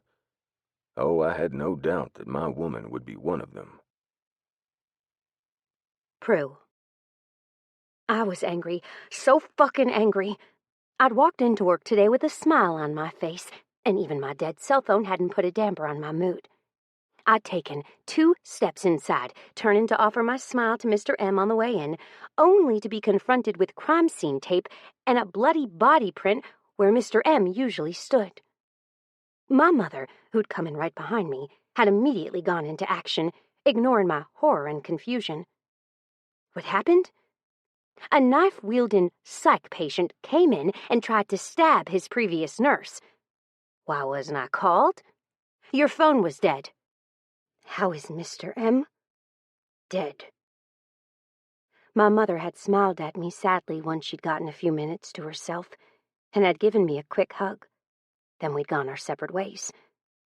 That was until I'd gotten wind of the emergency board meeting going on that was in the professional office hallway just down from the ER. We, Conley, Phoebe, and I, had gone to stand outside while they talked. Only when I heard what I heard next, I hadn't been able to keep myself standing outside like a good little girl. No, but it wouldn't surprise me if you hired him just to prove a point on how unsafe it was, Kelly pointed out. I felt my mouth drop open in affront. I know that you're not accusing my mother of hiring a knife-wielding psycho to kill someone just to hammer her safety protocol suggestions home, I said, no longer controlling the anger or snarl in my voice. Kelly's eyes turned to me. I'm sorry, but this is a private board meeting. Since you're not on the board, I'd like to ask you to leave. No, I refused. I'm not leaving. In fact, I think it's high time someone around here listened to what we have to say. I agree, Phoebe said softly. As do I, Conley approved. We've been trying to share the problems this ER is facing for months. It's unsafe. Kelly's eyes narrowed on me. Leave or lose your job. I crossed my arms over my chest. Why would I want to work anywhere that's unsafe? Kelly's eyes snapped fire. Mrs. Mackenzie! I turned to the other rude old man that knew about our problems and corrected him. Miss! He sighed and leaned back in his chair, his sizable bulk making the chair creak as he did. Fine, Ms. Mackenzie. We do understand that y'all are upset. Understandably so, but please give us time to dissect the problem. You've had plenty of time to dissect the problem, my mother supplied. And it's more than obvious, even with what happened to Mr. M, as well as what almost happened to the night charge nurse, that you don't care about our safety. And like I said when I came in here, making those farces you call meetings private do you all no good. Y'all don't realize that there is something rather awful going on out there, and y'all aren't the ones putting your lives at risk. In the last month alone, we've had 2 drug dealers try to shoot the place up over a turf war. We've had a nurse nearly maimed because y'all refused to give us sitters. And now, someone has lost their life. Yet y'all still don't care. We care, a woman, older and in her late 50s, early 60s, said. Mr. M was a valuable asset to us. We will make the ER safer. Start by hiring a professional that can look into the workings of the ER, I suggested. As I've already told your mother, we're not hiring your father's company to do any work for us. That's bias, Kelly all but snarled. I wanted to stab him in the face with the pen he kept pointing at me each time he spoke. Then don't hire anyone local, I suggested. Hire someone that's from out of the city, out of the state. Hell, I don't care if he's from out of the country, but you need to do it, or I'm not working in your ER any longer. Kelly narrowed his eyes, then turned to my mother. Are you going to allow this insubordination? He asked, eerily calm. Yes, she said. Because until further action is taken, I'm on strike as well. Kelly's mouth thinned. We have the choice to fire you as well. You're all easily replaceable. We'll just get other nurses to work double shifts. No, Conley butted in now. I will not work double shifts. I'm busy as it is, and health-wise, I choose not to work extra. I'm also in agreement. I will not work in an unsafe environment. I don't have to for one reason, and secondly, I'm fairly sure that my husband won't allow me to after hearing what happened today. Yeah, I had no doubt in my mind that Link would be pissed off. Hoax would be too. Then you know where the door is, Kelly suggested. Kelly, the older man said hesitantly. No. Kelly held up his hand for silence. You may all go. My mother grabbed my arm, and then my sister's, and guided us out the door, Conley hot on her heels. I'm staying, Phoebe said. This is my last clinical. I'm done after today, but I want to know what's going on, too. So as soon as I get home, I'll give you the dirty details. My mother's eyes were hot. Do that, but honey, be careful. Keep your eyes peeled, and if anything seems suspicious, leave. That's okay, another nurse and also Phoebe's teacher said. We're done. Today will count toward your graduation. Until things have been figured out here safety-wise, my students will no longer be attended. That was when I saw the halls lined with doctors and nurses. Hundreds of them. Nurses, doctors, patient care technicians, a couple of paramedics, orderlies. Jesus. All colors of the Rainbow Hospital scrub-wise were standing in the hallway, and none of them looked happy. And based on the number of people that were here, we also had night shift as well as day shifts people. We'd also likely gotten some of the floor nurses as well, the ones that were forced to rotate down here when we were shorthanded. Another thing, if everyone was in the hallway with us, then nobody was out on the floor. My eyes widened even more. We're on divert. Cheyenne clapped her hands. Kelly, you might want to figure this out before you have to hire 97 new people, and each day you're on divert is a day that this hospital doesn't get paid, FYI. I'll get the floor staff to replace you, don't worry, Kelly hissed, not liking what he'd heard. He followed us out into the hallway and saw everyone standing there for himself. His eyes narrowed even further. Actually, another nurse, this one at the end of the hallway, spoke up. We will not be allowing our nurses to come down. If you force us, we'll go on strike as well. Kelly looked irate. The other 5 people on the board with him looked tentative, as if they were just now realizing the repercussions of not keeping their staff safe. The hospital would bleed thousands and thousands of dollars a day because, fuck yes, we had a nurses' union and we would be getting paid regardless, thank God, until they could figure out which way was up. In the meantime, I'd be looking for another job, just in case. That's super, my sister said excitedly. I have an interview at the prison to fill a nursing position. You what? My mother asked, slightly too loud for the crowded hallway, meaning everyone looked our way. Shh, I hissed. We're not doing this here. I grabbed hold of my sister's hand and started to pull her outside, leading us first to the break room to grab all of our crap, and then to the ambulance entrance so my mom didn't explode for everyone to see. My mother wasn't usually the type of person to get upset over where a person worked, but my sister was 5'2", got picked on for her strawberry blonde hair that had developed when she was a little over a year old all through school, and Mom started to become overprotective of her littlest girl. Then again, so did Dad. The day that we heard that she'd been beat up because some kid had called her a hobbit and had fought the group of girls, my mom had started to become that overprotective person. That's when my dad had taught us all how to fight. Well, we were always in training for those worst-case scenarios of abduction, and then we were taught self-defense against our peers. This is bullshit, I said under my breath. Mom followed behind us, fuming and glaring holes in anyone that looked at her. That is, 2 men from the board who were lingering outside, looking worried. I felt my lips twitch as I rounded the corner and came to a sudden halt when I saw all the news vans and reporters interviewing people. There were too many for them to just be local, too. Someone must have heard about the murder and the strike. My eyes lit on the motorcycles in the back of the lot, and that's when I saw my dad, as well as Hoax. Hoax had on a hat that shielded most of his face, but I didn't need to see his face to know that body. I'd had my hands all over it this morning, and I'd made love to him before going to work. Unfortunately, before I could head in their direction, we were spotted by the media. Luckily, my sister, who was a nervous puker, chose that second to let go. She spewed vomit everywhere, and the reporters halted only 2 steps into their progression. I pulled Phoebe with an excited tug and led her across the parking lot and into the shadows provided by the large trees that covered the back of the lot, which was rather convenient, depending on how you looked at it, directly across from a cemetery. Plus, every single person that drove into the hospital via the main entrance had to see the sight as they passed. I was so busy paying attention to what was behind the group of bikers, both the men of Free and Hoax's club, that I hadn't realized how close we were until 2 strong arms hooked around my waist and pulled me into a tight hug. "Baby." Hoax's voice was like a balm to my soul.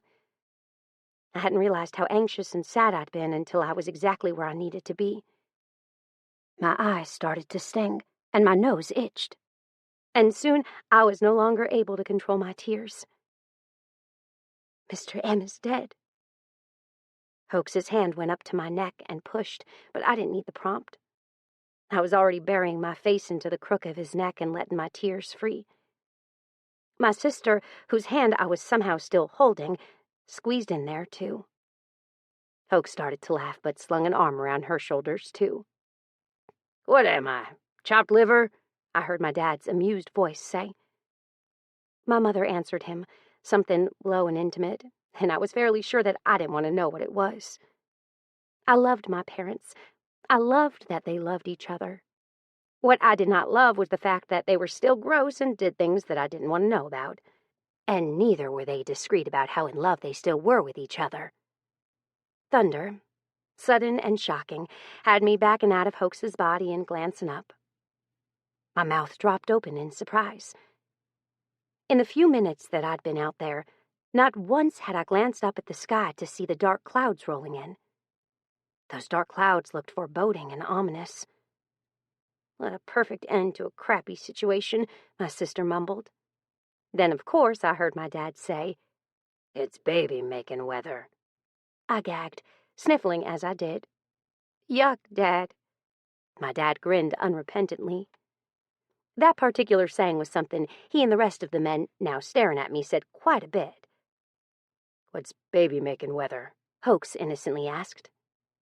"Baby-making weather," Dad pointed up. "When you're shut inside because it's raining too hard to do anything else but fuck." My mom placed her hand over my dad's mouth. Then she cursed and pulled her hand back with a glare. "You bit me!" Dad winked. Hoax's hand around my waist tightened. I finally let go of Phoebe's hand, and she stepped away. "Well, I gotta go," Phoebe said. "Y'all have fun walking to BF Egypt to get your cars." We all watched Phoebe walk to her jacked-up truck, the older model Chevy that my mother had when she was our age, and get in. Without a single care or fuck, she left, gassing it the moment she got onto the road. "That girl is gonna get herself into trouble one of these days," Elliot muttered. We all looked at Elliot, the comedian and resident Egger honor of the group, and stared. He threw his head back and laughed. "I wasn't the one to teach her how to be trouble," Dad grunted. I turned back to Hoax, who was staring down at me. "Looks like I'm completely clear and free for a few days. Convenient, right?" I smiled. His eyes studied mine. "Like the results, but not sure I like how those results came to be. I don't like the idea of you being here, unsafe, while I'm thousands of miles away and unable to get here if you need me." My heart lurched. "Oh, don't worry about that," my dad mused. "If this shit doesn't get fixed, they won't be returning." I rolled my eyes. Hoax's lit with amusement. "I guess I should count myself lucky that you have this support system here for when I can't be available," he murmured softly. I studied his eyes, which were semi-shielded by the brim of his cap. "But who's going to take care of you?" His eyes smiled. "Don't worry. One day you'll meet some of my buddies and you realize I'm in good hands." "I have good hands," I told him. He whispered into my ear. "How about we go see what baby-making weather is all about?" Chapter 12. I don't just flirt with disaster. I give it a fucking orgasm. Hoax to Prue. Hoax. "Just come inside for a minute, fucker," Bayou growled in frustration. I rolled my eyes, looking longingly at Prue's house, which I'd just come from because Bayou had called me with an urgent request for me to come over. Leaving Prue to take a shower, which she'd been in for quite a long time, I walked outside and was going to speak to Bayou out there, but then he'd ordered me to come inside for a second. "It'll take 30 seconds. I just want to show you something," he lied. I stretched my neck, following him inside. "If you make me miss her getting out of the shower all hot and slippery, I'll fucking kill." "Surprise!" I blinked at all the people. Rome and Izzy, with their new daughter Astrid, Wade and Landry, who looked pale but happy, sitting on Bayou's couch, Conley and Link, Z, Castile, Liner, and Brielle. Everyone that mattered, but one really important person. "You didn't invite Prue?" I asked, sounding calm. However, I was anything but calm. In fact, I was actually quite pissed and getting more pissed by the second. "Figured she'd come with you," Brielle muttered. Bayou frowned and turned. "You were supposed to walk outside and talk to her about coming. You were supposed to get him here by talking to her. What did you talk about for all that time if you didn't invite her over here?" Brielle's cheeks flushed when she had everyone's attention focused in on her. I narrowed my eyes at my cousin. "You need to get over whatever thing you have against her," I told Brielle, "because she and I are going to be married one day." Brielle's eyes widened. Conley squealed. I rolled my eyes. "I gotta go back and get her. If she doesn't want to come, y'all are SOL. I told them all. Shit out of luck. Every man there seemed to be in understanding. Brielle, however, didn't. "You'd leave your own going-away party?" In answer to her irate question, I turned my back on her and walked out. By the time I got back to Prue's place, which had become mine as I'd stayed at it over the last few days, I locked the door and stepped over both Doohickey and Bacon. Redbird and Bluebird watched me pass and didn't say a word, though that was likely because they were both watching the television, the Rude Man cooking show that everyone seemed to really love when he told someone they were complete shit at cooking, and walked to the bedroom. Then I went even further to the shower. That was still, I might add, running. How long did a shower take? I knocked on the door. "Prue?" "Yes," Prue squeaked. "What are you doing in there?" I asked. "Shaving every single hair on my body so I can fuck you blind," came the answer. My dick immediately hardened. I paused. "And that requires almost 48 minutes in the shower to do?" "Yes," she said. "I also waxed my vagina and asshole for you. That's what took the majority of the time." And that was when my dick became something that I'd have to deal with before I took her to a party with my friends. I twisted the knob and walked inside, startled to find Prue bent over in the shower shaving her toes. "I'm not sure I'd notice any hair on your toes," I told her as I got my fill of her.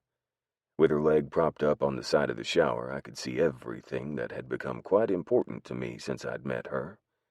Her pussy was slick as water cascaded down her back, and I could quite clearly see the whole of both her pussy and her ass.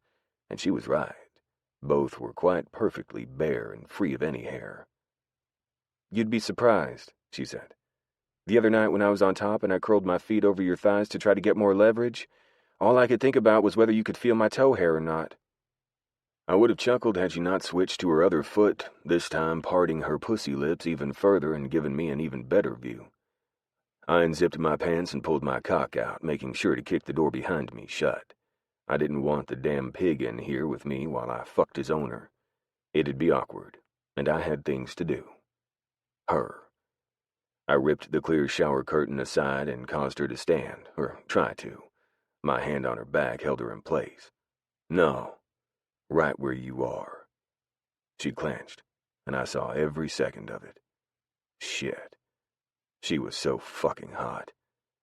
I leaned forward and pressed my cock against her entrance, and the head slid inside with laughable ease. "Were you thinking about this while you shaved?" I growled, trying to regain control of myself. My hands went to her wet hips and I clenched them tightly, likely bruising her sensitive skin.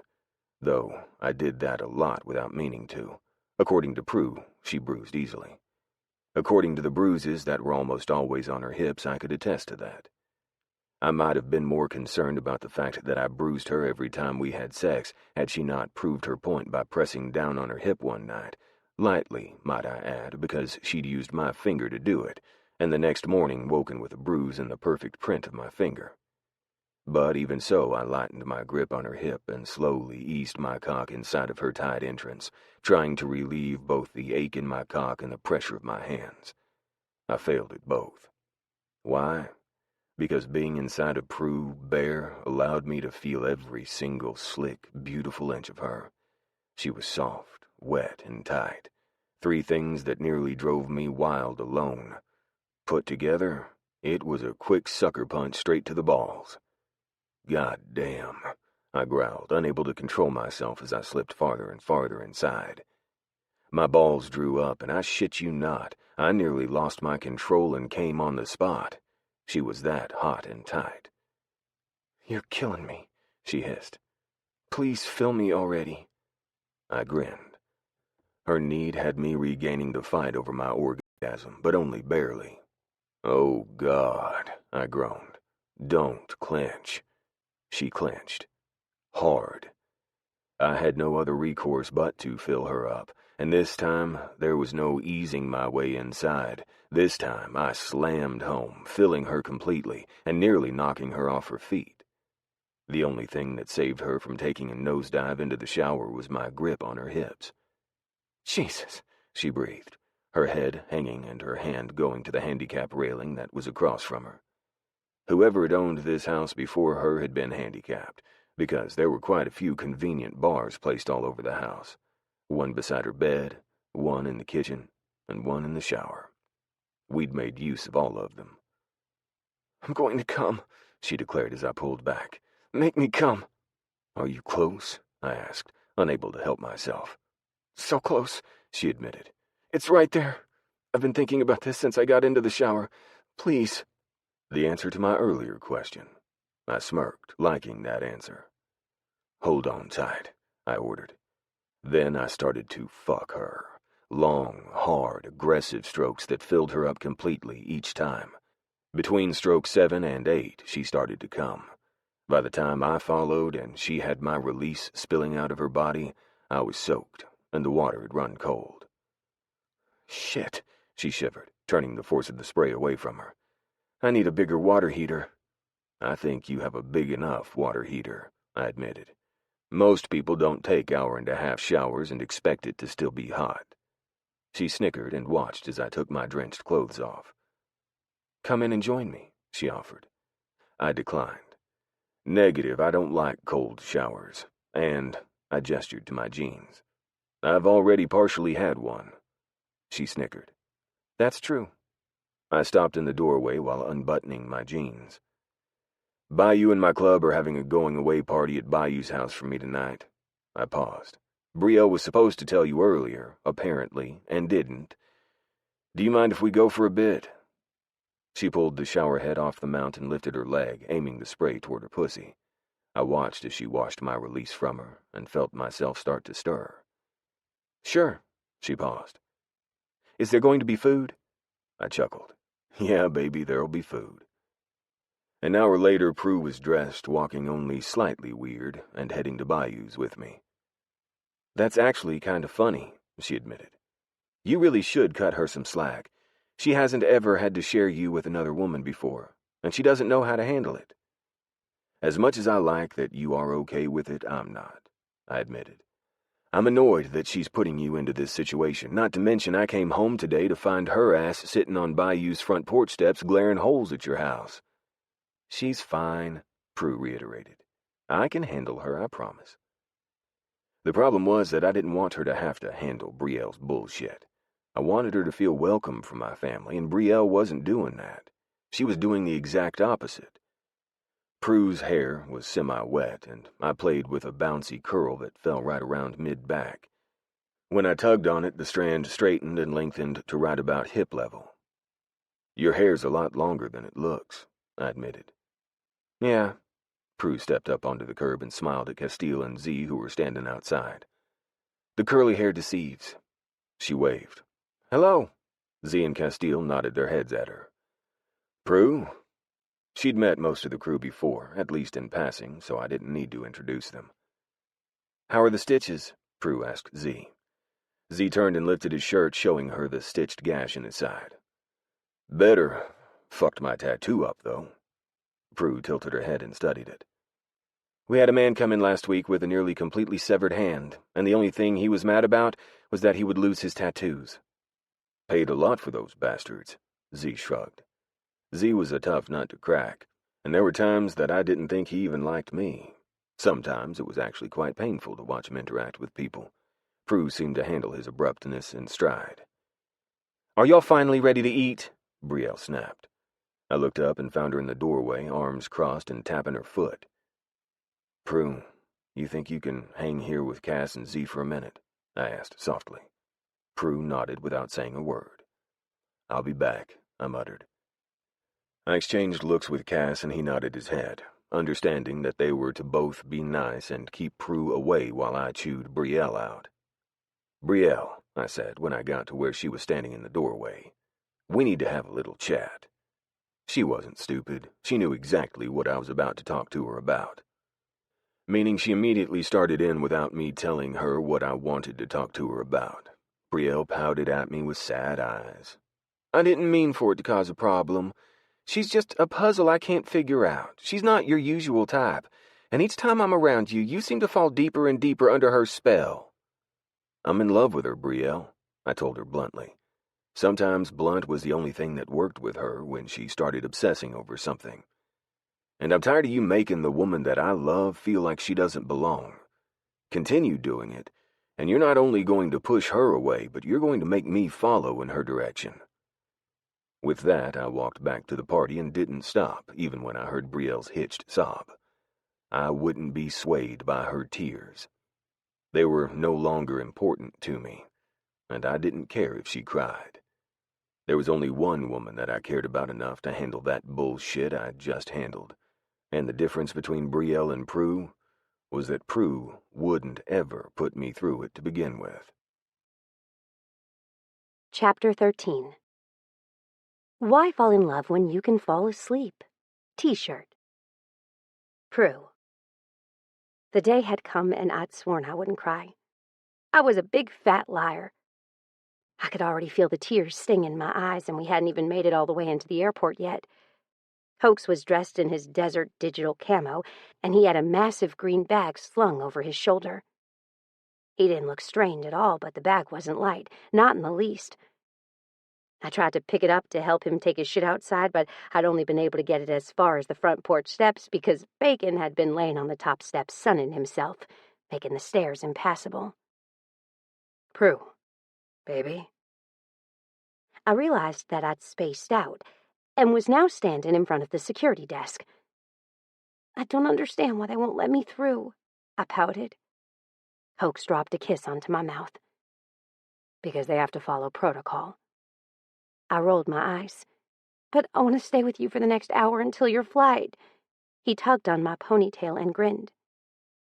What exactly would you want to talk to me about? I started to squirm as I thought about what we'd done a lot of over the last few days. Well, it is still baby-making weather outside.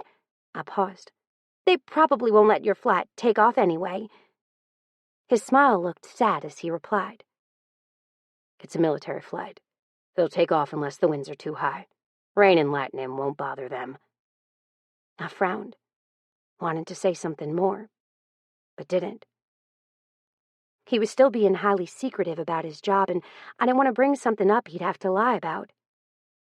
I tried to keep my questions to a minimum because I could definitely see how much he hated keeping secrets from me. A boom of thunder shook the glass windows that were surrounding us, and I grinned. Too bad there's not a private room here for us to use, I teased. His eyes flared, and he started to glance around curiously. I shook my head and started backing away. Oh, no you don't. Yes. He tugged me in the direction of a handicapped bathroom that looked to be only one stall. I do. I put on the brakes, trying to dig my heels in, but in a feat of strength, he just picked me up and tossed me over his free shoulder. without actually causing a big stir and screaming, really bringing attention to the fact that we were headed to a private bathroom to do obvious things that we probably shouldn't be doing in a public place. I was forced to hold my tongue. But although I was worried someone would catch us, a tiny thrill of excitement was coursing through my body. Luckily, Hoax was flying out of the local airport, meaning there were about 18 people in the entire place, most of them occupied doing other things. However, Bayou and Brielle had been behind us at the front doors, prepared to wait to see him off, or at least his plane take off.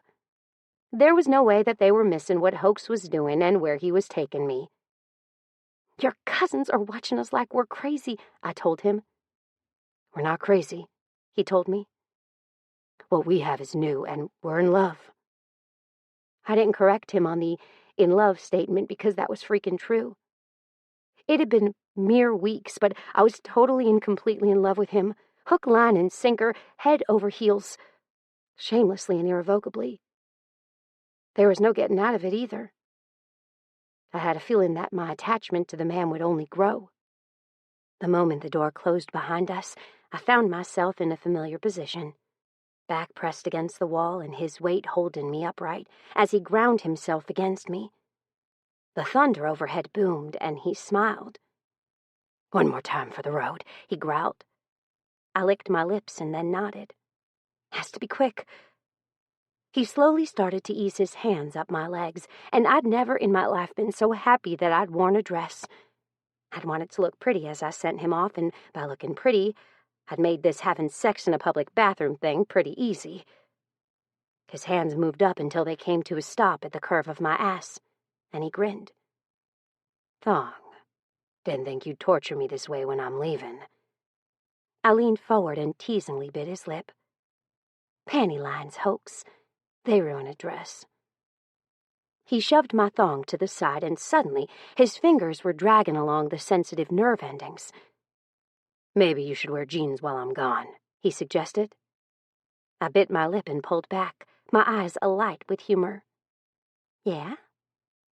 He pushed one finger inside, and my mouth fell open on a gasp. "Yeah." His voice sounded rough. "I don't want anyone noticing what's mine when I'm not here to defend it." I shifted my weight, or tried to, and caused his finger to slide just a little bit deeper. My breath caught. "Why must you always torture me?" I asked, pressing kisses to his face. His mouth, the tip of his nose, his bearded jaw, his eyebrow. He tilted his mouth in my direction, and I pressed my lips there, intending it to be a chaste kiss like the rest of them. It wasn't. It turned out to be Hoax taking advantage and thrusting his tongue inside my mouth. He fucked my mouth in unison with his fingers pressed inside my pussy. Soon, my mind was a swirl of pleasure and need. I pulled away with a gasp, drawing a much-needed breath. "Damn," I panted.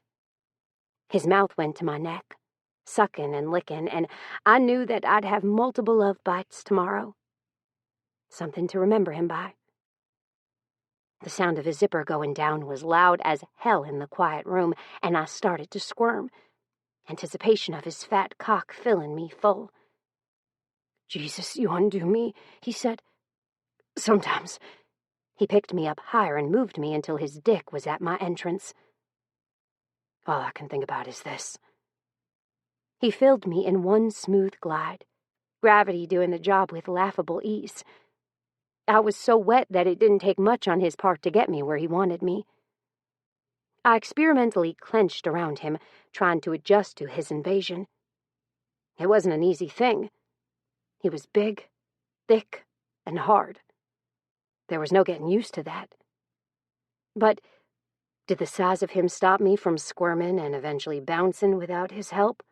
No, I couldn't help it. He felt good. So fucking good. "Christ," he laughed, starting to lift me up.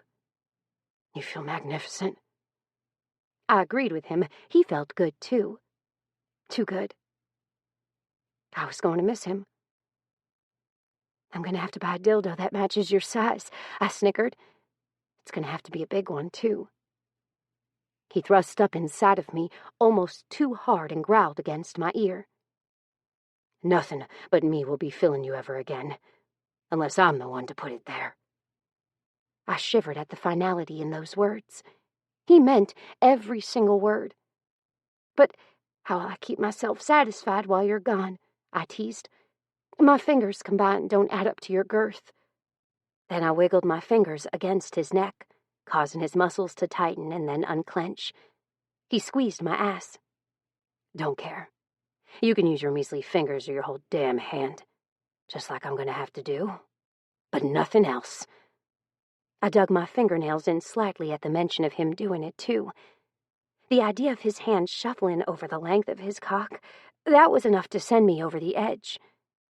I arched into him and shattered into a million happy Prue pieces. My eyes had closed during the euphoria, and only when I heard him grunt into my ear did I pull my face away from his neck and watch him come. His eyes caught mine, and something crossed between us, something monumental, something that would stay with me forever. And when he was done and finally set me on my feet, still he did not let my gaze go. I licked my lips and felt my face flush. I wasn't embarrassed over what we just did. In fact, I was completely and utterly comfortable with everything I did with this man. It didn't matter if we were in my shower at home, at my work in the break room, or in a public bathroom at the airport. Anytime, anywhere. As long as it was with him. He reached over my shoulder and yanked a paper towel free of the dispenser, and it made an ugly, grinding sound. I turned and looked, seeing that it was one of those automatic dispensing ones.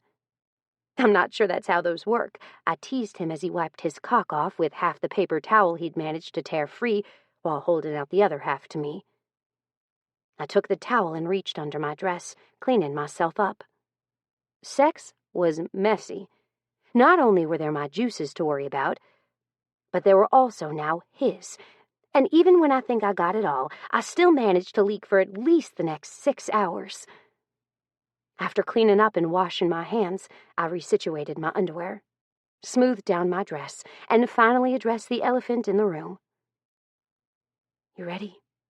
I whispered, looking at him standing behind me in the mirror. He nodded only once, and I had a feeling that was the only nod he was able to get out of himself. "Okay." I stepped away from the sink and gestured toward it. "You might want to wash me off your fingers." He snickered. "Yeah, I might want to do that." Once he was finished, I handed him a paper towel, dispensed the correct way, and reached for the door. I wasn't surprised to see that there was no one paying attention. The airport we were at was small. The only person that noticed us coming out was Brielle across the room, who didn't bother to hide her anger. I let my eyes flash over her and moved to the security person who was standing there looking bored. "You ready?" he asked me, placing his hand on my belly and pulling me into him. I leaned my head into his chest and nodded my head. "Ready when you are." "Funny," he said roughly. "I'm not nearly as ready as I should be." I shook my head and turned in his arms. He dropped his bag and curled both of his massive, strong arms around me, squeezing me so tight I squeaked. "Love you across Texas and back," he whispered against my hair. Then he was walking to security, handing the security officer his boarding pass, and walking through the big scanner that went a complete 360 around his body. The moment he reclaimed his bag, he turned and winked at me, blowing me a kiss. I reached down and caught it, pressing it against my mouth. He laughed and turned, never looking back. A large body came to stand beside me, and Bayou's voice was low and deep as he said, "If you come stand at the top of the stairs, you can see him and then watch his plane depart." I shook my head. I don't want him to see me cry. Bayou's arm went around my shoulder. "You're allowed to cry." I shook my head. "He doesn't need to see me crying. That's an asshole move." He laughed. "You're good for him, girl." I felt my throat tighten just a little bit farther. Bayou's approval meant a lot to me because he was a large part of Hoax's life. It was important that he liked me. Then we'll wait until his plane is called. Then we'll go up there. Deal? I nodded. Deal. By the time his plane was called for boarding, I'd semi-gotten myself under control. By the time we climbed the stairs and could see over the security desk to the large picture window that showed Hoax's plane, and Hoax the only one getting on it, I was back in near hysterics again. But Hoax could likely see me, and I didn't want him to know just how badly I didn't want him to go. I wouldn't take that from him. I wouldn't taint his job with my insecurities. I would be a big girl, and I would pull my big girl panties up and get myself under control. Then he sent me a text as he was walking into the plane, and I lost it. Hoax. Across Texas and back, pretty girl. Don't forget me. I typed out one word. Never. Chapter 14. Telling people your favorite part of your job is I sometimes get to shoot people isn't something you should start a conversation with. Email from Hoax to Prue. Hoax. I felt like I'd left a piece of my heart in Texas. "Look who it is," an amused voice drawled. "It's like a ghost." I flipped off Hammer, real name Jenkins, and kept walking. Rush and Shuff, another two from my team, met me at the door with huge bear hugs. It was one of my best friend's reactions, Carl, who did me in, though. "Holy damn God," Carl boomed, standing up so fast he knocked the chair he'd been sitting in over. "If it isn't Hoax in the flesh." Then I was hugged so goddamn hard that my ribs creaked. Hell, my arm that still ached at the end of the day even creaked, and he hadn't even touched it. I returned the hug with as much strength as I could and let him go. "You act like you didn't see me in all this time," I laughed. The boys had been down to Bear Bottom twice over my time off and had left about 2 days before I'd met Prue. "You have a woman," Carl said. "You haven't called, you haven't written. I'm not even sure we have anything to fight for any longer." I rolled my eyes and shoved him aside, walking into the room that we'd call our home for the next however long it took. Hopefully less than it was looking like. We'd been the second team to visit this lovely establishment, and hopefully the last. The first team, 3 of their guys had been made, and instead of continuing to fuck up or kill someone, they'd been reassigned, and we'd taken their place. The boys had been there a week gathering information, and I'd arrived just in time to start planning. Hopefully it'd be done fast and I could go home. But, like always, another job would come up, and I'd just have to leave again. I hadn't explained my job particulars to Prue, and I was hoping I never had to. I had a feeling she knew more than she let on, because each time our conversations were steered toward my job, she'd change the subject. I hoped that her father had given her some insight as well, because I'd never tell her the truth. Not because I didn't want to, but because I couldn't. I could, of course, give her a few details, but a few details always turned into too much, and I didn't want to burden her with any unnecessary worries either. "Yo, Earth to loser!" I flicked my gaze up to Carl and raised my brow. "What?" "I asked if you asked her to marry you yet." He repeated his earlier question. I grinned. "Not yet." "So there is going to come a time that I have a sister?" he teased. "You already have a sister," I pointed out. "Yeah," he agreed, "but she's a bitch, and I don't claim her." I snorted. "Carl, your sister's a bitch to you because you never cease in terrorizing her. Isn't that a brother's sacred duty?" he asked. I shrugged. "Maybe, I don't know. I don't have any brothers or sisters, so I wouldn't know." "You can have mine," Carl said. "And then you can let me know if you think me telling her that her ass is fat was fair as I got on the plane last week." I snorted. "I'm not sure that it's ever nice to say a woman's ass is fat, whether it is, in fact, fat or not." He shrugged. "Oops. Boys, let's stop talking about fat asses and get on to what we came here to do," Treat suggested. Treat, also known as Trinity to everyone that wasn't us, was our commanding officer, and the man that led us into hellacious places and found us a way back out again. I'd trust him with my life, and he'd proven that he'd take care of it. All right, here's what we got. That night, as I lay on my cot sweating my balls off, I sent Prue a message through the messenger app I'd downloaded. Hoax Smith. I made it. Prue immediately responded. Prue McKenzie. Your last name isn't Smith. I grinned and started typing. Prue McKenzie. I'm glad that I got to hear from you, but Smith is so generic. Couldn't you actually come up with something that's believable? I finished typing my message and sent it. Hoax Smith. I would have just put hoax, but Facebook wouldn't let me, so I made up a name on the fly. I thought it was good. Prue took 2 seconds to type out her reply and then responded. Prue McKenzie. I guess that's acceptable. Did you make a Facebook profile as well? I started to type a reply but stopped when I saw the picture she sent next. I grinned. Hoax Smith. No, I didn't create a profile. Why is Bacon in the bathtub with you? Prue McKenzie. I didn't invite him in here with me, if that's what you're asking. I actually meant to lock him out, but obviously I didn't make sure the door was closed all the way. Hoax Smith. You can take a bath with him anytime. The only male I'll allow to share your bath water.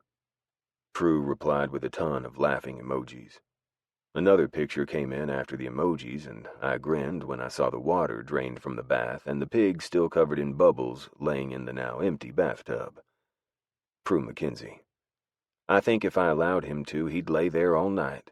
Did you know that pigs, when wet, are slippery? When I tried to pull him out, he wiggled and flopped like a fish out of water. I decided he can stay there and freeze. I grinned and I replied. Hoax Smith. He'd come out from me if I was there. Her pig loved me. Then again, all of her animals loved me. Prue McKenzie. But you're not here. Sad face emoji. I felt my stomach sink. Hoax Smith. That was an asshole thing to say, wasn't it? I'm sorry. Prue McKenzie. No, it was thoughtful. I know that you didn't mean it maliciously. Are you all set up? Is there anything you need? Jokingly, I typed out my next reply. Hoax Smith. A fan. Jesus, it's hot as balls here.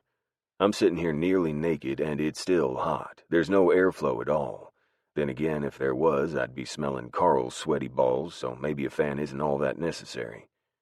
Then again, I don't have anywhere to plug it in if I want to charge my phone. Decisions. She immediately replied. Prue McKenzie. I'll see what I can think up. But I got a call from our union president today just after we dropped you off. They've settled with the hospital, and we all return to work tomorrow, so I need to go to bed since it's bordering on 3 a.m. here. I frowned. I wasn't sure that I was happy that they'd settled. I figured it'd take longer seeing as Kelly was a douchebag to the nth degree. Hoax Smith. Stay safe. Pay attention to your surroundings. And call your dad or any of the boys there, and they'll be there in a heartbeat. Don't let Kelly get away with anything. Prue replied with an emoji-type thing that looked like her. It was of her flying through the air, her fictitious curls flying behind her like a cape, as she karate-kicked a watermelon. Prue McKenzie. I'm a fierce bitch. He won't hurt me. Smiling, I typed out a quick reply. Hoax Smith. And that's why I love you. You're fierce as fuck. Prue sent back a blue heart. Prue McKenzie. You make me happy. I love you too. Good night. Make sure to keep those balls safe. I'm fond of them. I replied with a 10-4 and closed the app. You're so fucking screwed, Carl said. Yeah, I agreed. But I'm screwed and happy. There's a difference. The first care package came in the mail a week later. How she knew where to send it, I didn't know, but I had a feeling it had a lot to do with her father. In it was a lot of things. Beef jerky, a couple of small bottles of Dr. Pepper. Then there was the teeny tiny fan that plugged into the port of your phone that you usually used to charge it. I immediately plugged it in and sighed at the cool breeze. That's badass. Tell her to send us some, Carl ordered. I gestured to my phone and said, "Take a picture so that I can send it to her." "You do realize we're in the middle of a meeting, yes?" Treat asked. I picked up a small packet of Twizzlers and tossed them at him. He caught it out of the air and ripped them open. "I suppose we can take 5 while you send your goddamn picture." Grinning, I did. Then we got back to work. Chapter 15. Waffles are just pancakes with abs. Text from Prue to Hoax. Prue. 6 weeks later. It had been 6 weeks, 3 days, and 22 hours since Hoax left.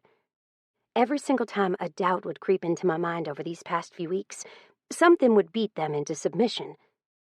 More often than not, since all I fucking ate was Chinese food for breakfast, lunch, and dinner, it was a fortune cookie. Today's fortune cookie that got my head on straight was actually the most accurate up to date. At the time, I hadn't realized that it was accurate. "You will be hungry again in an hour." Snickering, I snapped a picture of the fortune and sent it to Hoax over Messenger. He didn't reply back immediately, which he would have had he had time, so I put my phone back on the table and considered my options. I had 30 minutes left of my break. I could either A, sit right where I was and read, or I could B, go back to work. Kelly walked in, and immediately I realized that A was no longer an option. I would not sit there while he was there. Over the few weeks that I'd been back, Kelly had not been a pleasant man to be around. Every time we were near each other, he never missed an opportunity to let me know just how angry he was at me. He saw me the instant he entered, and that cruel, mean smile instantly fell into place on that ugly face. "Look what the cat dragged in," he drawled, his lip curling. My heart started to pound. The phone in my hand creaked slightly when I squeezed to try to control the reaction to him that would show on my face. I refrained from saying, "Look what the cat dragged in," was usually used for the person that had just walked in, not the person that was in the room that you just entered. Honestly, it had fit him more than it had fit me, seeing as he was the one that had previously walked in.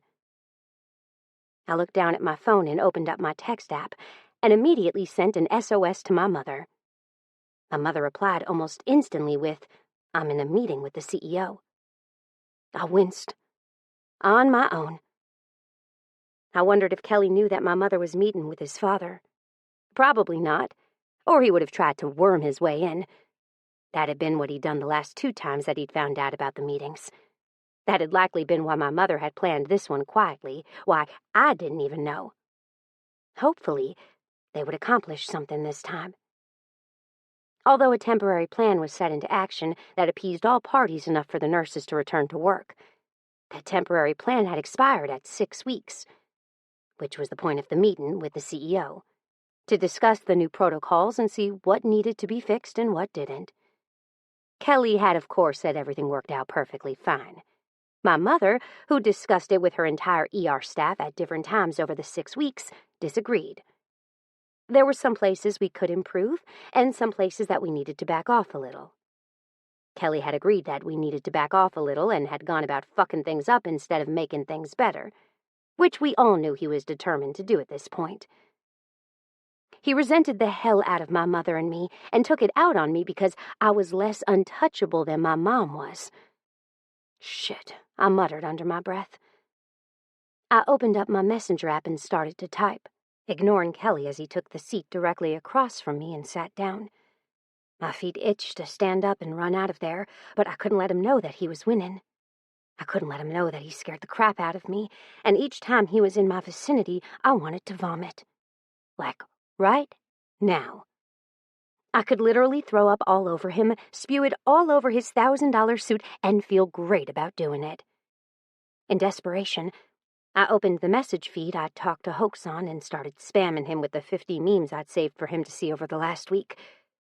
I was sending him number 32, literally, when Kelly spoke again. "I haven't seen your sister lately," Kelly teased. I shrugged. She graduated and got a new job. I knew he'd ask where. I couldn't wait to tell him. His face would turn into a mask of disgust, and then he'd think that job was inferior, even though it wasn't. Anything that wasn't his job was inferior, truthfully. Even what I did was considered somehow less, though I always wanted to point out that at least I went to school, graduated, and found my job on my own and wasn't handed it by my daddy. I'd heard that he worked at a bank previously and that he'd been fired for sexual misconduct, which I could see. Kelly was a creepy fucker. Slowly, I stood up and walked to the trash, tossing my reusable Tupperware straight in. I wouldn't be washing it today. The sink was directly behind him, and I would not put myself in that close of contact with him, practically giving him an opening to do something. Tupperware in the trash. I dropped my phone in the front pocket of my scrubs, ready to send another meme, and turned to grab the handle of the door. Only Kelly stood in front of me, blocking my path. I felt my heart launch straight into my throat. Hoax. Jesus fucking Christ, why is your phone on loud? Treat grumbled. I yawned loudly, not bothering to hide it from him or the rest of my team. I broke the button off yesterday, I told him. When I dropped it, it hit the corner of a rock and completely ripped it off, then cracked the screen, remember? That had sucked. I could no longer watch the screen without having a large spiderweb-like crack bisecting it. Prue had offered to send me another one, but it was my hope that we wouldn't be here much longer. 2 weeks tops, which was about how long it'd take if she sent it now. I was getting packages from her that she'd mailed 10 to 14 days ago. Not that I was complaining. The first package she'd sent, getting here within a week of my arrival, had come via one-day mail. I was honestly afraid to ask her how much it had cost her. But I'd asked her not to do that anymore, because I knew that sending packages wasn't cheap, especially over here. Motherfucker, Treat slammed his hand down. Answer her. Tell her to give you another hour, and then y'all can text all the fuck you want. Take 10. With that, he walked out of the building. He already had a smoke to his lips by the time he breached the tent flap. I wiped sweat from my face and looked at my phone, grinning when I saw all the memes. Jesus, Carl said as he leaned back in his chair. You're really into this chick. I shrugged. So what? Just never seen you smile like that before, he muttered. The men around me grunted as they got up and left, following Treat to either take a smoke or use the bathroom while they got the chance. We'd been in this particular meeting for 4 hours, and this was the first time he'd given us a break. Honestly, I'd stopped paying as much attention after hour 2. We were going over surveillance of our target, and so far we hadn't found a damn thing on the men. Unlike the last team, we were unable to get any insider information from any planted sources since they were so on guard due to the last team's fuck-up, meaning we were having to do this the long, hard way. The way that was taking about 6 weeks longer than it should have. The messages from Prue were coming in steady until suddenly they just stopped. Finally, I scrolled up to the top and started to read them, periodically showing one to Carl, who laughed right along with me. I was about 10 memes in when I got the call. I frowned, never having seen or heard that particular sound before, and I saw that it was Prue Mackenzie calling. Having a feeling it was a complete accident, but not caring in the least since we had 8 more minutes and I wanted to talk to her, I hit accept call and waited to see what it would do. It connected, and my phone screen turned to muffled black. Prue was in mid-sentence.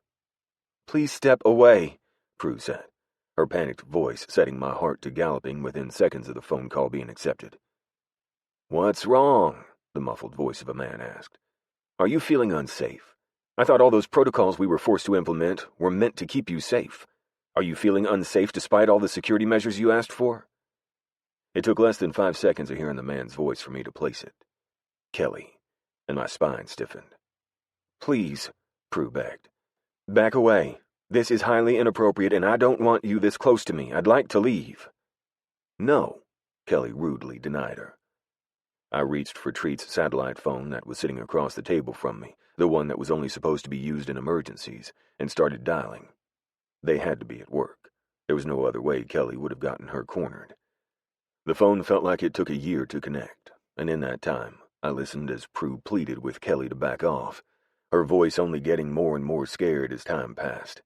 Someone picked up what felt like 10 years later, and I recognized Conley's voice almost immediately. ER, can I help you? Conley answered breezily.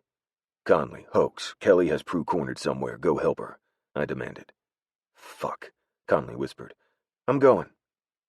Then the phone was placed down on the counter or something, because then I could hear people talking, some doctor about a patient, and not a dial tone. Carl held out his hand for the satellite phone, and I handed it to him, concentrating hard on the black screen that was driving me fucking insane. Kelly, Prue said, truly panicked now. Don't touch me. Back off. I felt bile rise into my esophagus and found myself standing without consciously thinking about it. What I thought I was going to do, I didn't know. Hell, the anger I was feeling right then could have fueled me all the way home. Oh, sorry about that, Kelly, I heard Conley say. What are you doing? Prue, are you okay? Prue here was just crying because of her boyfriend. Weren't you, Prue? Kelly asked teasingly. My fist clenched, and had Kelly been standing in front of me right then, I would have force-fed him my fist. Goddamn creep. I wanted to fucking fillet him alive. Oh, okay, I heard Conley say, like she didn't believe a word that was being said. Y'all have a good day now, Kelly murmured. Then I assumed he was gone because Prue burst into tears, which she never would do in front of that piece of shit, and Conley started talking to her soothingly. Then I heard dry heaving noises. What did he do? Conley asked, sounding much closer.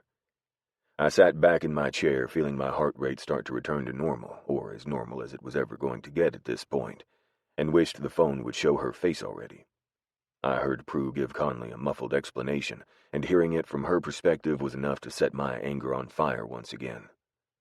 Prue, honey, Conley murmured. I think you must have called Hoax or something during that altercation, because he knew something was wrong with you. More retching noises, and then the phone was finally no longer black. I saw Prue's face in the next instant, and had I been in the vicinity of Kelly, I would have killed him. Straight up killed him. Seeing the tears on Prue's face, as well as her pale, clammy skin, had me seeing red. Are you okay, baby? I asked. She burst into tears once again. The men started to return one by one, and my stomach sank farther and farther as she continued to cry. It wasn't until Treat got back, and Carl gave him an explanation as to what the hell was going on, that I said I had to go. Prue, honey, I said softly, not caring in the least that the men were listening to my every word. I have to go back to work. She hastily wiped away the tears and her spine stiffened. I'm okay. We both knew that was a lie. Hell, I would have done anything to have her in my arms and to tell her that it'd be okay, that I'd rip that man apart with my bare hands. But we both knew that I couldn't. First of all, I wasn't there, and furthermore, Kelly probably wouldn't get more than a slap on the wrist. That wouldn't stop me from raising hell, though. No fucking sir. Thank you for the memes, I told her, knowing it'd get a smile out of her. Her face cleared even more, and if I couldn't see the bloodshot eyes, I might have believed that she was never hurt in the first place. Almost. Love you, she whispered. Then she was gone, hitting end on our video chat and breaking my heart in the process. I put the phone down on the table and buried my face in my hands. Carl was still explaining as I finally got my shit together and allowed myself to think about where the last 5 minutes had taken me. One thing was for certain. I may not fucking be there, but I knew someone that was. Prue. I made it to the front door, shift finally over, and wished with everything I had that Hoax was there to walk with me to my car. Or Mr. M. God, I missed Mr. M. I'd seen his wife 2 days ago at the supermarket buying her groceries, and my heart had broken all over again for her. Shoulders slumped more than normal, and my stomach still not back up to par after the events from earlier in the day. I made my way outside, phone in one hand and keys in the other. I made it 4 steps outside before I saw them. Motorcycles. Everywhere. At first it was my dad that caught my attention. Then it was Bayou, followed by my Uncle James. And since my mother was still in her meeting, 3 hours later, I knew that they were here for me. Hoax had called in the cavalry, making sure that they'd be here so I wouldn't be alone. I felt tears gathering once again and pulled my phone up to send a message to Hoax, telling him how much I loved him before walking toward them. Bayou was the first person that I passed, and without much thought to what I was doing, I threw myself into his arms. He stiffened for all of a half a second, then wrapped those big arms around me. "You okay?" he asked. I nodded against his cut. "I'm okay." "Good," he rumbled. When I finally let him go a few seconds later, he looked relieved. Not because he was no longer touching me, though, but because he believed me. I was okay. Now. Thanks to Hoax. He may not be here physically, but he still took care of me nonetheless. Chapter 16. You can't catch a pregnancy. You can catch shit, though. Text from Piper to Prue. Prue. 8 weeks later. There was no denying it anymore. None. "You're pregnant," Piper declared, staring at me with shock written all over her face. I was pregnant. There was no doubt about it any longer. Although I'd been denied it for quite some time, I wasn't a complete dumbass. Sure, I'd gone out of my way to avoid thinking about the elephant in the room or the baby in my belly, but it was getting to the point where I had to think about it. My pants no longer fit. My mother and father were giving me looks that clearly said they wanted an explanation. My little sister was flat out pointing out that I was pregnant around every turn, jokingly at first and seriously now. I'd already had to go up a pant size in my scrubs and had to switch over to the ones that were loose on the top instead of hugging my every curve. I hated those, but honestly, I wasn't ready to answer any questions just yet. The longer I could keep this a secret, the better. I just wanted Hoax to be the first to know. And I wanted him to find out in person. He assured me that they were only there for about 2 more months. Surely I could keep it a secret from everyone at work, as well as his motorcycle club that had simply forced their way into my life. Not that I didn't like them being there for me. "I mean, I know that BB was telling me that you were, but Jesus, you really are. You can tell." She shook her head. "When are you going to tell him?" Piper was currently in uniform, staring at me like I had an alien attached to my chest and not a baby belly. I'd answered her call while I'd been in the shower, so excited to hear from her that I'd hit the button that answered and accidentally turned on FaceTime. Apparently I was good at calling people and showing them my secrets, because I most certainly wouldn't have chosen for Hoax to know that Kelly had done what he'd done. I would have kept that secret until he'd come home. Because I really hated that he felt guilty for being there and not here when I needed him. "I'm going to tell him when the time is right," I told her, shrugging. I was going to wait until he came home, but then I got a call from him today. He said that he might be there a little longer than expected because of something happening that shouldn't. I don't know. I'm not sure what to do. "Make a doctor appointment," she suggested. I nodded. I did. It's in 3 weeks. I had no idea how hard it was to get into an obstetrician. That was their earliest appointment, and I made that 3 weeks ago. Piper shook her head. "You could come up here, and I could work you into our schedule." I snorted. "Yes, I'll just get right on that. Germany's how far away? 20-hour flight?" Piper shrugged. "I'll let you know in 2 weeks." I blinked. "What?" Piper's grin grew. "I have leave. I'm coming home for 2 weeks." I hadn't seen my sister in a very long time, much longer than I was used to. "What?" I screeched. 2 weeks, she repeated. "My leave was approved today, which was why I was calling. Can you pick me up at the airport?" My grin was so wide that I couldn't contain myself. "Yes!" That was about the time that the shampoo that I still hadn't washed out of my hair started to fall into my eyes. I stepped back in the shower, put the phone on the shower caddy, and rinsed the soap out of my eyes. Yes, fuck me. We both froze. "Let me guess, you're watching porn now in the bird's presence?" Piper asked, mirth sparkling in her eyes. I slicked my hair back and glanced over at the bird that was sitting on the toilet seat. I tried to shoo him out before I'd taken my shower, but he'd refused to leave. I'd counted it as a win since I'd managed to close the door before Doohickey or Bacon made their way inside. "I wasn't watching porn," I muttered, reaching for the conditioner. Stop staring at my boobs. You have the phone in the shower with you, and your nipples look huge and dark. What else am I supposed to stare at? She asked. Those really should have been the first things that were like a big, oh shit, I'm pregnant to you. I ignored her and turned the phone slightly so she only saw me from the throat up. She sat back in a chair, and I saw the sparse room around her. Are you not going to decorate your space or anything? She glanced around her. No, what's the point? I'm just waiting here in limbo until they move me off base. That should be within the next couple of months, they said. Then I'll actually be able to cook something other than a microwave dinner. I was about to reply when my phone made a weird sound, and an icon saying, "Hoax is calling," had me squealing. After explaining what was going on, I promised to call Piper back and quickly ended her call and navigated my way into Messenger. After accidentally realizing that you could video call through Messenger, we'd done it twice since then. Pressing the button that connected me to him, I waited. It didn't take long for his beautiful face to fill up my screen. His beard was poofier, his hair longer, and his face was dirty. But he looked good. So good. Too good. I grinned.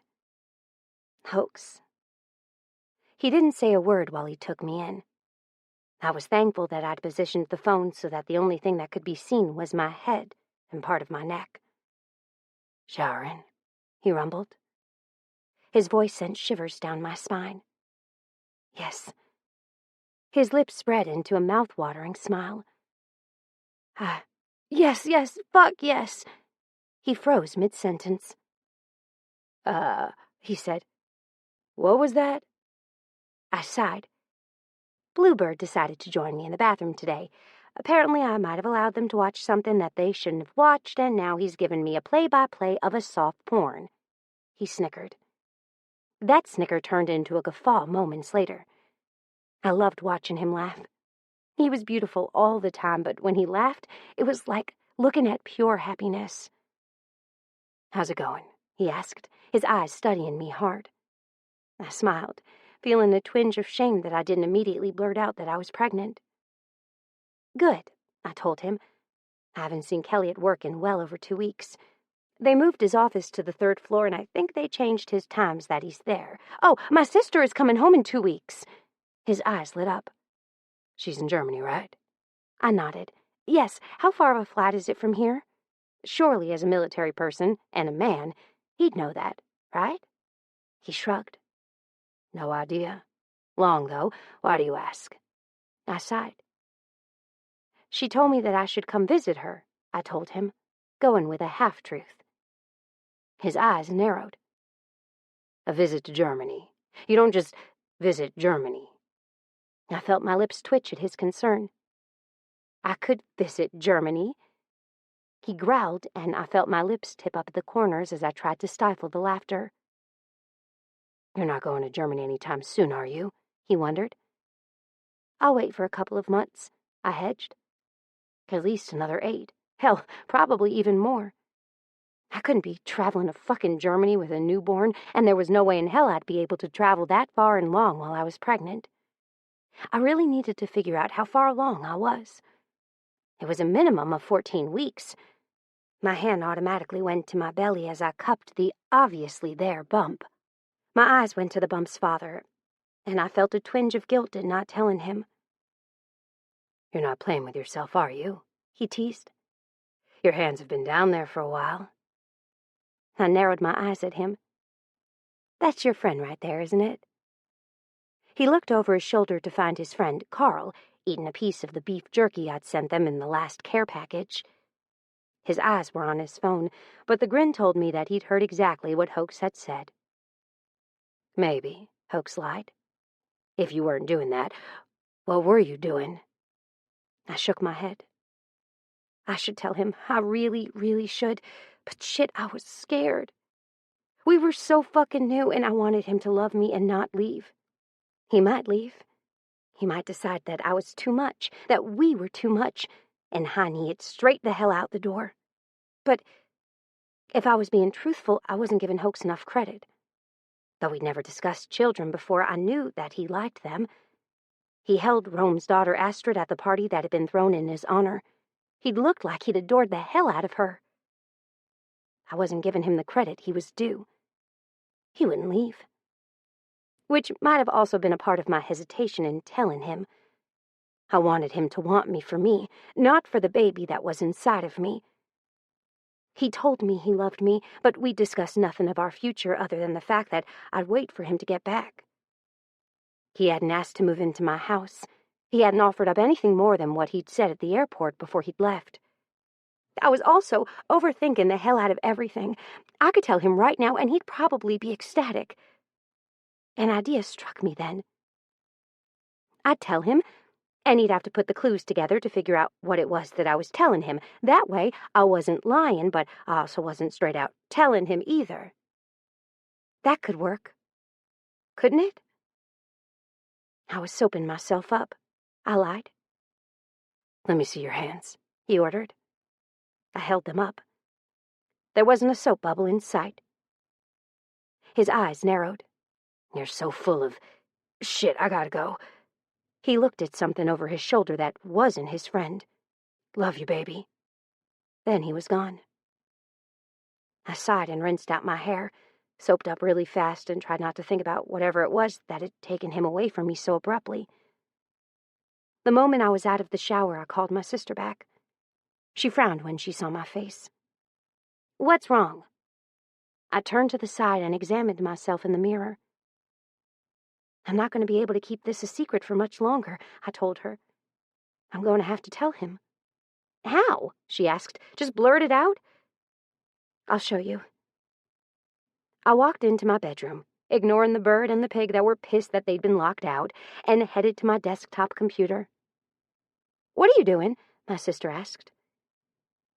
"I'm going to order some fortune cookies that have what I want them to say inside them. Then I'm going to send them to Hoax. And if he happens to guess, then I'll confirm my pregnancy with him. If he doesn't, then at least I kind of told him." She rolled her eyes.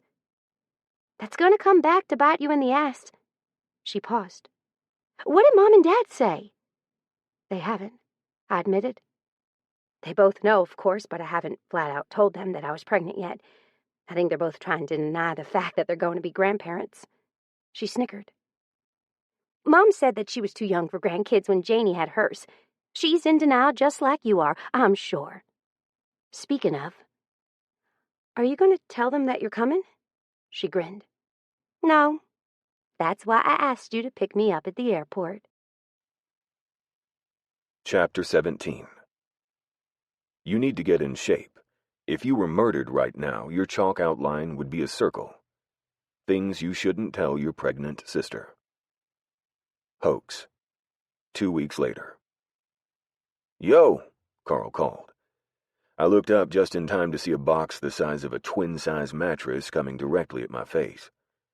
Okay, technically it wasn't really all that big, more the size of a shoebox, but it was still pretty big when it was coming directly at your head. I caught it and managed not to get hit, but barely. "Thanks," I said dryly. "Welcome." He sat down next to me. "What'd we get?" I laughed. In the 16 weeks that we'd been here, the men of my team had come to love Mail Day almost as much as I did. Prue sent each of the men a little something, learning their likes and dislikes almost as easily as she'd learned mine. I handed out the boxes as fast as I could, and each man ripped into them. "Why is my woman having to send us stuff when y'all have women at home?" I accused, looking at both Treat, who didn't give a single damn, and Carl. Carl shrugged. "My wife only sends me letters. They're sweet and all, but damn, I wish she'd send me some fucking food." I grunted in reply and pulled the box closer to me. The rest of the stuff was mine. Grinning, I reached for the fortune cookies first. Lately, I'd had one in each box. They were getting increasingly weird. Last time I'd gotten one, it said, "Soon to be 3 peas in our crazy pod." This week's was no different. And then there were 3, I read aloud. Boring. I tossed the fortune cookie into the box and reached for the sticks of beef jerky that she always sent that I only ever got 1 or 2 pieces of, if I wasn't fast enough. "What's up with those fortunes?" Carl mumbled around a mouthful of powdered donuts. I leaned back in my chair and popped the top on the hot Dr. Pepper. It wasn't cold, but goddamn, it was still good. "I have no fucking clue," I admitted. I'll have to ask her next time I talk to her if she started going to a different Chinese restaurant. Maybe we'll get to go home soon, and you can ask the Chinese place if they started buying from a new supplier. Treat popped a handful of M&Ms into his mouth. Fuck you, I grumbled. I was sitting down on my ass when we should be doing something, and honestly, there were about 5,000 things that I could think of to do instead of sitting here twiddling my thumbs. If we'd just get our shit together, we could get the fuck out of here, and I could go home to where I needed to be. Unfortunately, we were playing a hurry-up-and-wait game, and that game was one that couldn't be rushed, at least according to the commander. If surveillance comes back tonight indicating our target is in the area, we'll move on him, Treat said. I know y'all are getting restless, but hopefully the end is in sight. The end was in sight.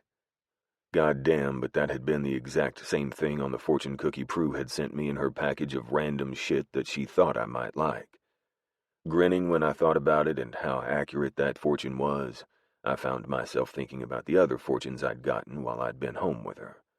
The first one, a short stranger will soon enter your life with many blessings to share. That one at least wasn't true, not unless a short stranger was indicating Prue, but I'd already met her at the time. The second fortune that I'd gotten, patience may not be your virtue, but you must learn to embrace it or you'll kill your friends.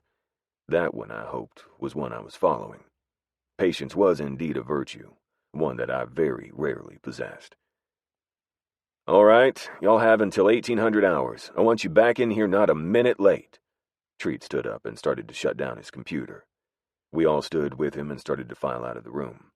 Unfortunately, I hadn't made it more than a step toward the door before Treat stopped me. Not you, Hoax. I have someone that wants to speak with you. I frowned. What? Someone that wants to speak with you, he repeated. That was what the call was about. Take a seat right there and I'll give him a call back. What I hadn't expected was for the call to actually be a video chat through Skype. What else I didn't expect? Prue's father's face to fill up the screen. Oh, and his next words definitely never saw those coming either. I have some information for you that you might find interesting. He paused.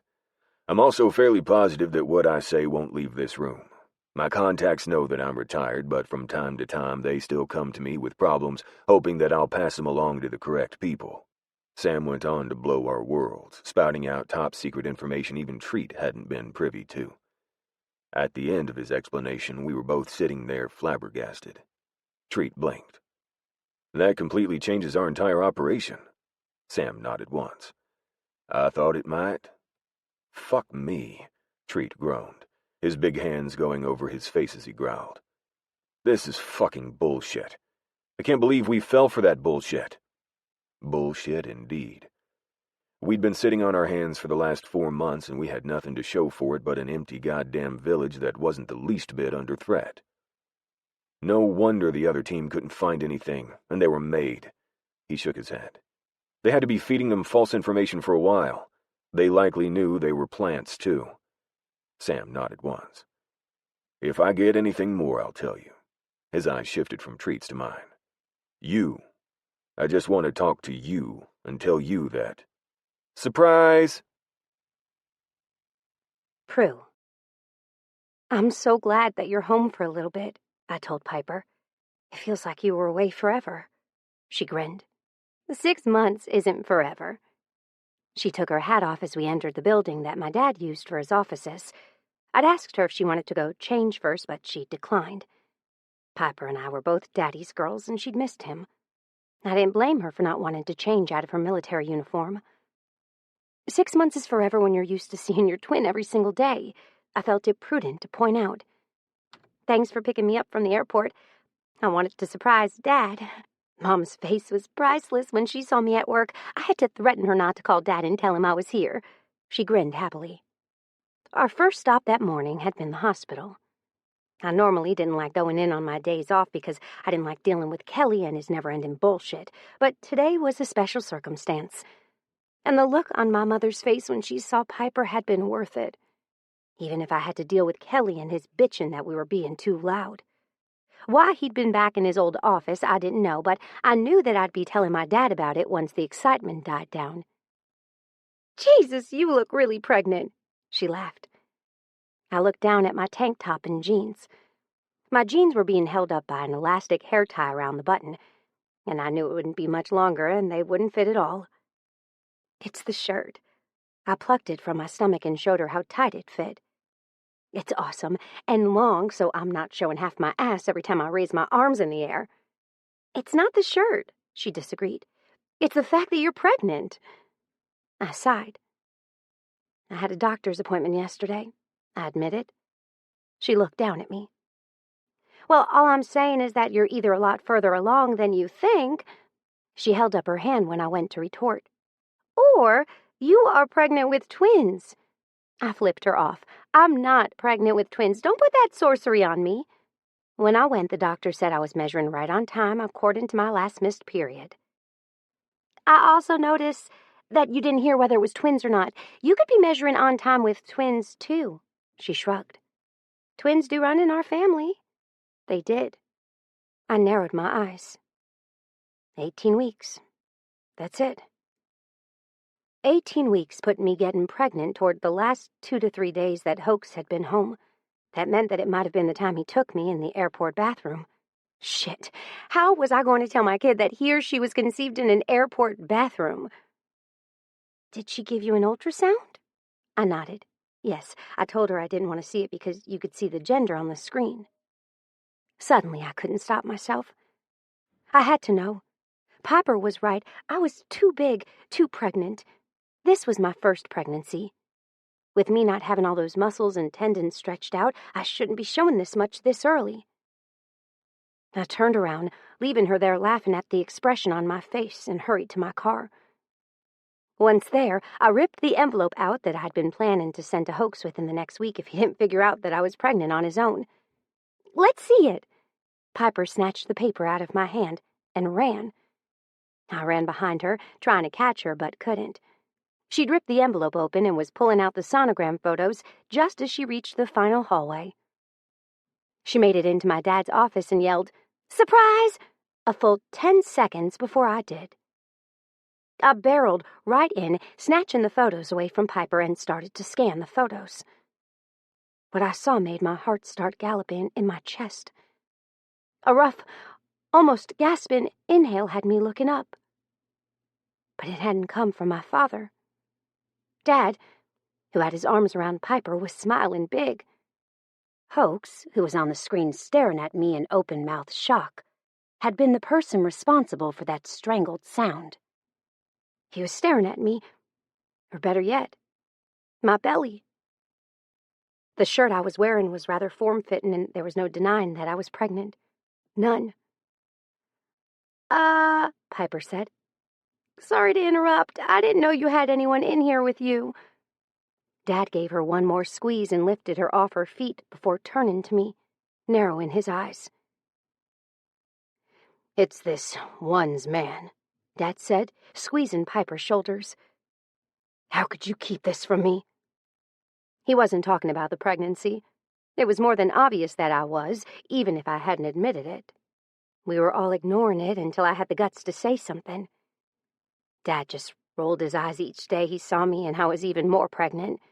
Mom gave me pointed looks and crossed her arms as if she was waiting for the big announcement. Well, they'd be waiting for a while. Or at least they would have had I not walked in on this particular meeting. Hoax's eyes were locked onto my stomach, and he was staring at me in horror. Surprise! Piper clapped her hands with excitement. It's twins! Dad choked. My sister laughed. Hoax paled further, if that were even possible at this point. Maybe it was the lighting of the screen. Piper, let's go, Dad said, hooking his arm around her waist and hauling her out of the office on his shoulder. Here, show him these. Piper shook the sonogram pictures at me. I walked over to where Dad had paused in the doorway and took them from her. When I looked back at the screen, the man that had been sitting in the background, Treat, I was thinking, was disappearing through a flap in the tent room they were in, leaving Hoax all alone. God, he looked good. Despite his paleness at the moment, he looked scrumptious. I wanted to jump him. If we were in the same room, I was fairly sure that I'd be crawling him like a tree. His beard was the longest I'd ever seen, and his eyes looked tired but beautiful. He was wearing some tan cargo pants, a tan shirt, a slightly paler shade than his pants, and a bandana around his head holding his hair back. His arms were bare, and I could see veins rolling and winding their way up his arm. A nurse's paradise. God, I just wanted to poke them, run my fingers along his arm just to see what they felt like. Prue. I looked up to his face and flushed guiltily. Yeah, I asked. My heart rate had sped up and my voice sounded husky even to my own ears. I looked down, and yep, nipples were hard. There was no way he was missing that. And he didn't. His mouth kicked up at one corner and he smirked at me. I felt my heart kick hard in my chest at that smile, my smile, he reserved only for me. Swallowing, I crossed my arms over my chest and leaned against my father's desk. What are you and my dad talking about? I tried to find something else to talk about that wouldn't lead to him yelling at me. His eyes went weird. How much do you know of what your dad does? I shrugged. How much do you know of what my dad does? I mean, I knew a lot. I just didn't know it all. I didn't need to know it all. Hoax opened his mouth and shut it. Looking, I was sure for a way to tell me something that wouldn't compromise him. How about I tell you what I know? I paused, and then you tell me what you know. He crossed his arms, mimicking my gesture. Go. I scrunched up my nose at him. You're Delta Force, or something equivalent, I started. He jerked, his eyes going wide in surprise. How did you know? I pointed at my face, indicating his beard with a jerk of my head in his direction. No Army person I know besides very few would be able to have a beard. You have no distinguishing tattoos other than one that's easily covered up. You don't talk about your job. No Facebook page, no pictures ever without a long-winded explanation about how I can't share the photos on any social media platform. You're very secretive. Hell, even my father had a hard time finding anything out on you at first. But Jack and Winter are wizards at their craft and know how to find stuff. Not that my father ever told me anything. He kept it all to himself. Everything that I've found so far is just conjecture on my part. You're right, he said, looking relieved. I'm Delta. I smiled. My dad has a lot of business dabblings that I stay way the heck away from. I'm not sure I want to know more than I already do. I was going to tell you. He flowed with the change of subject, just as I did. When? He asked. When you had the babies. He choked that last part out. Which is it? I brought up the sonogram pictures, feeling my heart pounding for a completely different reason now, and started to sift through them.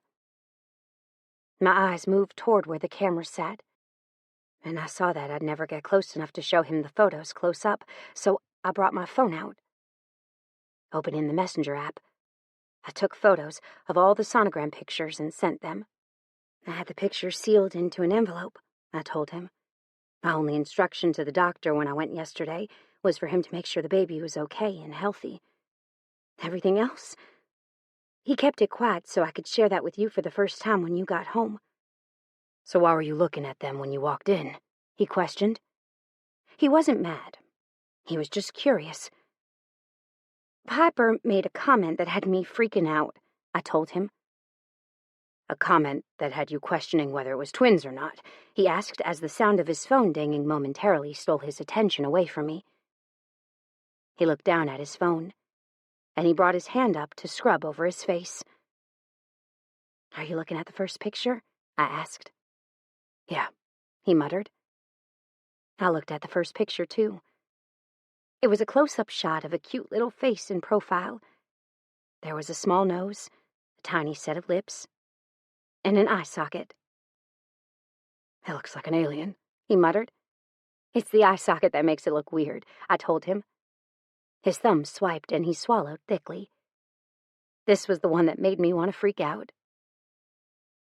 Fuck. Yeah, fuck. I have twins that run in my family, I told him something he already knew. Fuck. I was on birth control, I told him. He laughed. Shit. Do you only have cuss words rattling around in your brain right now? I questioned. His eyes flicked up to me. Yes. I rolled my eyes and studied my own photo. The picture was a zoomed-out shot of both babies. They were in the fetal position facing each other. Actually, they looked like they were cuddling. It was actually really cute. One had baby A above it and the other had baby B below it. How far along? He rasped. 18 weeks and 2 days as of this morning, I answered. You can see that on the photo at the top. It says 18W, 2D on it. He lifted his wrist and looked at his watch. So you roughly have, 22 more weeks? I nodded, then shook my head. Maybe not. Likely I'll have 20. A multiple pregnancy isn't something that usually goes full term, but it can. He looked like he was calculating it all up in his head. Possibly around Christmas? I nodded once. My due date is officially Christmas Eve. His eyes went pained for a few long seconds before he looked down. I watched his throat bob once. My parents died on Christmas Eve. I remembered him telling me that once. He didn't talk about them all that often, but when he did, I listened. The date was definitely significant.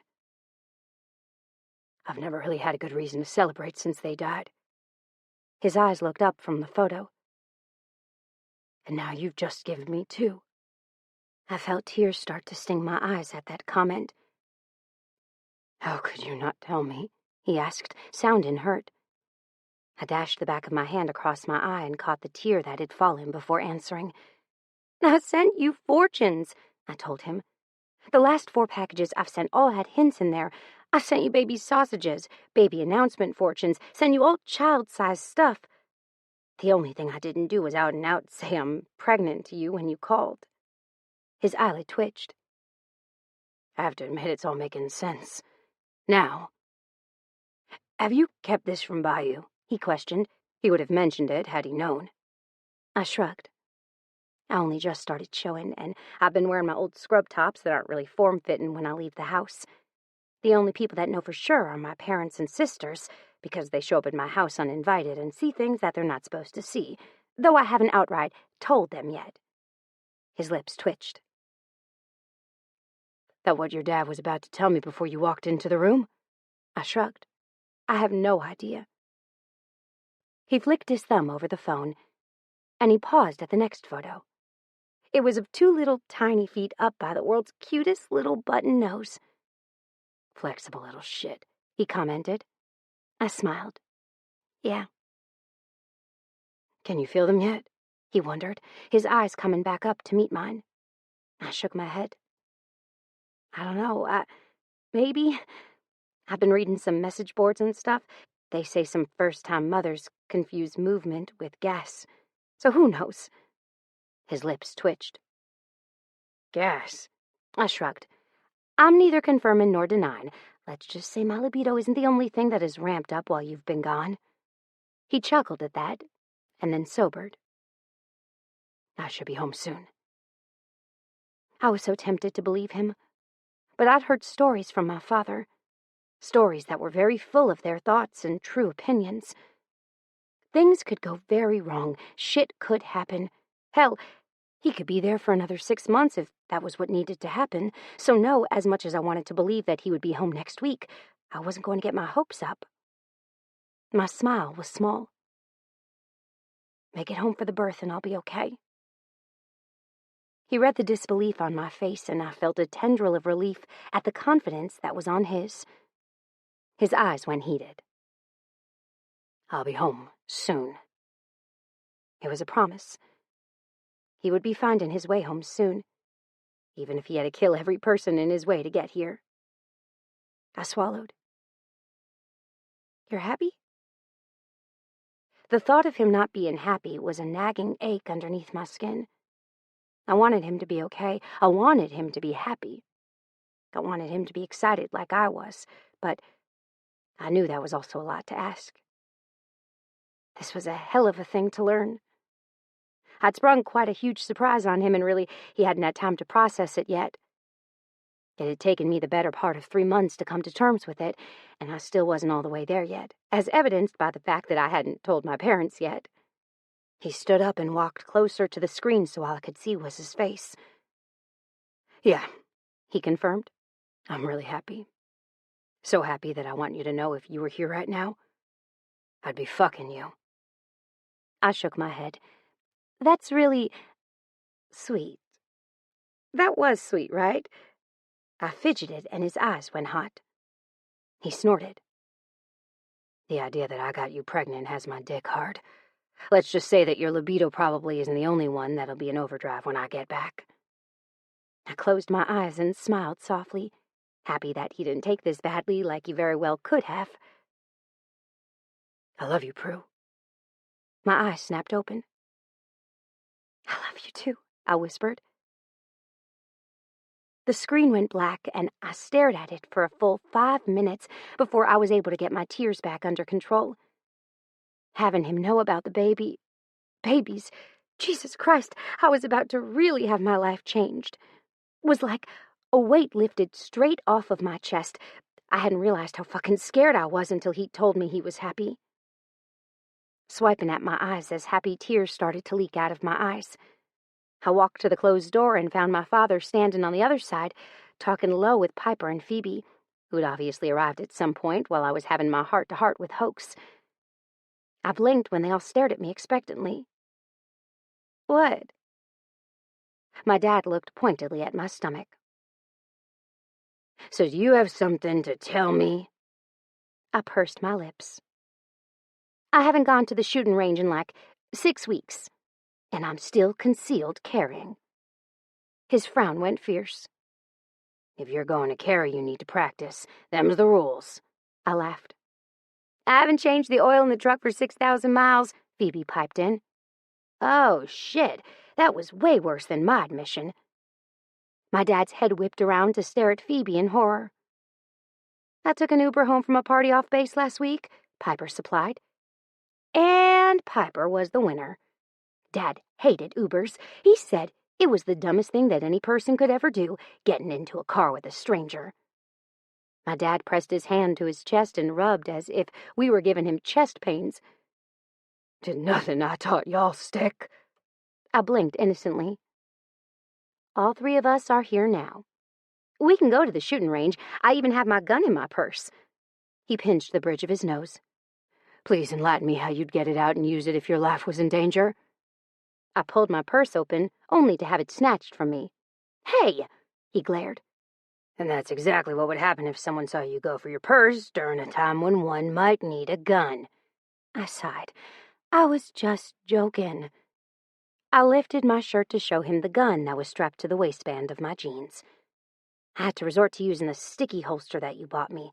I can't button my pants anymore since I'm pregnant." Dad snorted. "At least you're admitting it now, I guess." He handed my purse back to me and grinned. "Are you excited to be a grandpa?" Phoebe teased. My father winced. "I'm too young to be a grandfather." "I'm old enough to get pregnant, so I'm fairly sure that you're old enough to be a grandfather," I pointed out. "I'd rather not think about you being pregnant if that's okay," he said. "At least how you got that way anyway." I snickered. "What's wrong, Dad? You were the one to have the birds and the bees talk with us." Piper and Phoebe burst out laughing. My mother had talked with us about it herself, but my father felt it prudent to inform us if we ever made him a grandfather before he was ready, he'd kill us.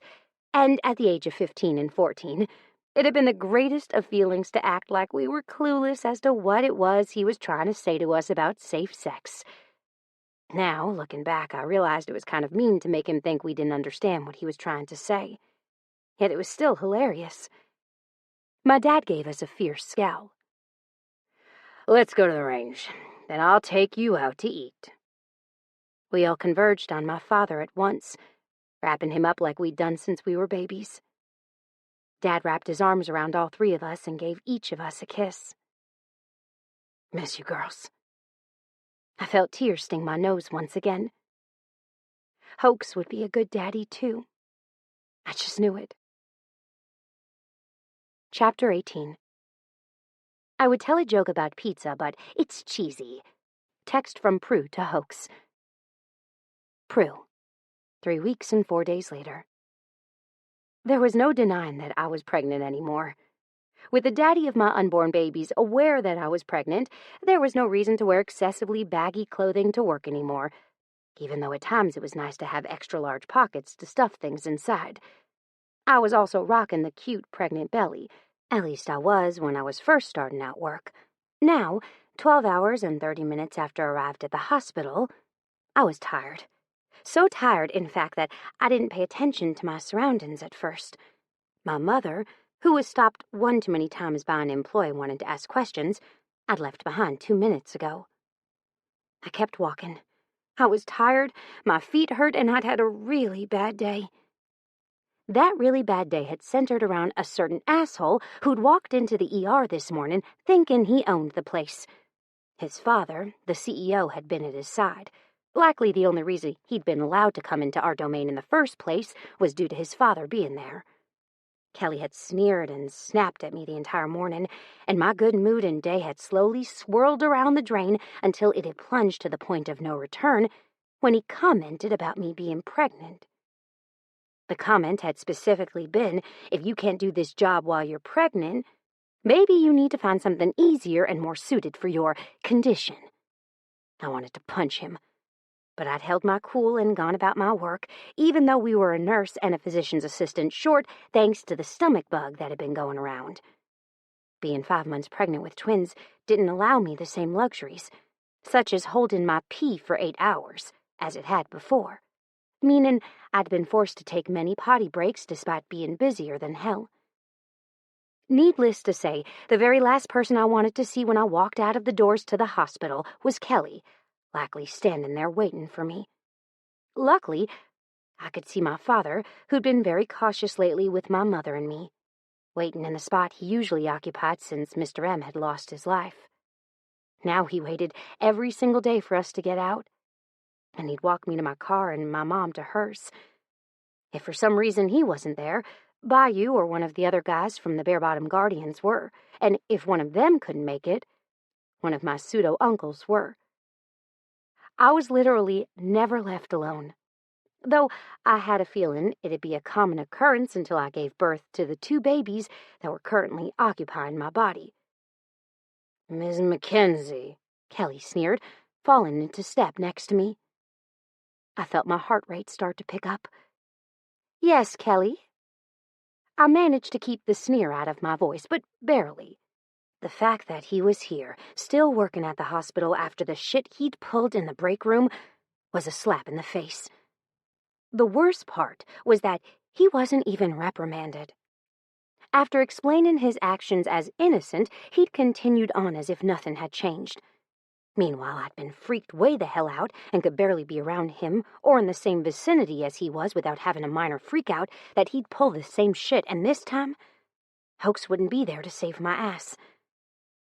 I was almost to my dad's bike when he spoke next, and I knew that he'd said what he said for my dad's benefit, enabling him to hear just so he could get a rise out of him. "I was wondering," he said, sounding proud of himself. "Are you planning on making that child legitimate, or are you going to let it be born a bastard?" I felt something inside of me chill at the man's words.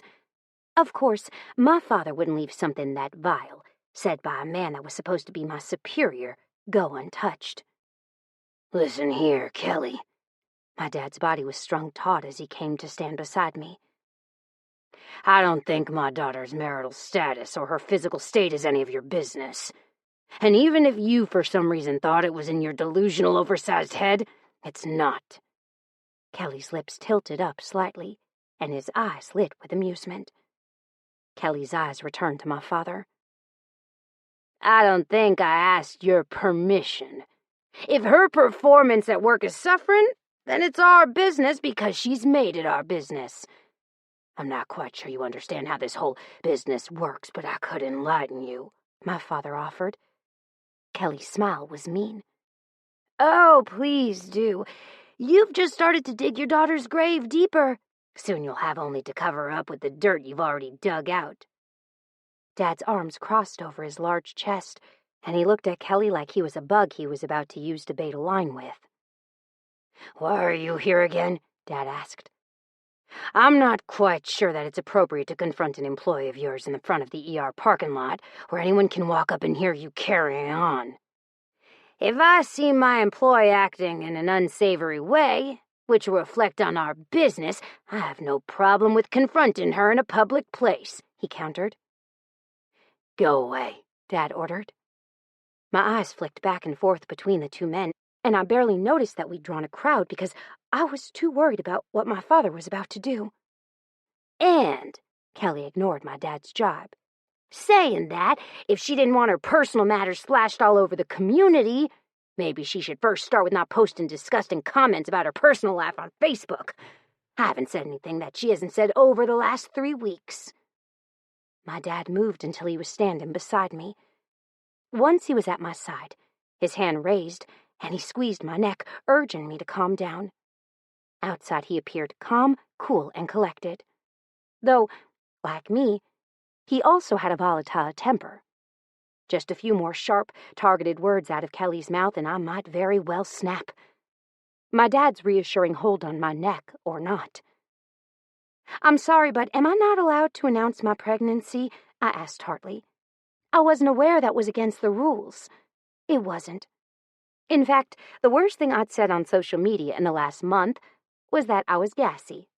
"I think," I heard a menacingly, tightly controlled voice say from behind me, "that you'll either back the fuck off of my girl, or I'll make you."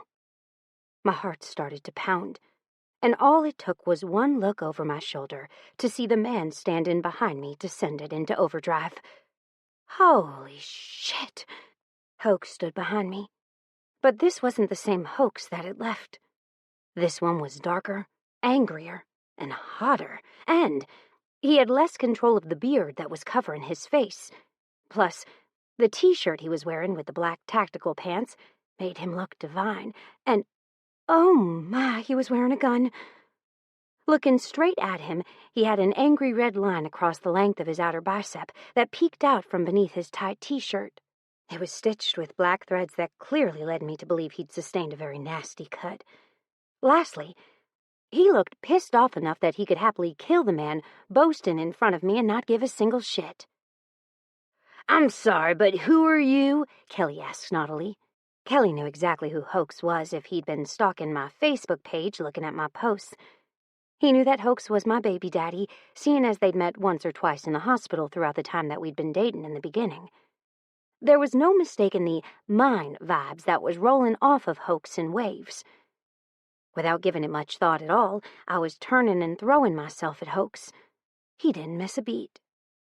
1 second he was 5 feet behind me, and the next he'd taken one giant step and caught me before I could gather up too much momentum. I buried my face in his chest, and then, blissfully, his arms closed around me, and everything was all of a sudden perfect again. His arm curved around my waist, pulling me in tighter than tight, and I took in a deep, gulping breath of air. He smelled like everything I never realized I missed, all manly and yummy.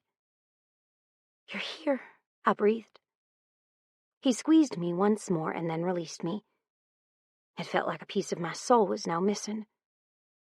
I whimpered at him letting me go and wished that he'd pull me back in, but then I realized that we were still standing in the middle of the parking lot, and the world hadn't stopped spinning while I'd been in Hoax's arms. Kelly was glaring at Hoax, and my dad was grinning.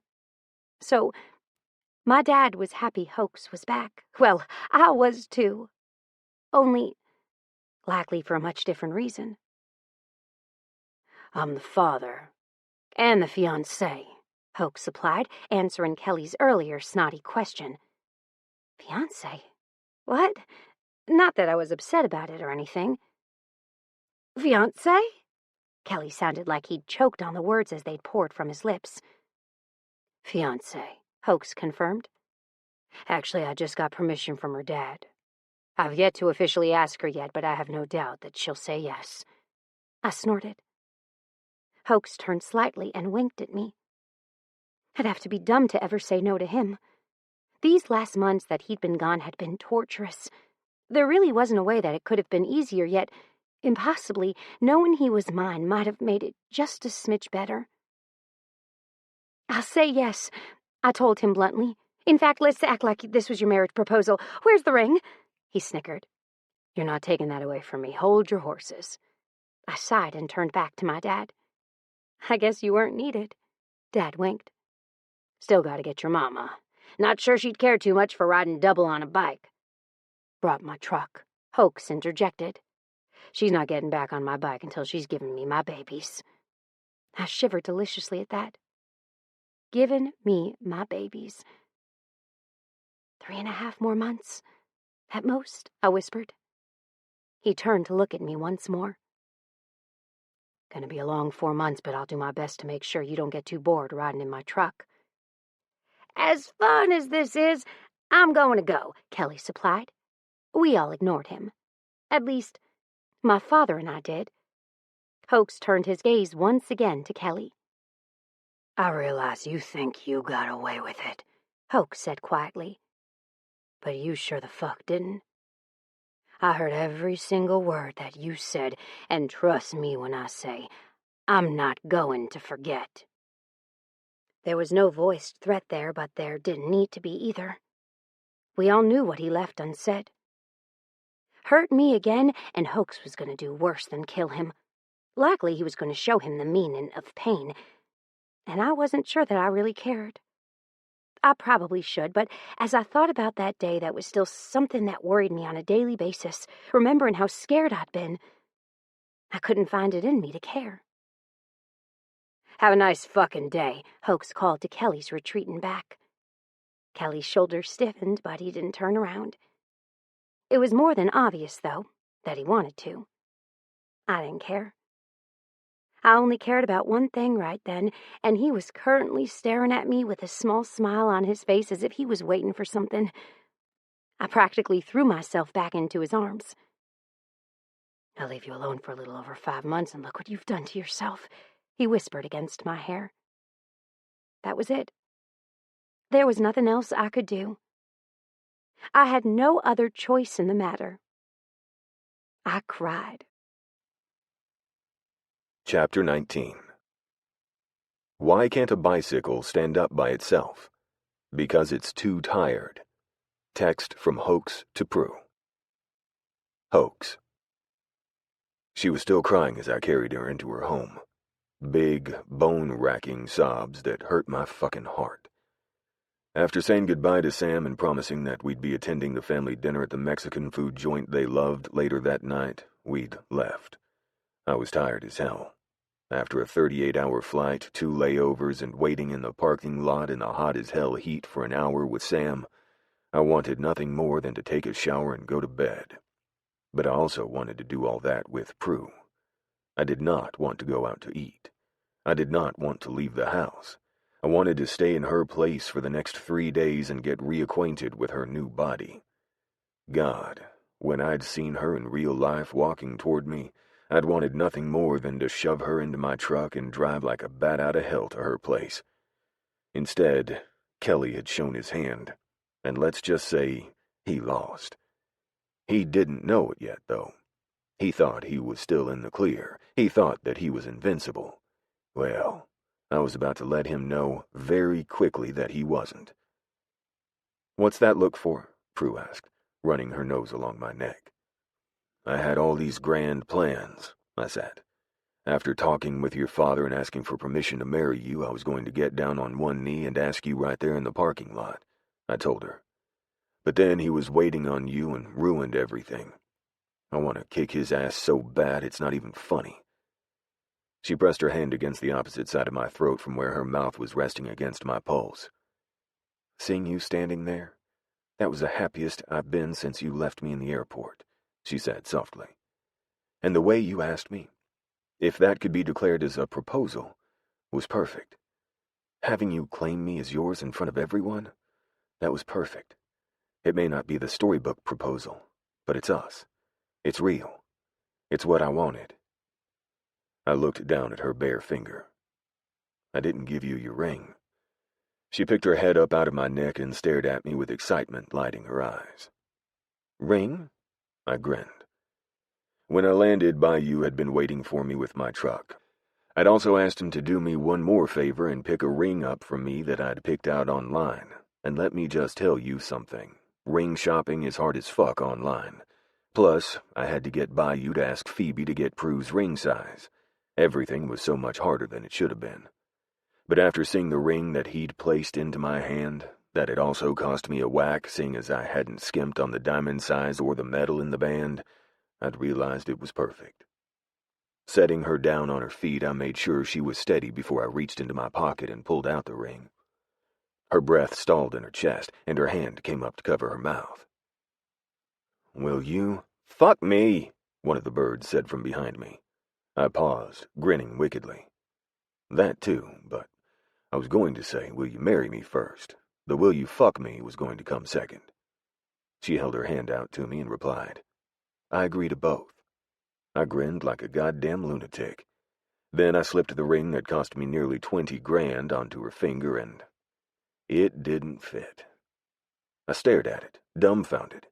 She started to laugh, taking the ring from me and working it on her finger until it was finally in place. "So I might or might not have put on 26 pounds since you last saw me," she mentioned.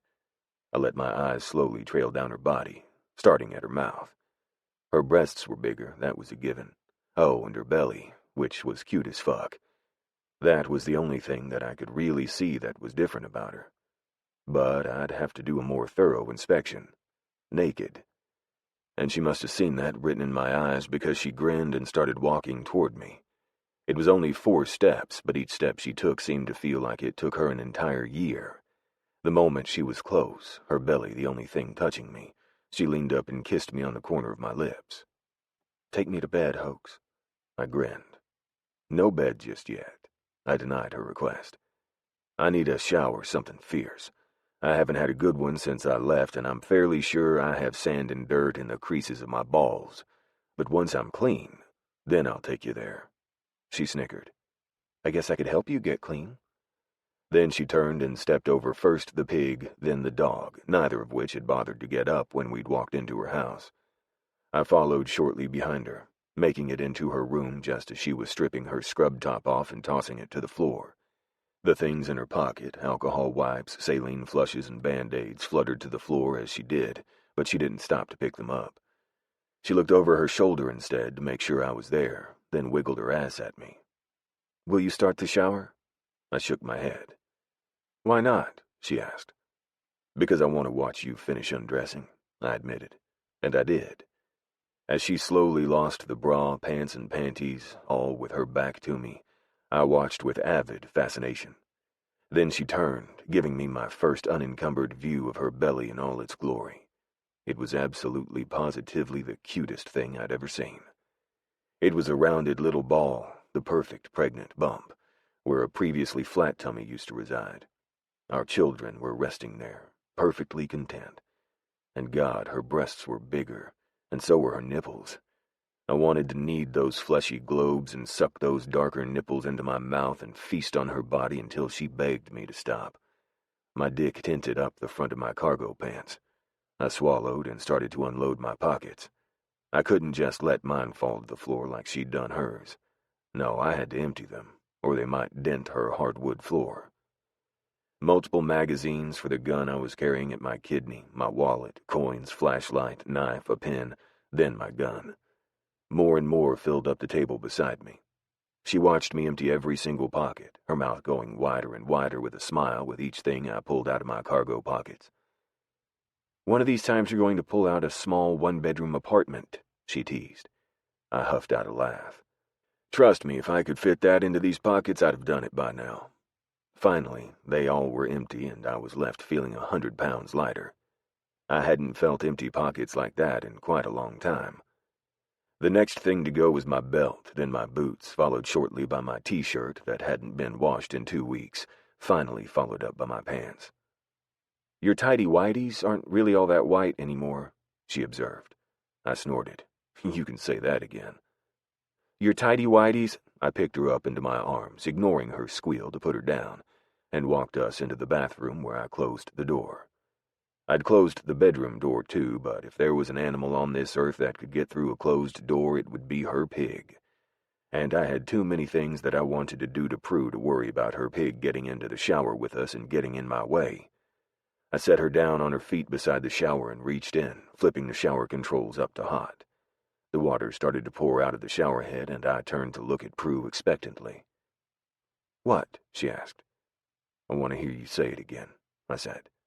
She looked confused. "Say what?" "That you'll be mine," I repeated. Her eyes softened, and the confused look slid off of her face. "Yes, I'll marry you." The confirmation for a second time was enough to make me breathe a little easier. "I was worried you'd say no," I admitted. "I was worried you'd think it was too fast." She held her hand out to test the water temperature. "Everything we did was fast," she said, gesturing to my underwear with a flick of her head. "Take those off and get in." I took the underwear off and got in, grinning at the look on her face when she got a look at my angry, hard cock. "Your balls don't look dirty." She licked her lips. I snorted and held out my hand, asking her silently to come inside. She took it and stepped over the lip of the shower, walking straight into my arms. "Trust me when I say I need to wash," I told her. She sighed and moved so that the spray was covering both of us instead of mainly her. I closed my eyes and sighed at the blissful heat. "I think the worst part of being over there is the shower situation," I murmured, loving the way it felt with her surrounding me and the heat of the water pouring over my back and shoulders. "Cold showers fucking suck." "You're trying to tell me not taking a hot shower was worse than not seeing me?" she teased. She knew exactly what I meant, and I liked that she teased me about it. But I gave her a serious answer nonetheless. "Not taking a hot shower is sucky," I expounded. "Not having you there to talk to hold, or to feel, that was debilitating. I felt like I lost a piece of my soul when I got onto that plane, and I'd only known you for a few weeks. What do you think it'll be like after we have our babies and we're married? It's going to ruin me." I'd thought long and hard about what I was going to do with the rest of my life, and I still hadn't quite figured out the best answer. I could quit and transition back into civilian life. I could get a job with the police department. It wouldn't be too hard. But I had a feeling that I would hate it. I'd despise not being able to do something that I loved to do, something that challenged me. Or I could stay in. I could continue with the Delta team, and I could continue being gone for months on end, never knowing when I would have to leave and when I'd be coming back. She looked at me, her eyes soft and knowing. "You're not getting out of Delta because of me or the babies," she told me bluntly. "You need to get out because you want to. Because it's your time to get out. Because that's where you see our life moving toward. If you're thinking on getting out because of me or the babies, don't. I survived the last few months without you, and I think I can do it again. Will it be tough? Sure. Will I like it? No. Will I live? Yes." I pulled her to me and sank my face into the soft curve of her neck. The position was awkward, being hunched over her, but the way she threw her arms around my neck made me want to stay there forever. After a few long moments of standing there, I pulled my head back up and dropped a kiss onto her mouth. A kiss that quickly went from chaste to erotic in about 2 seconds flat. It turns out that both of us were quite overexcited, and let's just say that she was lucky that she came in about 2 seconds flat, because I went in 4. Chapter 20. There are times I contemplate the cost-benefit ratio of shooting a man in cold blood. Text from Hoax to Prue. Hoax. Dropping her off the next morning was the last thing in the world I wanted to do. I wanted her to remain in my arms, snuggled under the most comfortable comforter ever, and stay there until our stomachs drove us from bed. And only then I wanted to order a pizza and only put pants on long enough for me to pay and grab the pizza before I returned to the bed. Being clean and in my woman's arms was literally the only thing that I'd thought about when I wasn't focusing on the mission. Now that I had it back, I didn't want to let it go. Unfortunately, she had to go to work. I also had a date with her dad. After our family dinner last night with her parents, uncles, multiple cousins, and grandfather, I'd gotten a summons from her father to meet him at his office once I'd dropped Prue off. "It'll be all right," she pressed into me, her belly and her mouth the only thing touching me. I pulled her in closer, loving the baby bump that pressed between us. I'd never really given much thought to being a father. I'd always assumed I would be at some point in time, but I hadn't really given much thought as to when I'd like this to happen. Seeing my teammates getting married slowly over the last few years and then starting to have children had really started to ease me into the idea of having that life for myself. So when I'd found out from Prue that I was going to be a father, I hadn't been nearly as freaked out as I would have been only a few years ago. Her smile was big as she pulled away from my embrace. "I really have to go," she sighed. "I don't want him to have a reason." We both knew who the him was, and I didn't like it one bit. I hated that she had to work with that man, and that would be the first thing I brought up with her father, because I knew damn well and good that he didn't like his wife nor his daughter working with that piece of shit. "It'll be okay," she whispered, her nose coming back to touch mine. "Be good today. Don't do anything I wouldn't do." I rolled my eyes and pulled her back in for one more devastating kiss, and then relinquished her to Conley, who was waiting by the front entrance for her. I waved at Conley, who waved back, and turned back to my truck. Instead of driving back home to get my bike, I chose to drive my truck straight to her dad's place. Taking the turn out of the parking lot and onto the main road that would lead me all the way out of town and to the compound-like place that Free called home, I'd just started to accelerate when a familiar car took the corner to the hospital's road on two wheels. I braked hard due to the fact that he'd creeped into my lane and he'd lost control of his turn, and got a close-up of Kelly flipping me off as he rushed by. I gritted my teeth and clenched the muscles in my jaw, counting to 10 before I started forward once again. I would not kill him. I would not kill him. I would not kill him. I kept repeating that mantra to myself as I drove, and was still saying it 10 minutes later when I pulled into Free. The gate was unlocked, and Jack waved me in and pointed to a building. I drove to the building and parked, feeling out of place amongst all the motorcycles. Wishing I had my bike, but glad that I didn't, since Kelly would have probably clobbered me to death this morning if I'd had it. I walked inside and stopped short when I saw all the people inside the building. If I'd taken more time to pay attention to the bikes, I would have realized that the motorcycles were familiar ones. Unfortunately, I hadn't paid any attention, meaning I was blindsided when not just the men of Free were in attendance, but so were the men of the Bare-Bottom Guardians. Oh, and Carl. I frowned. "What the fuck, Carl? Isn't your wife looking forward to having you home?"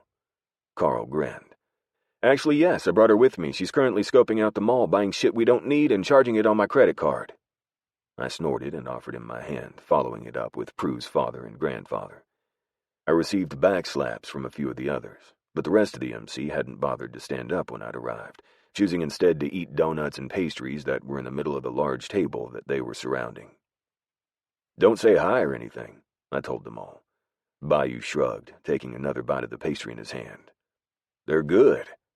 Grinning, I looked over to Sam. "I take it we're not letting this go any longer?" I asked hopefully. Sam grunted. "We're not letting this go any longer." Chapter 21.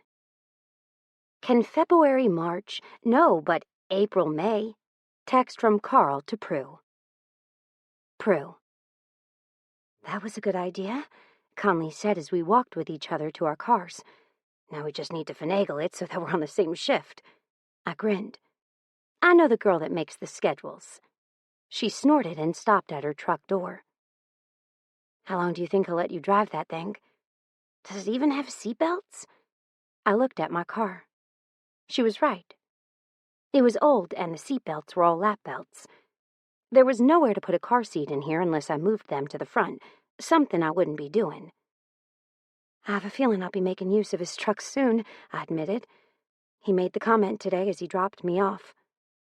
She dropped her backpack into the back seat and slammed the door shut, then opened her door and climbed halfway in. "I'll see you at the party tomorrow?" The party was a club party that was being thrown in honor of Hoax, making it back all in one piece. Honestly, I thought that the club wanted a reason to drink and be merry, and hoax was as good excuse as any. Yes, I agreed. I'll be there with bells on. She snickered. Be safe. I dropped down into my own car and started it up, getting my seatbelt situated and putting it in reverse. She backed out of her parking spot, and I followed her shortly after, taking a left where she took a right. Normally, I would have followed her all the way home, but today I was stopping by McDonald's to get a 10-piece nugget meal. I'd been dreaming about it since lunchtime, and I had to have it. And since Hoax had informed me that he'd already had something to eat at the house, I felt no such compunction in eating what the hell I wanted, even if it was horrible for me. Then again, if you couldn't eat what the hell you wanted when you were pregnant, when could you? I'd just taken the turn onto the side street that was nearly always deserted when I came to a halt. There was a man in the middle of the street, lying there, face down. He was in a business suit. I frowned, my hand automatically reaching for the door handle when common sense started to rear its head. Getting out in the middle of a dark, deserted street was not the best idea in the world, especially for a 120-pound pregnant woman. I reached for my phone and called 911. The operator answered, and I gave her a description of where I was and what was going on as I slowly crept down the street and past the man lying in the road. I didn't stop until I was 2 blocks down and could see him in my rearview mirror. "Do you see any injuries?" the operator asked. I shook my head, even though she couldn't see me.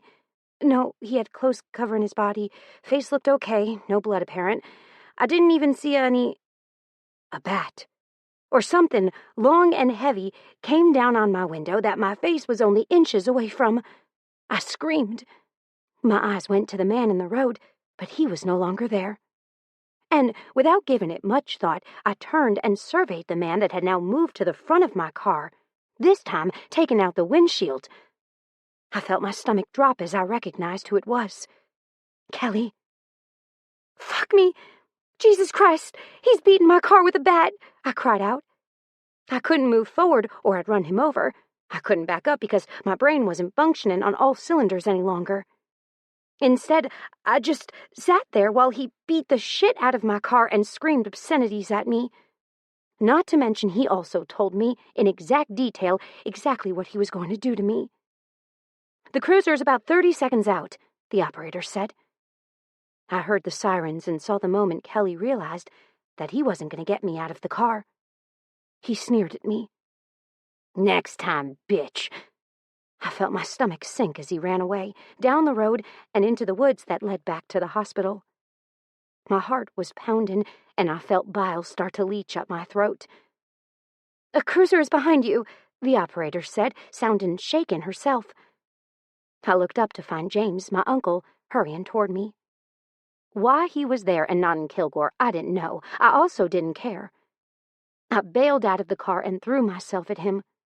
He caught me, wrapped his arms around me, and took me to his cruiser in the next heartbeat. "I heard the call over the radio," he said. "Are you okay?" I nodded, even though I was shaken like a leaf.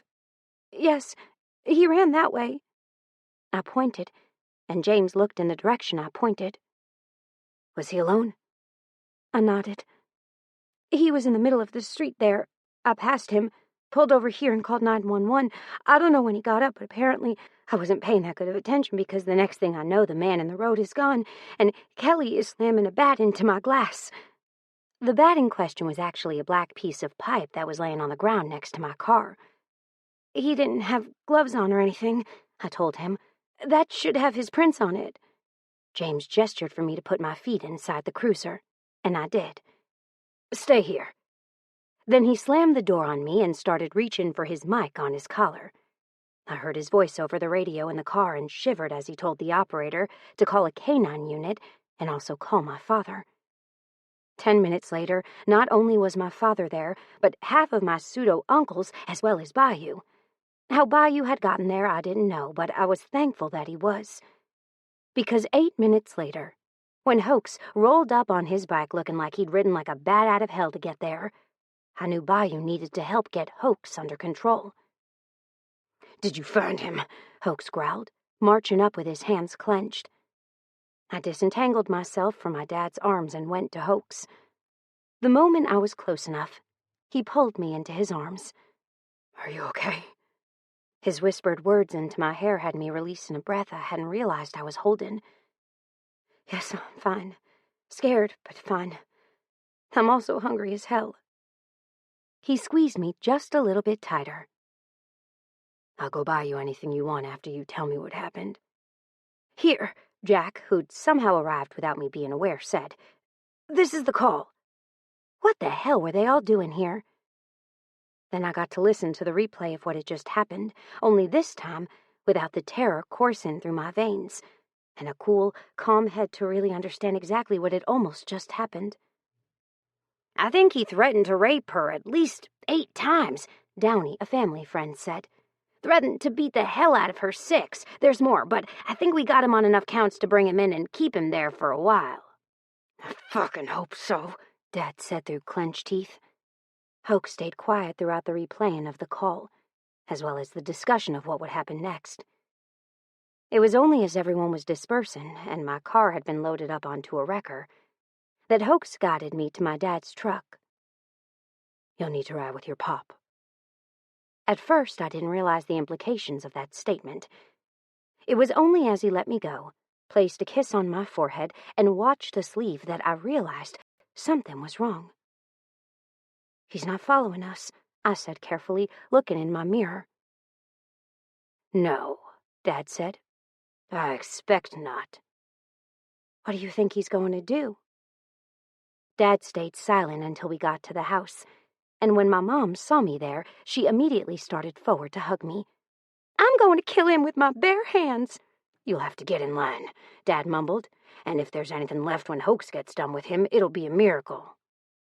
Mom ordered me to take a seat on the couch, and Dad followed me, making sure that I did as I was told. "You two hang out there and I'll get dinner. I don't have any chicken, but I made lasagna." My stomach growled at the mention of her lasagna. "That's good enough." She winked and walked to the kitchen. My father pulled me down and then threw his arms around my shoulders, pulling me in tight. "Why were James, Downey, and Jack there?" I whispered into his chest. "Area SWAT meeting," he murmured. "Bear Bottom hosted this month." That made sense. Now. Then, not so much. "I'm going to offer him a job," my father said, startling me. His chest rumbled underneath my cheek, and I shifted on the couch to look up at him in confusion. "What?" I asked. "When he's done doing the Delta thing and realizes what he has at home, and he will, I'm going to see if he wants to slowly start taking over the business." I blinked in surprise. "You're going to do what?" He chuckled. "I'm getting old, girl. I'm not the spring chicken that I was when I started this place, and I have grandbabies on the way. As much as I'd like to admit that I'm still capable of doing all the things I once did, I'm not. It's time for the next generation to start taking over." I shook my head. This program my father and his buddies had created was amazing. They helped abused women, and even a few men, establish new lives. They gave them the tools and the means to disappear, reappearing in a new place with a new face to live a different life as someone else, free from the abusive situations they'd escaped from. My father had built Free from the ground up. To hear him acknowledging that he was ready to step down struck a chord inside of me. It meant that he believed in Hoax, and he liked him. That he trusted him with something so utterly important meant that Hoax was always going to be in with him. "What convinced you that you could trust him with this?" I whispered. "I've been tossing the idea around for a while," he admitted. "Janie has started taking on a lot more duties than she used to. Kayla has slowly started taking over some as well. Their husbands have offered us quite a bit of help over the last year, and knowing that Hoax and Carl are looking for jobs, something that'll keep them closer to home and their lives, was just the conviction that I needed to make the call. But seeing him when he heard about you, that you were almost hurt, yeah, he absolutely lost his shit. That was all for you, too."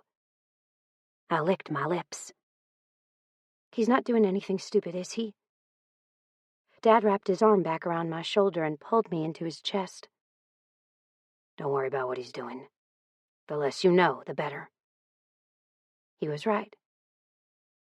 8 hours later, when I was called in to give my statement, as well as bail Hoax out of jail for the assault of Kelly, I was able to say that I truly had no idea what had been going on, which worked out because as Hoax walked toward me, I broke down into tears and ran toward him.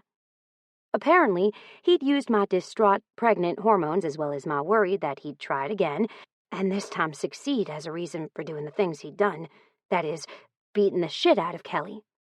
And I played directly into his hand. Hoax and I walked out of the police station hand in hand. The moment we arrived at my dad's truck that I'd borrowed, I came to a stop and glared.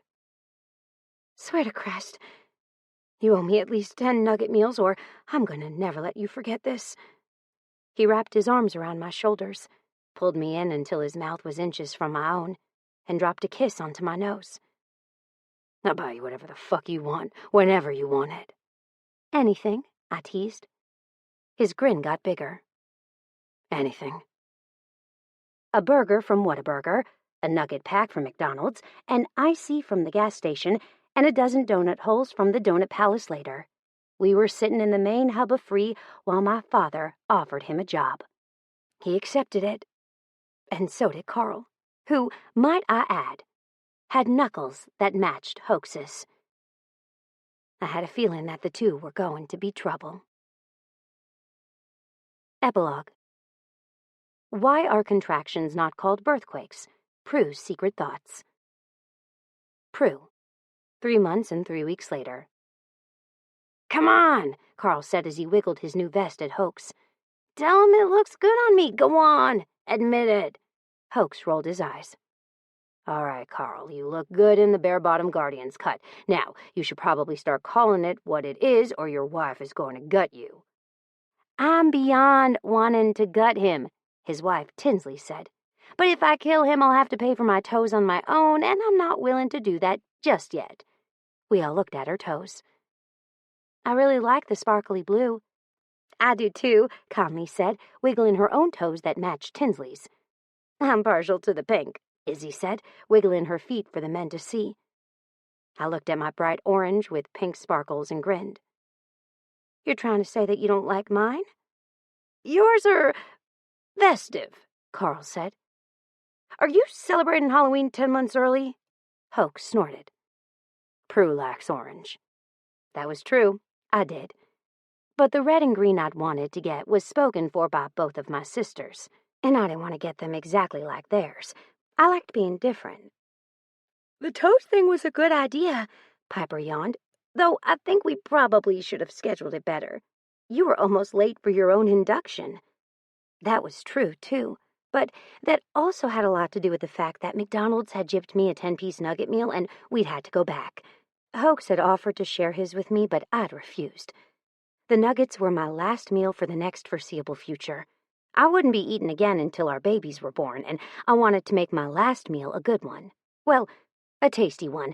Good wasn't really the correct word. I wasn't late. I was on time, I told her. Nobody said I had to be 15 minutes early to an induction. Honestly, I was scared.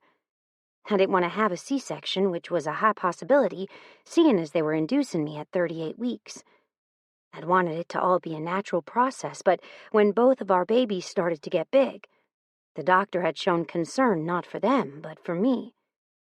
Which was how we ended up going into the hospital for an induction when the last thing I wanted to do was to be induced. In fact, I was just finishing up my last chicken nugget when the nurse came in with the meds that would start the process. Hoax, seeing my panic, walked toward me. It'll be okay, baby. He was right. 18 hours later, 2 cleaned up and pissed off babies in his arms. He was smiling. I was too. We'd done it. So what are their names? My mom asked. I looked at my 2 boys, both exact replicas of their father. Same eyes, same mouth, same nose and same cheeks. Hell, they even had his big feet. Well, I hesitated, looking over at my now husband. The one in Hoax's right arm is Samuel J. after Dad. and the one in his left arm is Dean Elias, after Hoax's father. You did not name your kids after Sam and Dean off of Supernatural, Piper interjected, her cup halfway to her lips. I blinked, then looked at Hoax. He shrugged. I already signed those birth certificates, baby. I closed my eyes and winced. Shit. 6 months later, I walked around the store starting to get worried when I finally spotted my tall, handsome man in the baby section of all places, the one place that he'd never be caught dead in the middle of Target. Yet, there he was. I frowned and moved forward quickly, my buggy taking out a rack of half-priced clothes on my way. Shit, I muttered, bending down to pick up what I'd just knocked off. Throwing a cute little camo onesie in my cart along with the 700 other things I didn't need, I finally maneuvered my way through the racks of clothes until I got to Hoax. Hoax was on the phone, his head bowed, and he was gesturing wildly with his hands, definitely not holding our boys who were supposed to be with him. Listen to me, Hoax growled quietly. I can't come meet right now. I'm watching my kids, but I can be there tomorrow afternoon, usual place. Hoax and Carl had officially started with Free. They'd fallen into the assignments like they were always meant to be there, and honestly, I had a feeling that the rest of their team might one day follow. Their skills were a valuable asset to the organization, and a lot of women had become a whole lot safer thanks to their dedication. Hoax looked up at me just as I rounded the corner of the little display area that Target had set up as a look what your nursery can look like kind of thing. That was when I saw Dean in the swing that Hoax was gently rocking with his hand, and Sam was on the ground, in the middle of a scruffy blue rug with a toy in his hands that still had the packaging attached. I rolled my eyes. Hoax winked. Picking Sam up off the floor, I placed him back into his carrier that was in the cart and gestured at Hoax. He wrapped up his call and stood up, making my mouth water. Free? I asked, letting my eyes lazily trail down his lean, muscular body. I'd put on even more weight since he'd gotten out of the army, and honestly, it was a little disheartening to stand next to him with an extra 30 pounds of baby weight that I had a feeling would never come off. Yet, his eyes heated at the sight of me, and his mouth turned up into a small leer. I like that. I looked down at the outfit that I'd tried on, wanting to get his opinion on.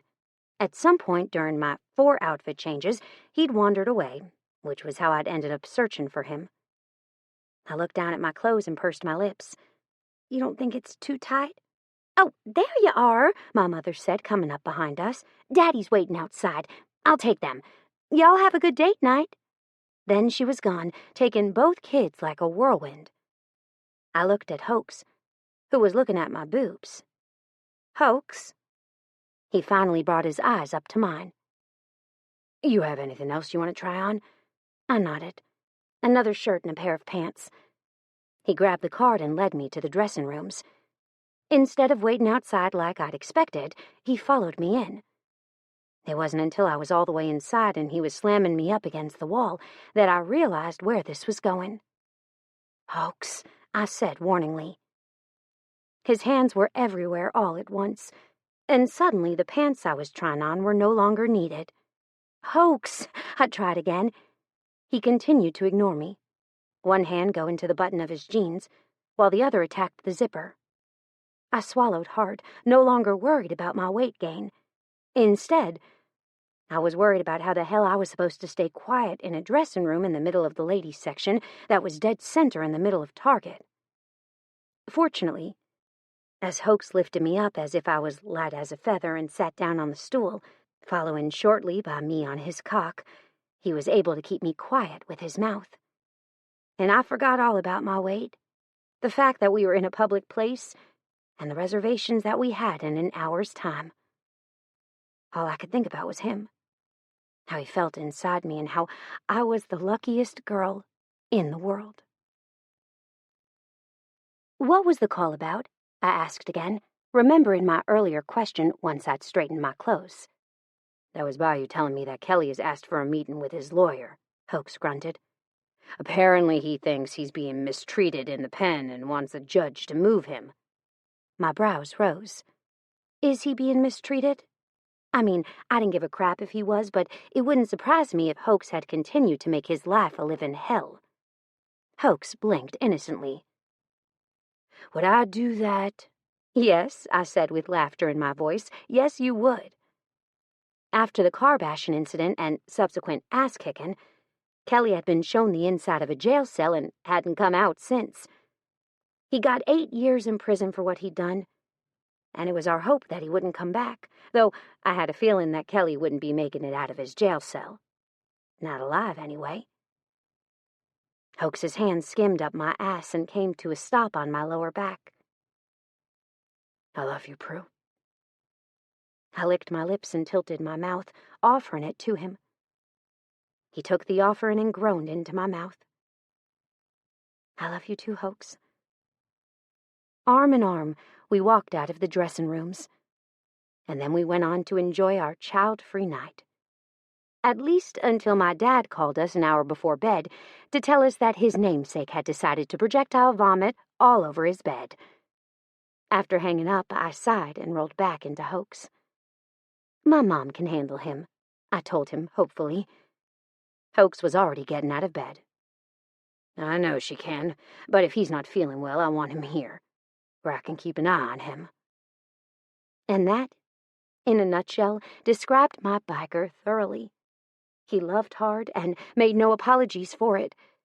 He took care of what was his and went out of his way to make sure that no matter what, they knew he would always be there. And I loved that about him. Drive safe, I whispered. He slipped his jeans on and walked toward me, bending over the bed to drop a lazy kiss on my lips. Always. This concludes My Bad by Lani Lynn Vale, narrated by Aiden Snow and